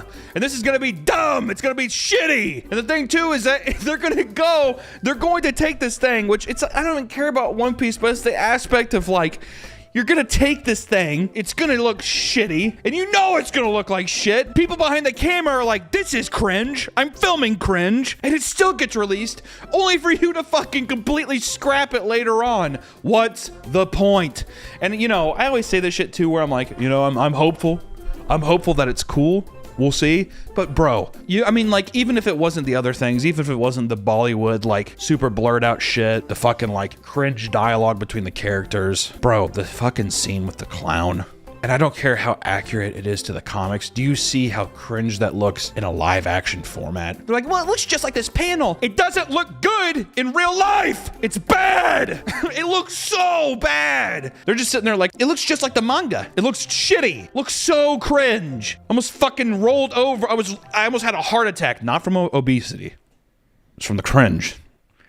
I want to cut that off right there. And then to have the gall, to have the balls, which good for you, Netflix. I mean, you fucking went, you're like, we don't give a fuck. To have the balls to end that video with the gum pistol thing, are you fucking kidding me? Hearing him say gum, I'm not even joking. I legally went blind for a moment. I was so shocked by how fucking stupid it was. It looked so cheap and so fucking dumb. And then he sounded so stupid. And then you get the punch, and you know that why they didn't show the follow through is because I bet you they have some cringe fucking reaction or hit where the guy falls down and it looks like they're trying to do some cartoony movement with it, and it probably looked fucking dumb. And they were like, well, we can at least do the stretch back so they know that he stretches still. But it's gonna look like Mike Myers, Cat in the Hat fucking quality shit. Quote me on it. As soon as you watch that fucking show, I want you to go watch Cat in the Hat with Mike Myers and try to tell me the difference in quality. I beg of you. Because try to think of the entire list of live action adaptations of animes. What have been some good ones? And sure, you could really split some fucking hairs and find some. Here's the general answer. None. You have Speed Racer, which is like okay. I mean, like it's like kind of cringy, but the visuals are good. People were telling me about some other shit like Alita Battle Angel. Fuck off. Alita Battle Angel. Wow, with Christopher Waltz. How did that not turn a profit? That's weird. That movie was so good. Anime, it doesn't translate into live action because it relies so heavily on exaggeration. And the whole thing too is people say like Ichi the Killer. Here's the thing about Ichi the Killer. It's not a shonen. You can't translate shonen garbage into live action bullshit. You just can't. And people who said that the Death Note live action thing was good, you're high. You're fucking high. You're delirious. You have a Blu-ray copy of Cat in the Hat with Mike Myers and it's your favorite movie ever. And of all the people to translate it, Netflix? You think Netflix is gonna do it justice? No! Netflix folds under any kind of pressure you put them under. How long was Cowboy Bebop out before that got just absolutely fucking tossed under the rug? A week max? Holy shit. As soon as this thing comes out and then people are like, yeah, that's fucking bad. It reminds me of that one Mike Myers film. What was it called? Cat in the Hat? They're gonna be like, burn it! suppress it. Don't post anymore about it. Oh my God. The moral of the story is obviously the fucking thing looks bad, and then people who think it looks good, I don't know what the fuck you're looking at. Maybe you were thinking of the Cat in the Hat with Mike Myers. Maybe you were looking at that. I don't know. And I could be wrong. There could be live action adaptations that are good, but in the grand scheme of things, these things just do not translate. It has to be like a perfect marriage. I mean, like even stuff, the way that you do it is you have to have a competent director behind it. Like, I know it's not anime. Scott Pilgrim vs. the World, Edgar Wright killed that shit. I'm not even a huge Michael Cera fan, but the pacing of that movie, the way it was edited, the way that he used influences from the source material while he had his own vision for the film is what makes it stand out as such a nice thing. Who's even directing this? Who the fuck is even directing this? Stephen Maeda, where the fuck that is. Hi, I'm Steve Maeda. I'm the showrunner of One Piece. The guy who was a producer on Lost, Daybreak, and CSI Miami. Do you think that they're big One Piece heads? Do you think that they've read all the chapters? I bet you they have. I bet you, yeah, Stephen Maeda, the guy who is one of the top dogs on CSI Miami, I'm pretty sure he's really a big One Piece nut. I bet he could break down to me what all the gum-gums are. And then the other guy, how about Matt Owens? Agents of S.H.I.E.L.D.? Luke Cage? The Defenders? He's a Marvel guy.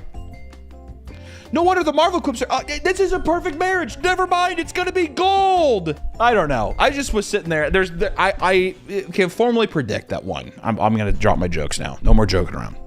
I'm predicting the show's gonna be bad. It's not gonna have more than the 8-episode run that it's allotted for now. And then I think that I do think within 4 weeks you'll hear that it's not getting renewed for a second season. That's my predictions. I want you to come back whenever this is, you know, let me know. I'm curious. I feel like I just had like I had a panic attack. Like I don't even know what the fuck I'm thinking. I actually want to see, like, in terms of a review, I bet you that the Cat in the Hat Mike Myers film will have a better, like, critic score. Do you think that's crazy to think? So this is, you know, that's my predictions. If you think it looks good, you should watch Cat in the Hat with Mike Myers. That's like basically the other thing too. But anyways, that's all I have for you today. Just wanted to ramble at you for a bit. We're going to be talking about Boogeyman later on in the week, so stick around for that. I love you all. Hey, go fuck yourself! I saw people online talking about how the actress who's playing Nami, that her tits weren't big enough. I'm glad that that's what people are really upset about. I mean, dude, her tits aren't even that big. It's like, I'm sorry that this woman can't fit the fucking proportions of this cartoon character, dude. Yeah, why do you know girls have the waistline of Betty Boop? What the fuck's up with that? Her tits need to be huge. I'm horny.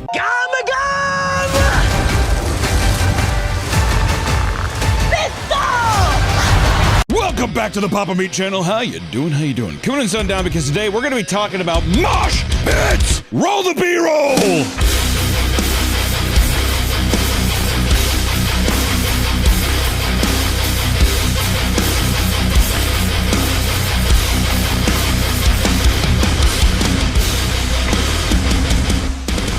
Listen, guys, you know that on this channel I wear this is a lot of people say, Hunter, where do you get your shirts? Your metal shirts? You know they say that? Concerts. All right, that's where I get them. Hey, the secret's out, and I love going to metal shows, Nick. I love it. I've dragged Nick to many metal shows. All the metal shows I've brought you to. What's been your favorite? I think is the Frozen Souls one. That one was pretty funny. I also like the. You say it was funny? No, it said it's fun. Oh, it was positive. You said funny. Editor, roll it back. Did he say funny? That one was pretty funny. You like the Frozen Soul one? Yeah, and the Worm. Was it the Worm band? Worm. That's what this There is. it is. Yeah, Worm. that one. Worm and Frozen Soul. Frozen Soul just put out a new track with Gerard Way of MCR fame that people like a lot. And the new Worm album is, anyways, good stuff. Check him out. Very good. Also, I'm in a metal band. Play a little bit of the song here.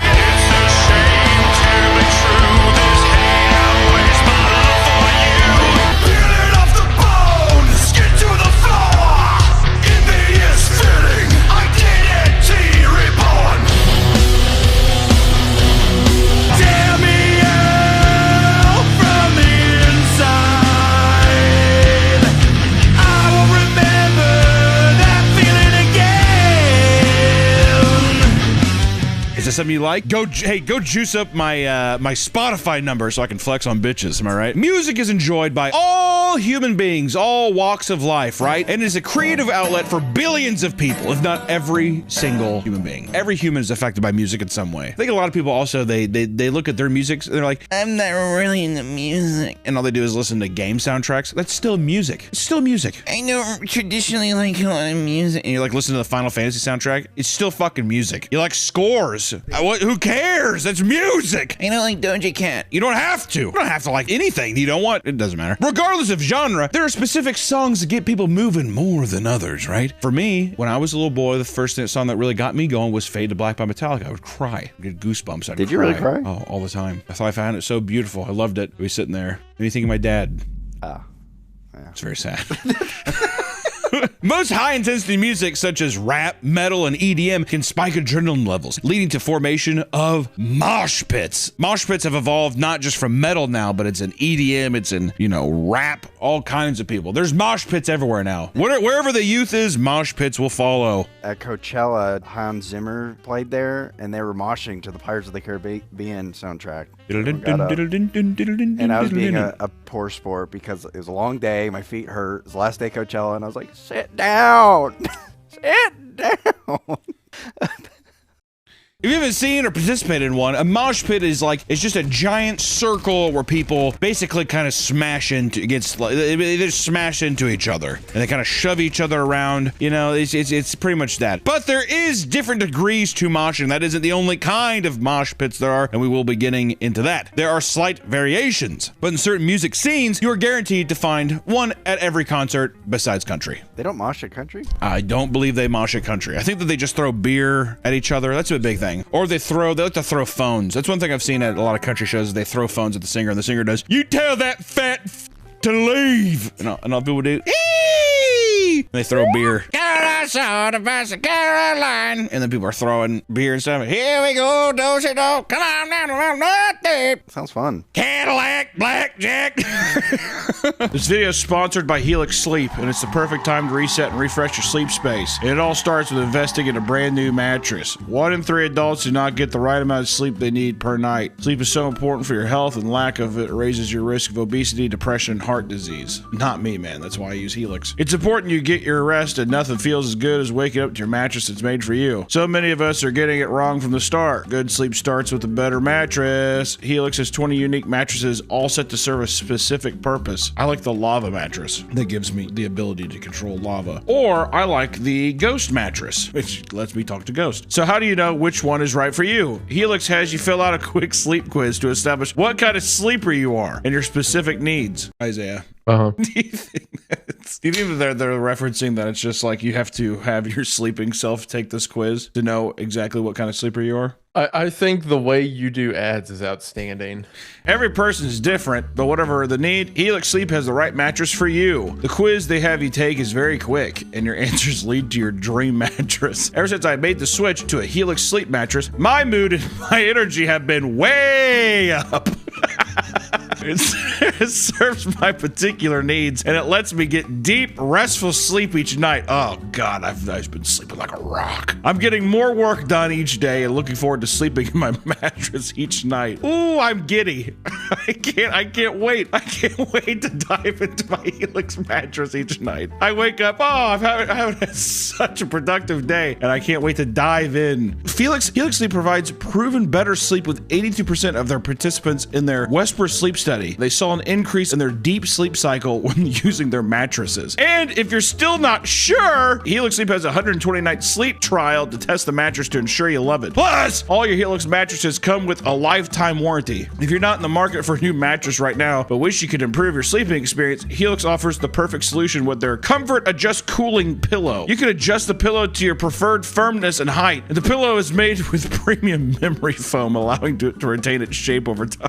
The pillow stays cool to the touch all night and is the perfect partner to getting deeper sleep. I love that the Comfort Adjust pillow stays cool all night. And I usually get pretty hot when I sleep, and this helps keep me comfortable. Plus, the pillow has helped reduce my neck pain when I sleep, which has been a huge upgrade to my sleep. Most pillows are one size fits all. Your body is not. Invest in a pillow that can customize your body over time. Head to helixsleep.com/PapaMeat and start sleeping in your new mattress today to take advantage of their Memorial Day sale exclusive partner offer and get 27% off site-wide. Thank you to Helix Sleep for sponsoring this video. Now back to the video. From smelly concert goers and random bodily fluids to severed pig heads and crowd killers looking to hurt people, it's understandable why mosh pits are viewed as a cringeworthy dying fad, which I don't know if it's dying. I think it's a cringeworthy fad. And let me know, and listen, I think that you can, if you're big into mosh pits, you can participate in cringe, but you have to realize it is cringe, all right? But this is also coming from an older man now. Years of experience in the pit.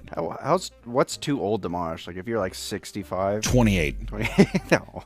28, you gotta stop. If you are moshing in your 30s, you're trying to prove something to somebody, or it's the wrong type of releasing aggression. Usually large, borderline men, big guys, they know they're big, and they're going around trying to basically be like, pipsqueak, and they're trying to assert their dominance in the pit. And then it's a guy, usually at a hardcore show, who's like, get closer! Get closer! Spin! Fucking, I wanna see his circle pit! Don't look at me! Though mosh pits might seem like a rambunctious modern tradition, they actually originated in a time when tradition and formality were the societal norm. In the 1960s, bands like the Stooges, Iggy Pop baby, and the MC5 held concerts where fans would jump into each other and onto the stage. And though it wasn't called moshing, it was the origin of what would develop over the next few decades, right? The beginning of the punk movement, Nick, is where people started being like, hey, why do I feel like jumping around? That's what I love about people understanding headbanging and all that kind of stuff. It's people being like, we don't have to sit still. You bumped me and I liked it. We're boys from the 60s. That's what it feels like. Metal concerts, for people that are also wondering the allure of metal concerts, is it's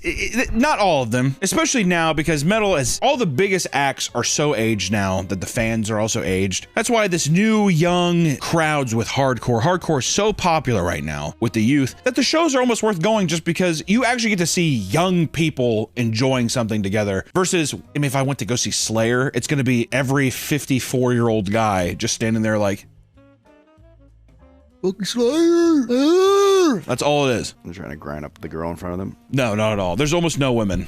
Almost no women. Trying to grind up the guy in front of him. He's like, come here, Todd. He's that fucking angel of death. Angel of death. But it becomes a thing now where, what was I getting at with this? What was I saying? What was I even saying?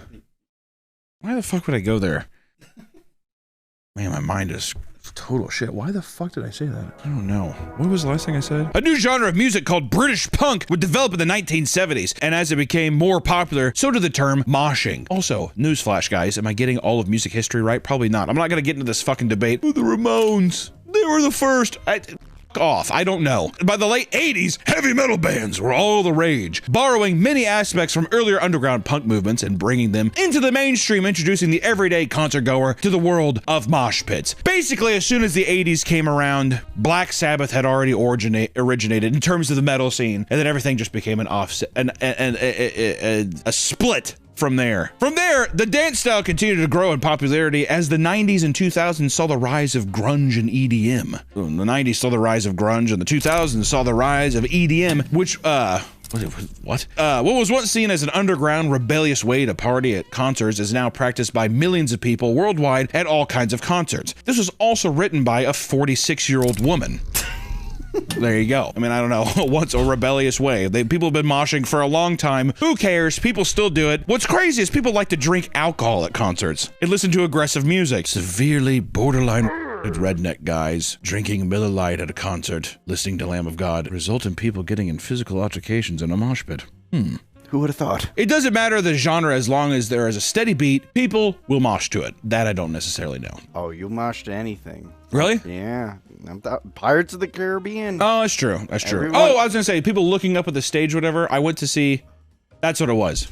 Thank you. I go with my wife to shows, and it's the same kind of thing, because you go to the Slayer shows, it's just guys standing, and that's why the hardcore scene is so fun, because people are actually moving and stuff. And that's what I was gonna say. Metal shows are really fun because they're energetic, and there's like a pulse, there's like a life to them. Granted, it's usually just a guy, especially at a hardcore show, he's just like, don't look at my fucking face! You try to take me down, I'll see you in hell, bitch. And then there's a breakdown. That's the entire show, right? That's pretty much it. Yeah, it's all that kind of stuff. You always said I was wrong, but in the end, I'll be right. It's that kind of stuff. It's just as grating. But then I went and saw Shaky Graves with my wife, and it was as if you were there. The Shaky Graves concert, it was fine, but it's just such a different experience. I don't know. And I try to tell my wife this, and she's always just like, you know, it's a different thing. It's a different time. I'm like, it's just kind of boring. Now, people can't just enjoy the music. And then you get that kind of thing. And she's, yeah. No one was even dancing. I mean, anything, just to be like, show any sign of being like, you know, I would have taken one of these. Who doesn't like doing one of these? Looking up at Shaky Graves, and he's like, well, stomp, clap, type fucking music. He has this little bass drum. He's like, well, rolling in the deep. Whatever the fuck it is. It kind of sounds like we're Shaky Graves a little bit. Yeah, I think so, yeah. Play like a little bit of it so we don't get copyright stricken. Well, that's all I gotta do. There it is. Can you not, to that kind of music though, can you be like, instead it was just this. And everybody drinking their IPAs, making sure it's not in their mustache. Even the women.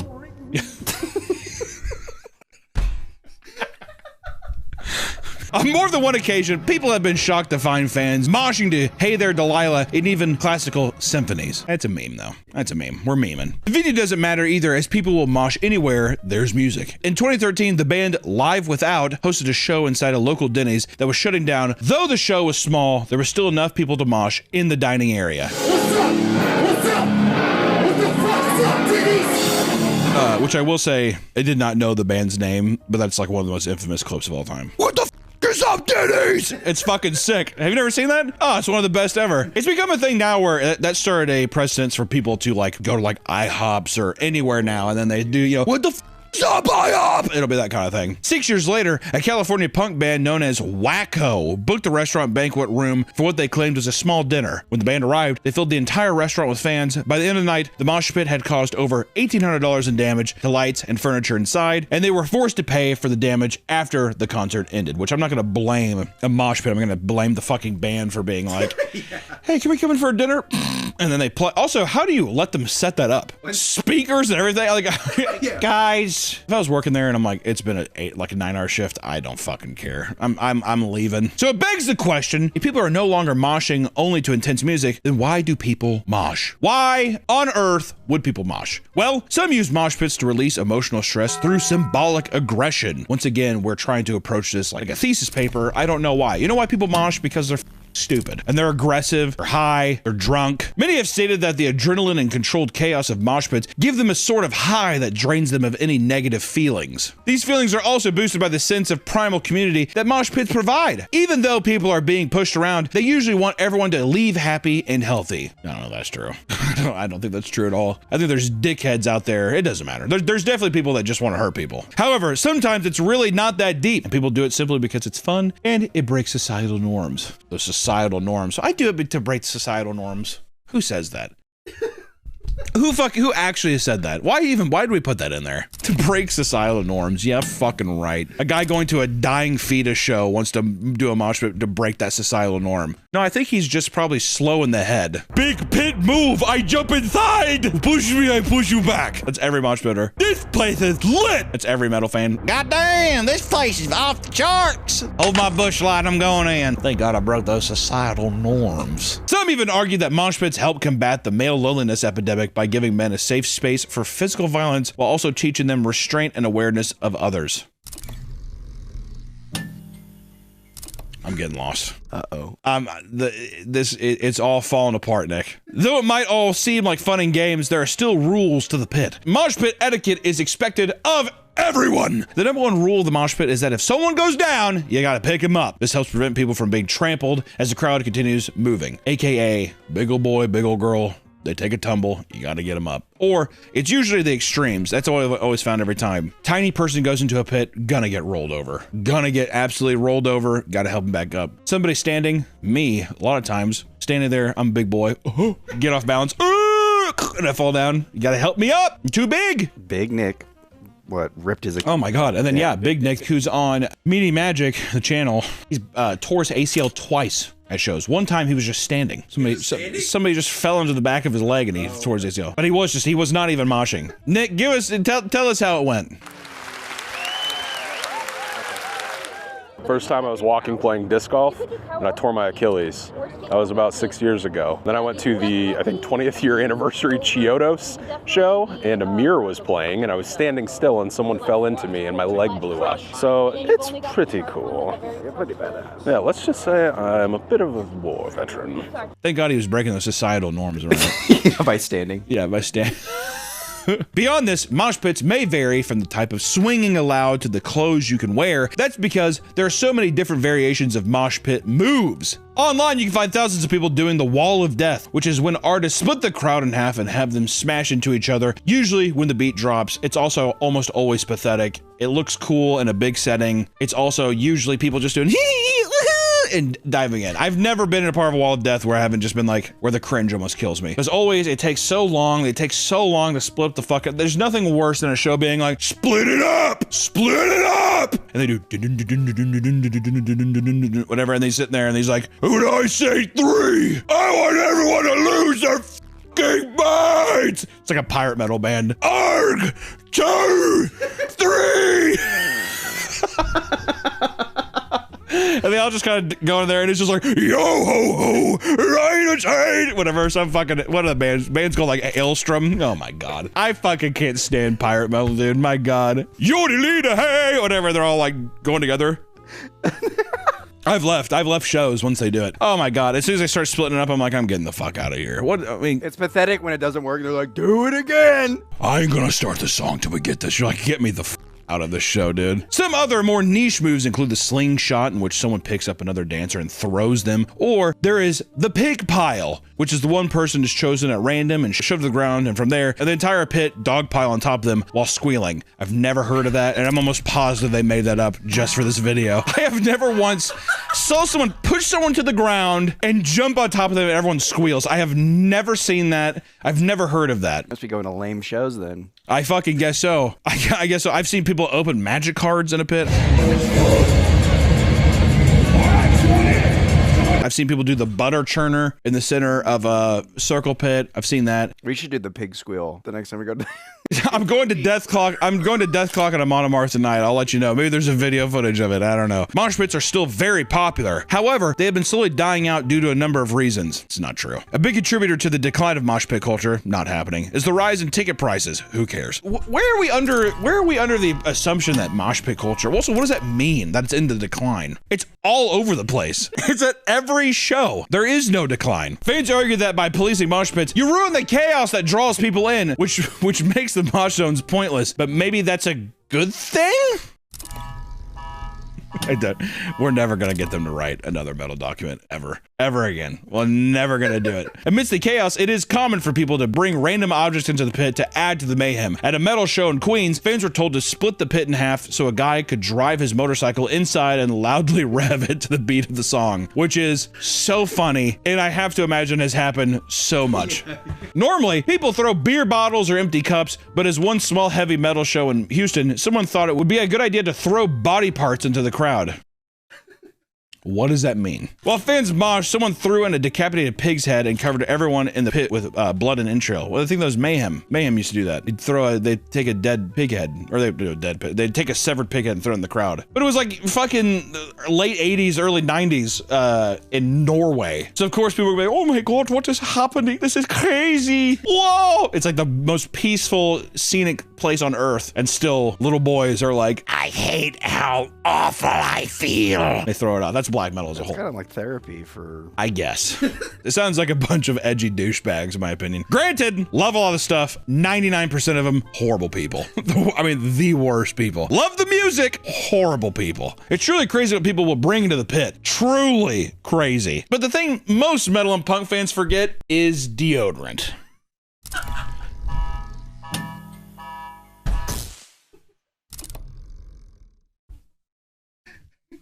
Who wrote this? Fire him. Fire immediately.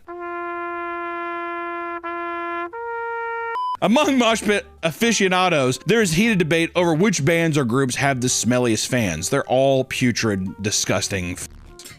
I'm one of them.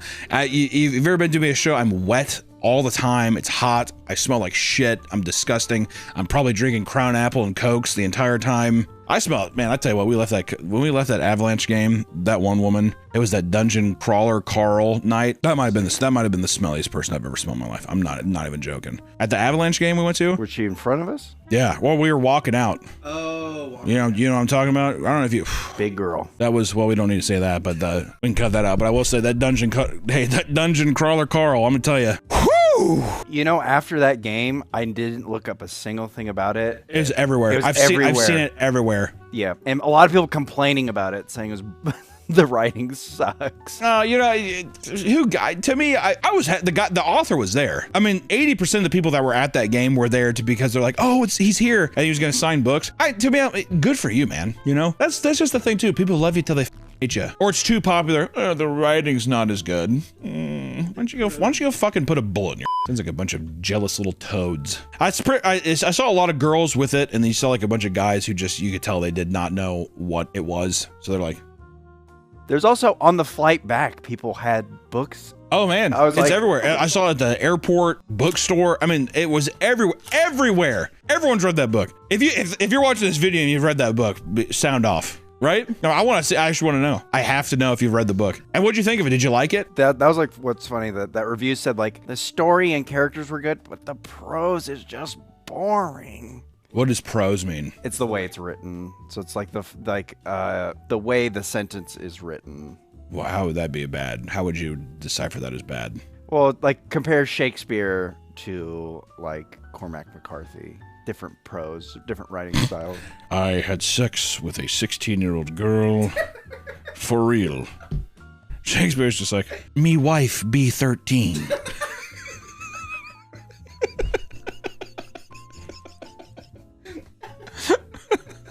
I'm just trying to pad out this video so we have something, because I cannot even. There's so much of this has to be cut. If you thought that the stench was bad, wait until you hear about what fans do while they mosh. I feel like we should just do a video on Dungeon Crawler Carl. I feel like it'd be actually a pretty good video, right? Probably. Certain couples get all hot and bothered by the bumping and do the deed in the middle of the mosh pit. Never have seen that. Never have I once seen that. I've seen guys finger girls at concerts, but me moshing around, some guys just like, yeah, yeah. What band is playing? Papa Roach. Suffocation, no breathing. While performing on stage at a festival, the frontman for the band Behemoth, watched as a couple began to have sex in the middle of the mosh pit as the rest of the pit emptied out around them. I actually could believe that at a Behemoth show. Nurgle's up there saying, he's like, oh my God. Those people are having Satan. Those people are having sex with each other. Blow your trumpets, Gabriel. That's what it is. I could believe that, actually. That's some European. That's some European trash washing up on shore right there. I like how everyone like stopped moshing. They're just like, okay, wait to ruin the mosh pit for everyone. Now I have to mosh around you. You have weird looking balls. Soiling your pants while moshing is pretty cringe.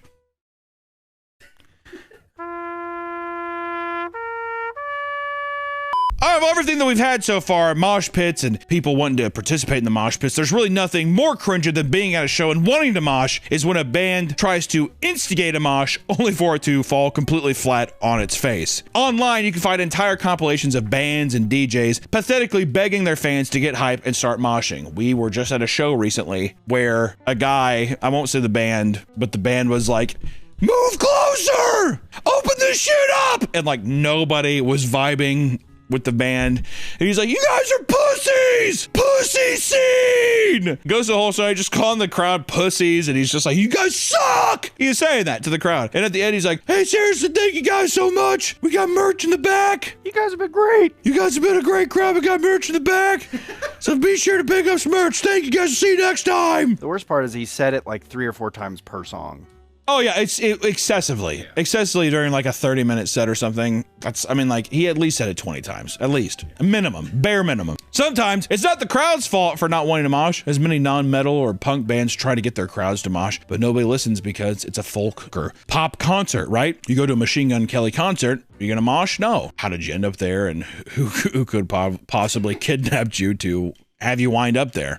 Right? That's what I would assume. There's an extremely frowned upon practice found in mosh pit culture called crowd that is just flat out dangerous, and it's so dumb. It's so dumb. Crowd in any form, even if it's like HXC, like the hardcore dancing, where it's people kicking. Usually that's where a lot of people make fun of people, is just people standing, they're doing kicks.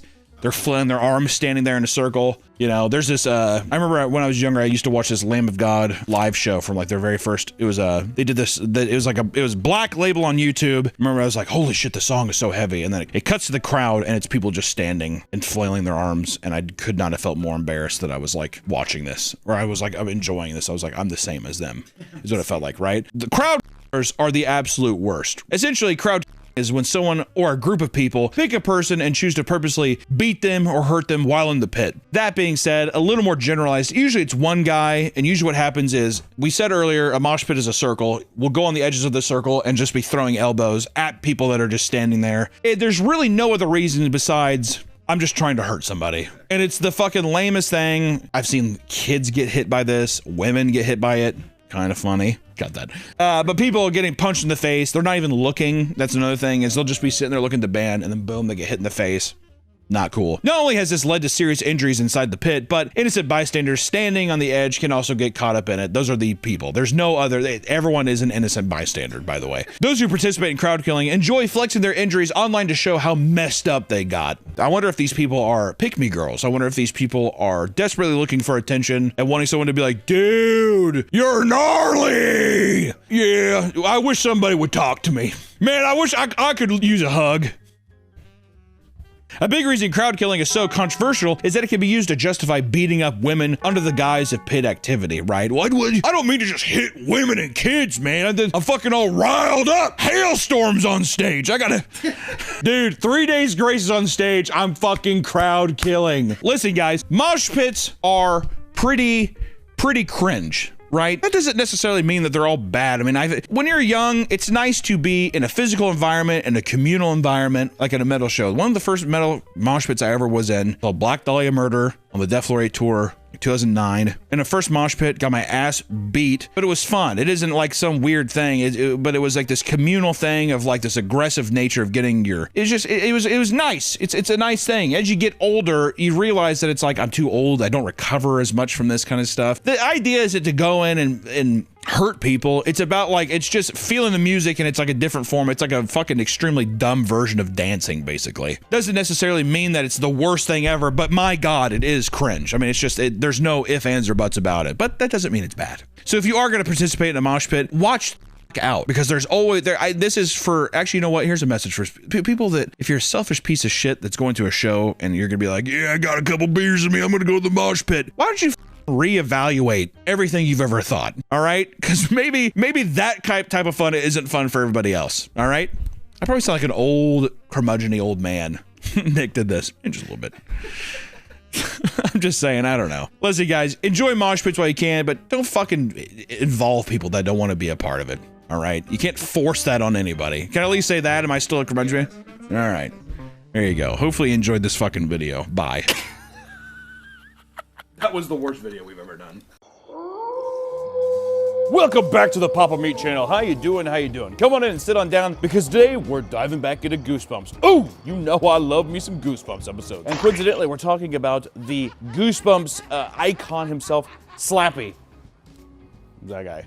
The dummy, the big one back in the day. And you know, what's weird is that I believe that in the book series, there's three Slappy books. Could be more. From what I remember, it was 3. Night of the Living Dummy 1, Night of the Living Dummy 2, and Night of the Living Dummy 3. That's hard to say fast. That's hard for me to say in general. When I was younger, I had Night of the Living Dummy 3 on VHS, and this was one of the ones where it was one of the Goosebumps specials where R.L. Stine comes out at the beginning. Hello, I'm R.L. Stine. And it was sick, and this scared the shit out of me when I was a kid. I used to have a friend that would come over, and I put this on, he'd be like, I want to go home. And I'd be like, pussy, can't sit through Night of the Living Dummy 2 or 3? What are you, an idiot? Today I wanted to talk about this staple one because we've talked about Stay Out of the Basement, we've talked about Werewolf Fever Swamp, we've done our own little tier list before, but I just want to dive into this one because when rewatching it, it's a pretty funny one. And also it stars Hayden Christensen. You can see the effects of the acting. I don't like sand. I hate dummies.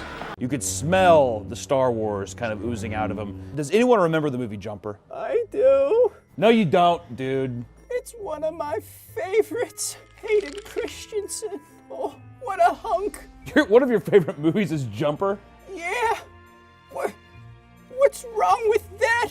Yeah, you don't know what you're talking about. All I know is that this is some grade A Goosebumps. They also did Night of the Living Dummy 2 as a single episode.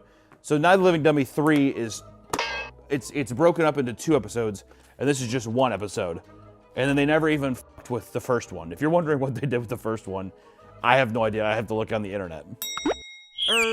Actually, because this video is going to be about Night of the Living Dummy 3, but I'll just go over Night of the Living Dummy 2 real quick.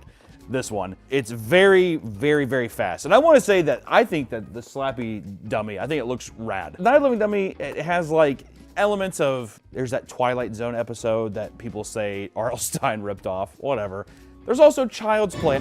You stupid bitch! I mean, like, the idea that, like, dolls or things come to life and plague people is fine. But the way that they go about it in Goosebumps is, like, you read Latin on a card and it, like, brings this dummy to life. It's so fucking weird. And what I love about Night of the Living Dummy 2 is that since it's 1 episode, they really have to, like, get going and finish it. So pretty much we follow a girl named Amy, and I'm pretty sure her family's Mormon. They're doing a talent show. Her talent is ventriloquism. No, worse, termites. You've heard of the Terminator. Well, we had to call it the Exterminator. The younger the ventriloquist, the creepier and more psychopathic, okay? Can we all agree with that? If there's any people in my comment section that say that they're ventriloquists, I don't know what I'm supposed to tell you. The whole thing is that she is a ventriloquist, and if you're that young and you're into puppets and stuff, it just feels odd to me. Whenever you're able, if you're just like, I want to be a ventriloquist when I'm older, to me, I'm like, I don't know. Which I like practical effects. I think practical effects in movies are still king, but still, with me, I'm like, I don't know. Ventriloquist, I don't think it just doesn't flow with me right. Yeah, I hate puppets. They're dumb. They don't look very good on screen. I don't agree with anything he just said, but that's just me. The puppet, its head ejects off, and the dad's like, well, Amy, I bought you a new puppet, and it's Slappy. And she grabs it and immediately just reads the Latin on the card. Caru, Mary, Donna, Roma, Molyneux, Carano? As a kid, would you not just be like, what language is this? What is this? What the hell is on this card? And she just grabs it and she's like, oh, blah, blah, blah, blah, blah, blah. And immediately Slappy just starts coming to life and terrorizing the family. But the only really discernible thing I remember about Night of the Living Dummy 2 is that the amount of talent shows they show in the episode with this family, and there is a pretty funny where Slappy roasts the family and the Mormons are just like, what the hell, Amy? What's going on?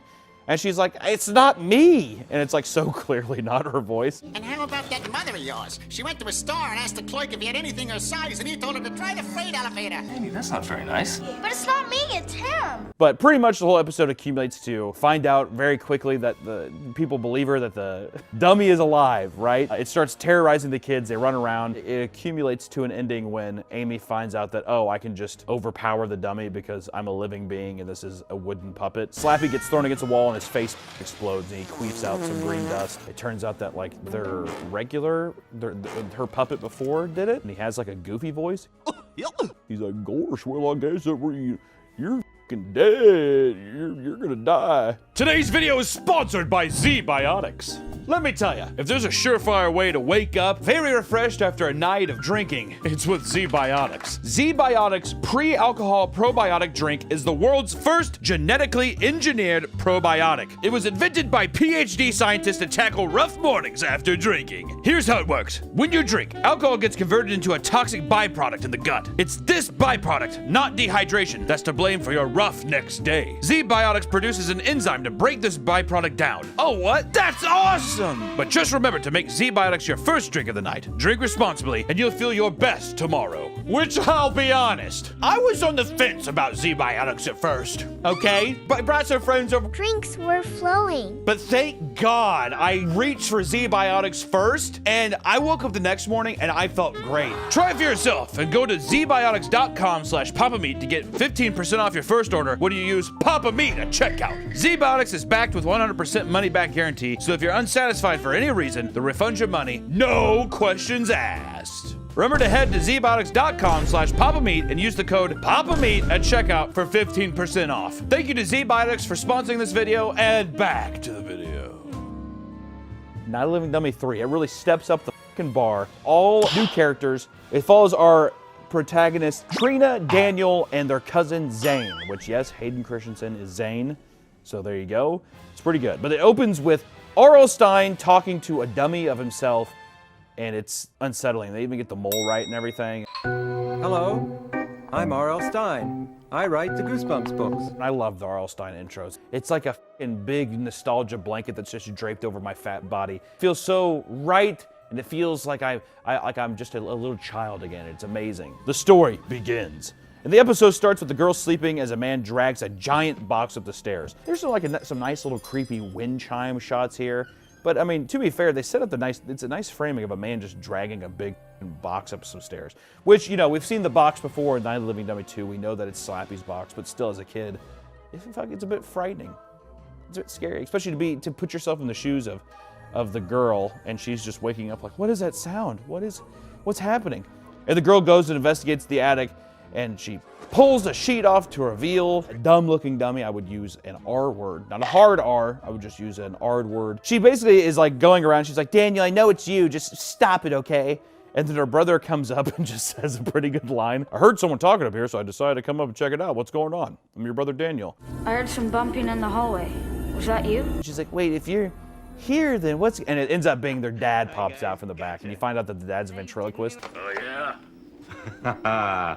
I can still do it. Can I throw my voice or what? I think that the dad has to be the smallest actor alive. I thought Elijah Wood was small. This man is petite, is how I would say. But the dad is a bow tie wearing ventriloquist. I was like, how the f did this guy get pussy and have a couple kids? How did this happen? The dad then pulls out Slappy and glues his eye back on because his face is still broken in from Night of the Living Dummy 2.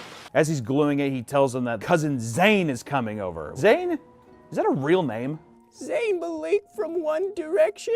Oh, the One Direction dude. I forgot about that. Daniel and Trina basically bully the shit out of Zane all the time, to an excessive degree. And they're like, oh yeah, we have to deal with our big pussy cousin Zane. I hate when he comes over, dude. And they pranked him by moving his bed outside and putting him by a cow, and that like scarred him for life. Which even as a kid, I was just like, would I be that mad? I mean, like the inconvenience of having to like walk up to the house, but I'm like, it's not like the cow's gonna bite you or anything. It will do nothing. So I don't know. I kind of wish that they would like, I don't know, they made him like piss his pants or something like that, made him shit himself. Trina then sees that there's like a little note on the chair. She reads the Latin again, and then Slappy's face like jolts off. Like it's obviously they have a wire and they just like pull the wire off and off. The dad's like, what the hell? What is this? Well, needless to say, they don't really give a shit about it. The dad plops the face back on with the glue, and they all head downstairs all happy, knowing that everything's safe and fine. It was just their creepy ventriloquist dad in the attic messing around and purchasing and bringing home a puppet at 3 in the morning. Where did he get the puppet? I was just going out shopping. I would definitely be like, are you cheating on mom, or we're not gonna have to live in separate homes, are we? Where the f do you buy a ventriloquist dummy at 3 in the morning? I don't know. The black market. The black market. Kids, don't worry. I bought this puppet on the black market. Wouldn't you also be, I'd be like, why is the puppet on the black market? Well, thank God it comes with this Latin spell card that I should probably read out loud. But as they're heading downstairs, Slappy's face magically seals shut. And I remember as a kid, I was like, I don't know if my autistic monkey brain basically got scratched or what, but I remember I used to like rewind the part with the glowing green going around and sealing up his face. I thought it was very satisfying. I was becoming an HGTV viewer right then and there. I was like, look at him get fixed in such elegance and style. We cut back to the morning and Trina's coming down. She's looking all fucking pissed off, and it's kind of funny because she sits down at the table and she's like, Daniel, will you hand me the cereal? Daniel. And it's like over the cereal, you can see a plaster head of red hair. Is that what you think the top of your brother's head looks like? Hello? And she moves the box and oh, it's Slappy. And then the dad and brother come in, but the dad does like a really like millennial core kind of like cringy, like, we thought that you might want a friend for breakfast. We thought you'd like some company at breakfast. And they're like playing a joke on her. I just have to, once again, reiterate the size difference between the mom and the dad. It's staggering. I really would love to see that situation. Like, I wish there was a Pornhub video of them fucking just so I could see how it's simply done, because it's that fascinating. It wouldn't even be for pleasure, Nick. It would be like Nat Geo. It'd be for learning. You know what I mean? Yeah. Not you, Winslow, fuck off. Oh. Shut up. So she sees Slappy there, and Trina's like, oh, Dad, you glued his eye on perfectly. It is a seamless fix. If I was a kid, I'd be like, how did you magically put that back on his face? But I just thought that, even as a kid, I was like, motherfucker, put his face back on perfectly. And people are just like, hey, good job. You did a good job of gluing him back. As if, like, I don't know, he folded laundry or did something like that minute. I'd be like, that is impressive. Then the dad, of course, he's cutting some bread. He does, ow, oh.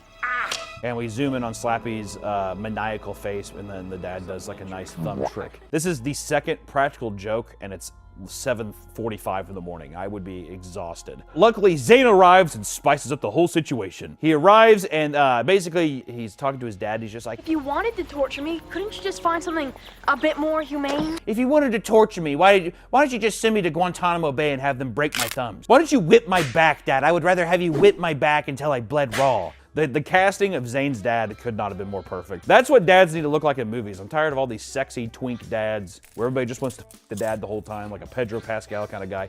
Give me that guy as the dad, dude. And we get a really awkward interaction between Zane and Daniel and Trina, and they have like a really awkward small talk. So. And you can just tell the kids don't like each other. Grabs his camera, he says, oh, did you know I'm a photographer now? He's taking pictures of Trina, but it's just like really weird, cringy lines. Like, you're happening, you're here, look at you. Oh, beautiful, you're happening, you're here. Oh, great stuff. Like kind of like New York fashion talk, and he's snapping pictures of him. I can't tell why they did that for this child to say that. The 90s were a crazy time. Daniel sees Zane has a book that says Conquering Your Fears, and Daniel starts to mock him because apparently, I love child cruelty in media. Zane is holding onto a book just titled Conquering Your Fears, and Daniel's just like, oh my God, what are you afraid, pussy? Of what? And then to ease his fears of dummies, because he's like, oh my God, a puppet. And you can tell that Zane's a skittish kid, right? The dad's like, oh, well, here, let me show you some of this stuff about the puppets and you'll get used to them. And Zane's like, oh, okay. And the dad just like takes Slappy and just starts making fun of him. His name is Zane. Well, I guess that's better than being insane. And the whole family is laughing at him. I'm like, this is exactly why he was perfectly fit to be a mass murderer as Darth Vader. This should have been Anakin's arc, is getting completely belittled by this Canadian family. But we cut to the night and Zane's spazzing out. Everyone's wondering what's going on. He comes in and he starts beating basically like a puppet wearing like a hockey mask, kind of Friday the 13th style, hitting it, and the amount of feathers in the room. I mean, he's basically blowing a metaphorical whistle. I mean, he's like, help me, he's gonna get me! Help me, no, help me, no. Even I was like, God damn, someone help this kid. Trina comes down and the family's like, what the hell? And it kind of seems like the kids are playing a prank on Zane. And they're like, wow, why the did Daniel do this? But even Daniel comes in and he's like, oh, snow, cool. Hey, cool. Snow. All right. You find out that the puppet in the room is their dad's puppet, Rocky, and it's like a mob looking like an Al Capone era mobster. Zane's like, yeah, they hate me. They hate me. And it's like, no shit, dude, you're annoying as You come in and you have a Conquering Your Fears book in your waistband, you're taking pictures like a New York photographer, of course. Why would these kids vibe with that? The dad tells his wife Patty to give Zane some ice cream, and the other two kids are gonna be punished. They have to clean up the room. Now Daniel and Trina are just like, they're a little betrayed by each other. Well, I wish you wouldn't have done that, because now we're both in trouble. We don't know who did it exactly yet. We haven't been revealed that. It's very Alfred Hitchcock-esque, I would say. You show the bomb under the table, who's gonna ignite it? Which movie's that? No, it's not like a movie. It's just, it's a thing. It's a situation that he had, you know? It's like, it's all about suspense and tension. You want to rise the tension. It's better to see a bomb under a table and know that the people that are at the table don't know it's there. It's a classic thing from film school. Yeah. What movie? Okay, well, it's not I'm just gonna keep going. We cut to the morning and they confront Zane and he pretty much is just like, well, it actually was a pretty funny joke. In a twisted sort of way. I'm gonna show you how I process my pictures. I took some pussy pics of your mom, Aunt Patty. You guys wanna come see? And the kids are like, yeah, I wanna see Mom's beef. So they go upstairs and they start developing the pictures. And as he's developing the pictures, it's like the photos he was taking outside, but then there's like puppet versions of it.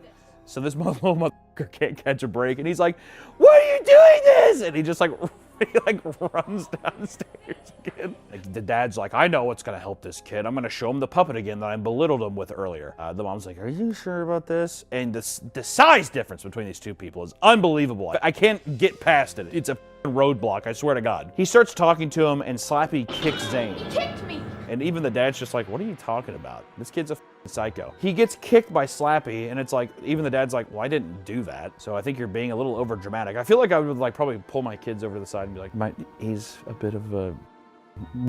He's only here for like 2 days. Don't even look at him. Look at the ground. When you walk by him, just look at the ground. I'm gonna have my kids get re-indoctored into society or like, you know, have to deal with troubled people.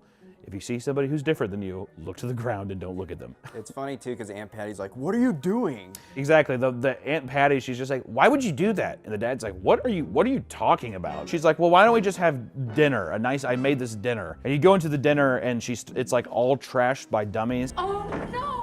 The mom and dad are livid because I think Daniel and Trina did it. Zane keeps doing this thing where he like runs away and screams every time. And it's the same kind of frequency and pitch each time. And it almost feels like they did it in post-production. It's always like, wah!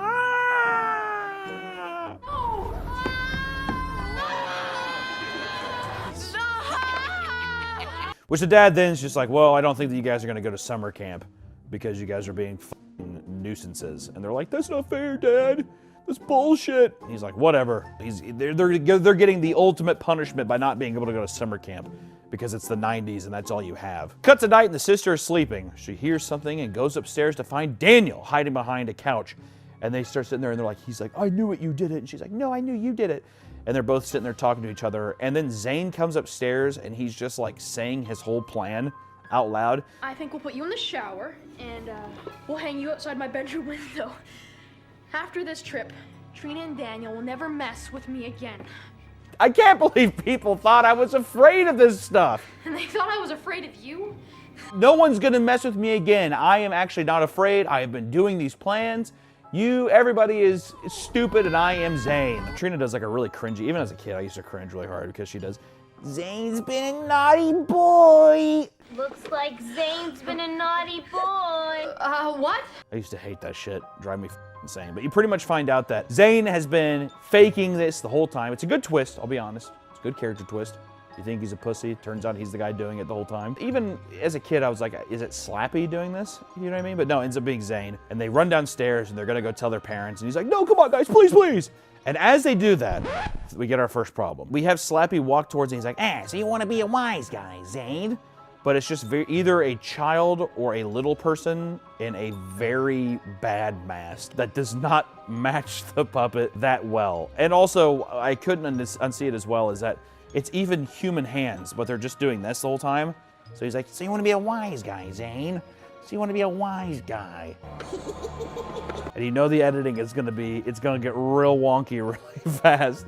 You can also see his face under the mask. I forgot about that. You can actually kind of see his face under the mask. It's like, it just looks so, you see part of their bottom lip and their tongue, but the eyes like don't blink and they're really flat. Like at least with this one, there's some dimension, right? His forehead has the nice, it's three-dimensional. This one, it's like very clearly just like a straight ahead thing and his eyes are just like wide open. Slappy pretty much breathes some green queef smoke into Rocky and I guess it assumes that he's like gonna possess him or something. Because he comes to life and he's like, are you ready to have some fun? And then Rocky sounds like kind of like he has some kind of mental illness or that he was hit in the head with a shovel as a youth. Because he says, yeah, sure, boss. Yeah. Are you ready to have some real fun? Sure. Whatever you say, boss. But the next morning, Zane is mowing the lawn. You can tell he's being punished. Trina and Daniel come out with some nice big glasses of lemonade to rejoice in their victory last night. And Zane's pretty much like, your parents probably hate me. Suppose your mom and dad hate me just as much as you guys do now, don't they? And they're like, yeah, Zane. They're gonna beat the shit out of you tonight. No, I'm kidding. They are like, no, they don't hate you. They're just surprised that you did that. They have some camaraderie out in the yard about how they tricked each other and they're gonna become friends now. And even the parents see it. And the little munchkin dad's just like, can I eat your pussy from the back tonight in our Volvo when we drive into town? And then mom's like, you know it. And then you see the dummies like carrying things in the background down the hallway. I feel like it's pretty in line with the mom's peripheral. Like I'm really surprised no one didn't see it there, but well, what are you supposed to do? So we cut tonight, and pretty much almost immediately we can get to see the dad munching on the mom's pussy as they drive away. But what's weird during this part is that it's a still image, yet they use the version of it that's the mask and not just the puppet. So I was really confused by that. It almost looks like a new character in the window. When I was watching it, I was like, wait, who is that? Oh, it's Slappy, okay. And the kids are upstairs and they're playing like some old person game. And they're saying they're gonna stay up all night and watch movies. But when Trina goes downstairs, she finds some dolls that are swinging on some fans and a doll that's in the cooler. And she calls down Zane and she does, Zane! Zane! And the kids come downstairs and Zane's like, this isn't even physically possible to put the doll in the cooler. While they're talking about that, you hear a little rustle. They turn back around. Guess who's on the table? Slappy. But what's kind of weird is we start getting into the editing problem. Because when you first see it, it's definitely the person trying to be still. They're kind of slightly moving with the mask. And then every time they do a cut in, it's the actual puppet. You almost think there's like an additional character in the scene because they keep cutting back and forth with each other. Do you think it would be better if they just had the kid in the costume? That you have to, I think you either have to go one way or the other, right? Like it feels weird to keep cutting back and forth, or just use the kid for like running shots and never show the front of him. The editing is so jarring though. The amount of cuts you do and the amount of like drastically stylized changes makes it super, super jarring. So Hayden Christensen's like, here, look, I'll see if he wants to kick him, and he just immediately goes down and like shows his ass to Slappy. He's like, kick me, Slappy, buddy old pal, and he's like, I dare ya. And Slappy does. Slappy kicks him in the ass, and he starts chasing the kids around. He trips them on a rug, but they just tackle him because, once again, in this series, children forget that they can overpower a toy or a hollow puppet. They roll him up in a rug and shove some like panties in his mouth. They put him in his chest and throw him down the well. Quiet. And they're like, well, crisis averted. And they kind of awkwardly go back inside. So, I guess we should just go to bed, right? Right. All right, good night. So, I guess nobody wants to watch the monster movie marathon anymore. Well, you guys aren't gonna like talk about how weird it is that a puppet came to life. Like, is no one curious? Is it? Guess not. What's crazy to me is that in these Goosebumps things, no one ever tries to reach out to anybody, like even 911 or anything. These also work well because you don't have cell phones and stuff like that. Also, kids are pretty dumb. Usually, even back in the day, my mom would be like, hey, I left a phone number on the fridge if you need to call anybody. It's never that. They're just like, well, that happened. Okay, good night. You're not, that's the, okay, I guess period to the night. See you guys. Like, it just feels so fucking weird. Slappy does get out of the well, and like while the sister's sleeping, she wakes up and Slappy like throws up a frog and he goes, a frog in my throat, ah! Trina starts screaming. Daniel comes in with a bat. Slappy's gone, and you see that he's going into the air vent. He goes into Zane's room. He says some creepy shit. He's like, so you want to take pictures of Aunt Patty's pussy? Upload them to the newly found interwebs, do you, Zane? So then he crawls into, which even I gotta say it was kind of graphic if I'm being honest, crawls onto the bed with Zane, like mounts over him. It starts like queefing in his face and like it goes into the kid's nostrils. I mean, the greatest guy was like, this is kind of explicit. This is, well, you know, I felt a little uncomfy watching it for a second. So the kids are like, Zane! Oh my God, he's in Zane's room. And they run into Zane's room and Slappy's in there and he turns Zane around and Zane has been transformed into a puppet. It's pretty horrifying, actually, if you think about it. You're like, oh my God, I don't know how you would process that. And he like turns him around, he says a joke. Hey, did you hear the one about the 3 kids that tried to outsmart that dummy? Hayden Christensen in the vocal booth. No, Slappy, tell me all about it. They don't. Ah! And they laugh, and then the kids run off because in all these books and a lot of the Goosebumps stuff, the kids can just run away and like kind of reevaluate and reassess, and the evil entities just kind of hang out in the house, and they're just like, nah. They go back to the well, and they are like, oh, let's get the card, and we'll say the spell again, and that will exorcise him out of the doll's body, I guess. The chest they pull out of the well is completely dry, even though earlier we hear it hit water. I know that I'm being nitpicky, but they even open it, and there's no water inside the chest. It's bone dry. It doesn't matter. I just want to say I was complaining about that. They're like, well, Slappy probably still has it on him. They go back in the house and climb up the attic, and all the dolls are sitting there. I can't remember. I think Daniel says, I think they're sleeping. Do dummies sleep? It's like they're puppets. They're puppets and all their eyes are open. Why would you just assume that? Just because they're sitting quietly? Do you not think that this is a trap, Dan? Are you idiot? But if they see the card, the Slappy wakes up, the girl slaps the shit out of him. Which once again, it's like they tussle, and you find out that yes, a human child can overpower a puppet. I've fallen, and I can't get up. We keep coming to this conclusion, and they don't just like rush him, kick his ass. Which also, it's like, even if he did do the queef dust in your face, I feel like you could just like hold your breath or just like run away from it for a second and then come back and scissor kick him. They tussle around for a bit and she grabs the card and she reads the curse again and Slappy does, ah, and falls to the floor. Rocky does kind of like a weird like, oh, and falls to the floor as well, but it's like a couple seconds afterward.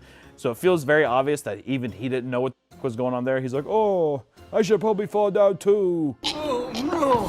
So they're sitting there and they're defeated and they're like, it worked. Oh, nope, psych. They get back up and they're just like, haha, we were just tricking you. That was acting. And this is another thing that Slappy says too. He says it in the second book, is Night of the Living Dummy 2. He says, you all are my slaves. You are my slaves. He's very interested in making sure that the children know that you all are my slaves. Meh. Rocky starts to laugh with Slappy and he goes, quiet you. Who said you could laugh? I'm in charge here. Meh. And the girl's basically like, hey, Rocky, you know that you're my dad's favorite puppet, right? He used to take you everywhere.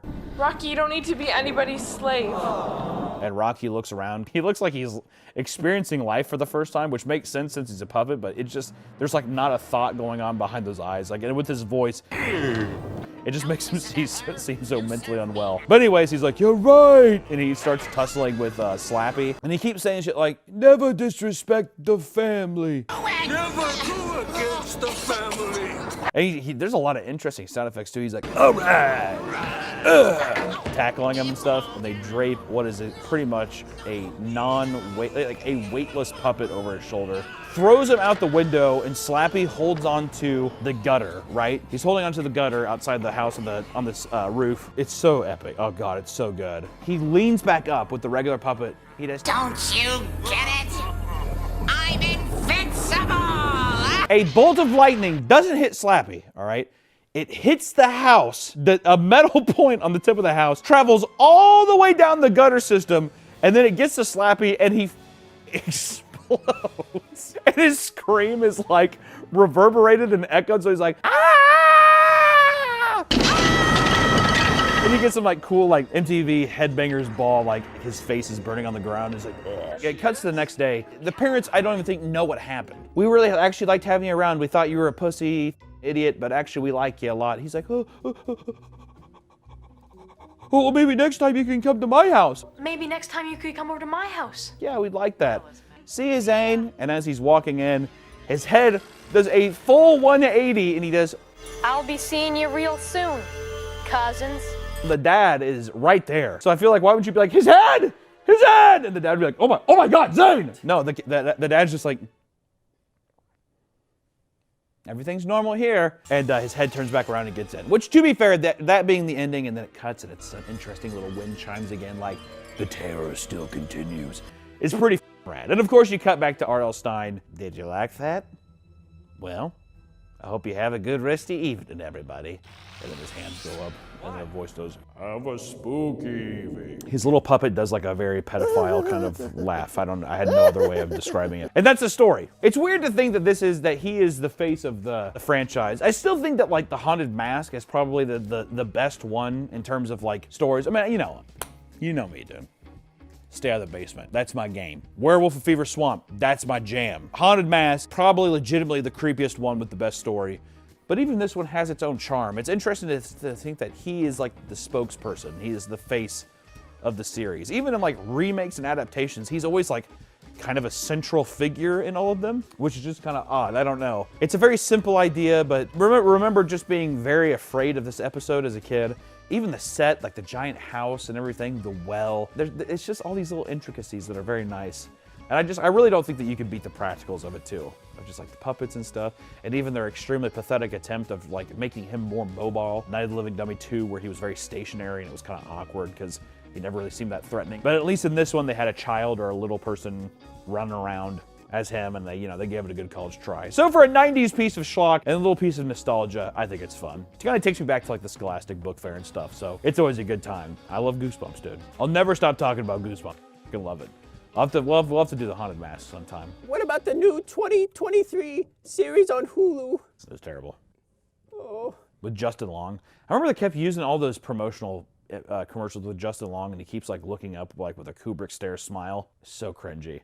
And I forgot what song they played with it. Do you remember what I'm talking about? I get the goosebumps every time. Oh my God, that's what it was. It was the Travis. You're right. It was the Travis Scott one. I get those goosebumps every time. What does he say? I hit the high man. Is that what he says? I hit the. Why did I say like? I hit the high man. That's what I do, dude. When I'm getting balls deep, I hit the high man. Whatever, dude. All right, bye everybody. No thanks. I'm allergic to monster blood. Oh, sweet. Oh, well, that would make a lovely centerpiece.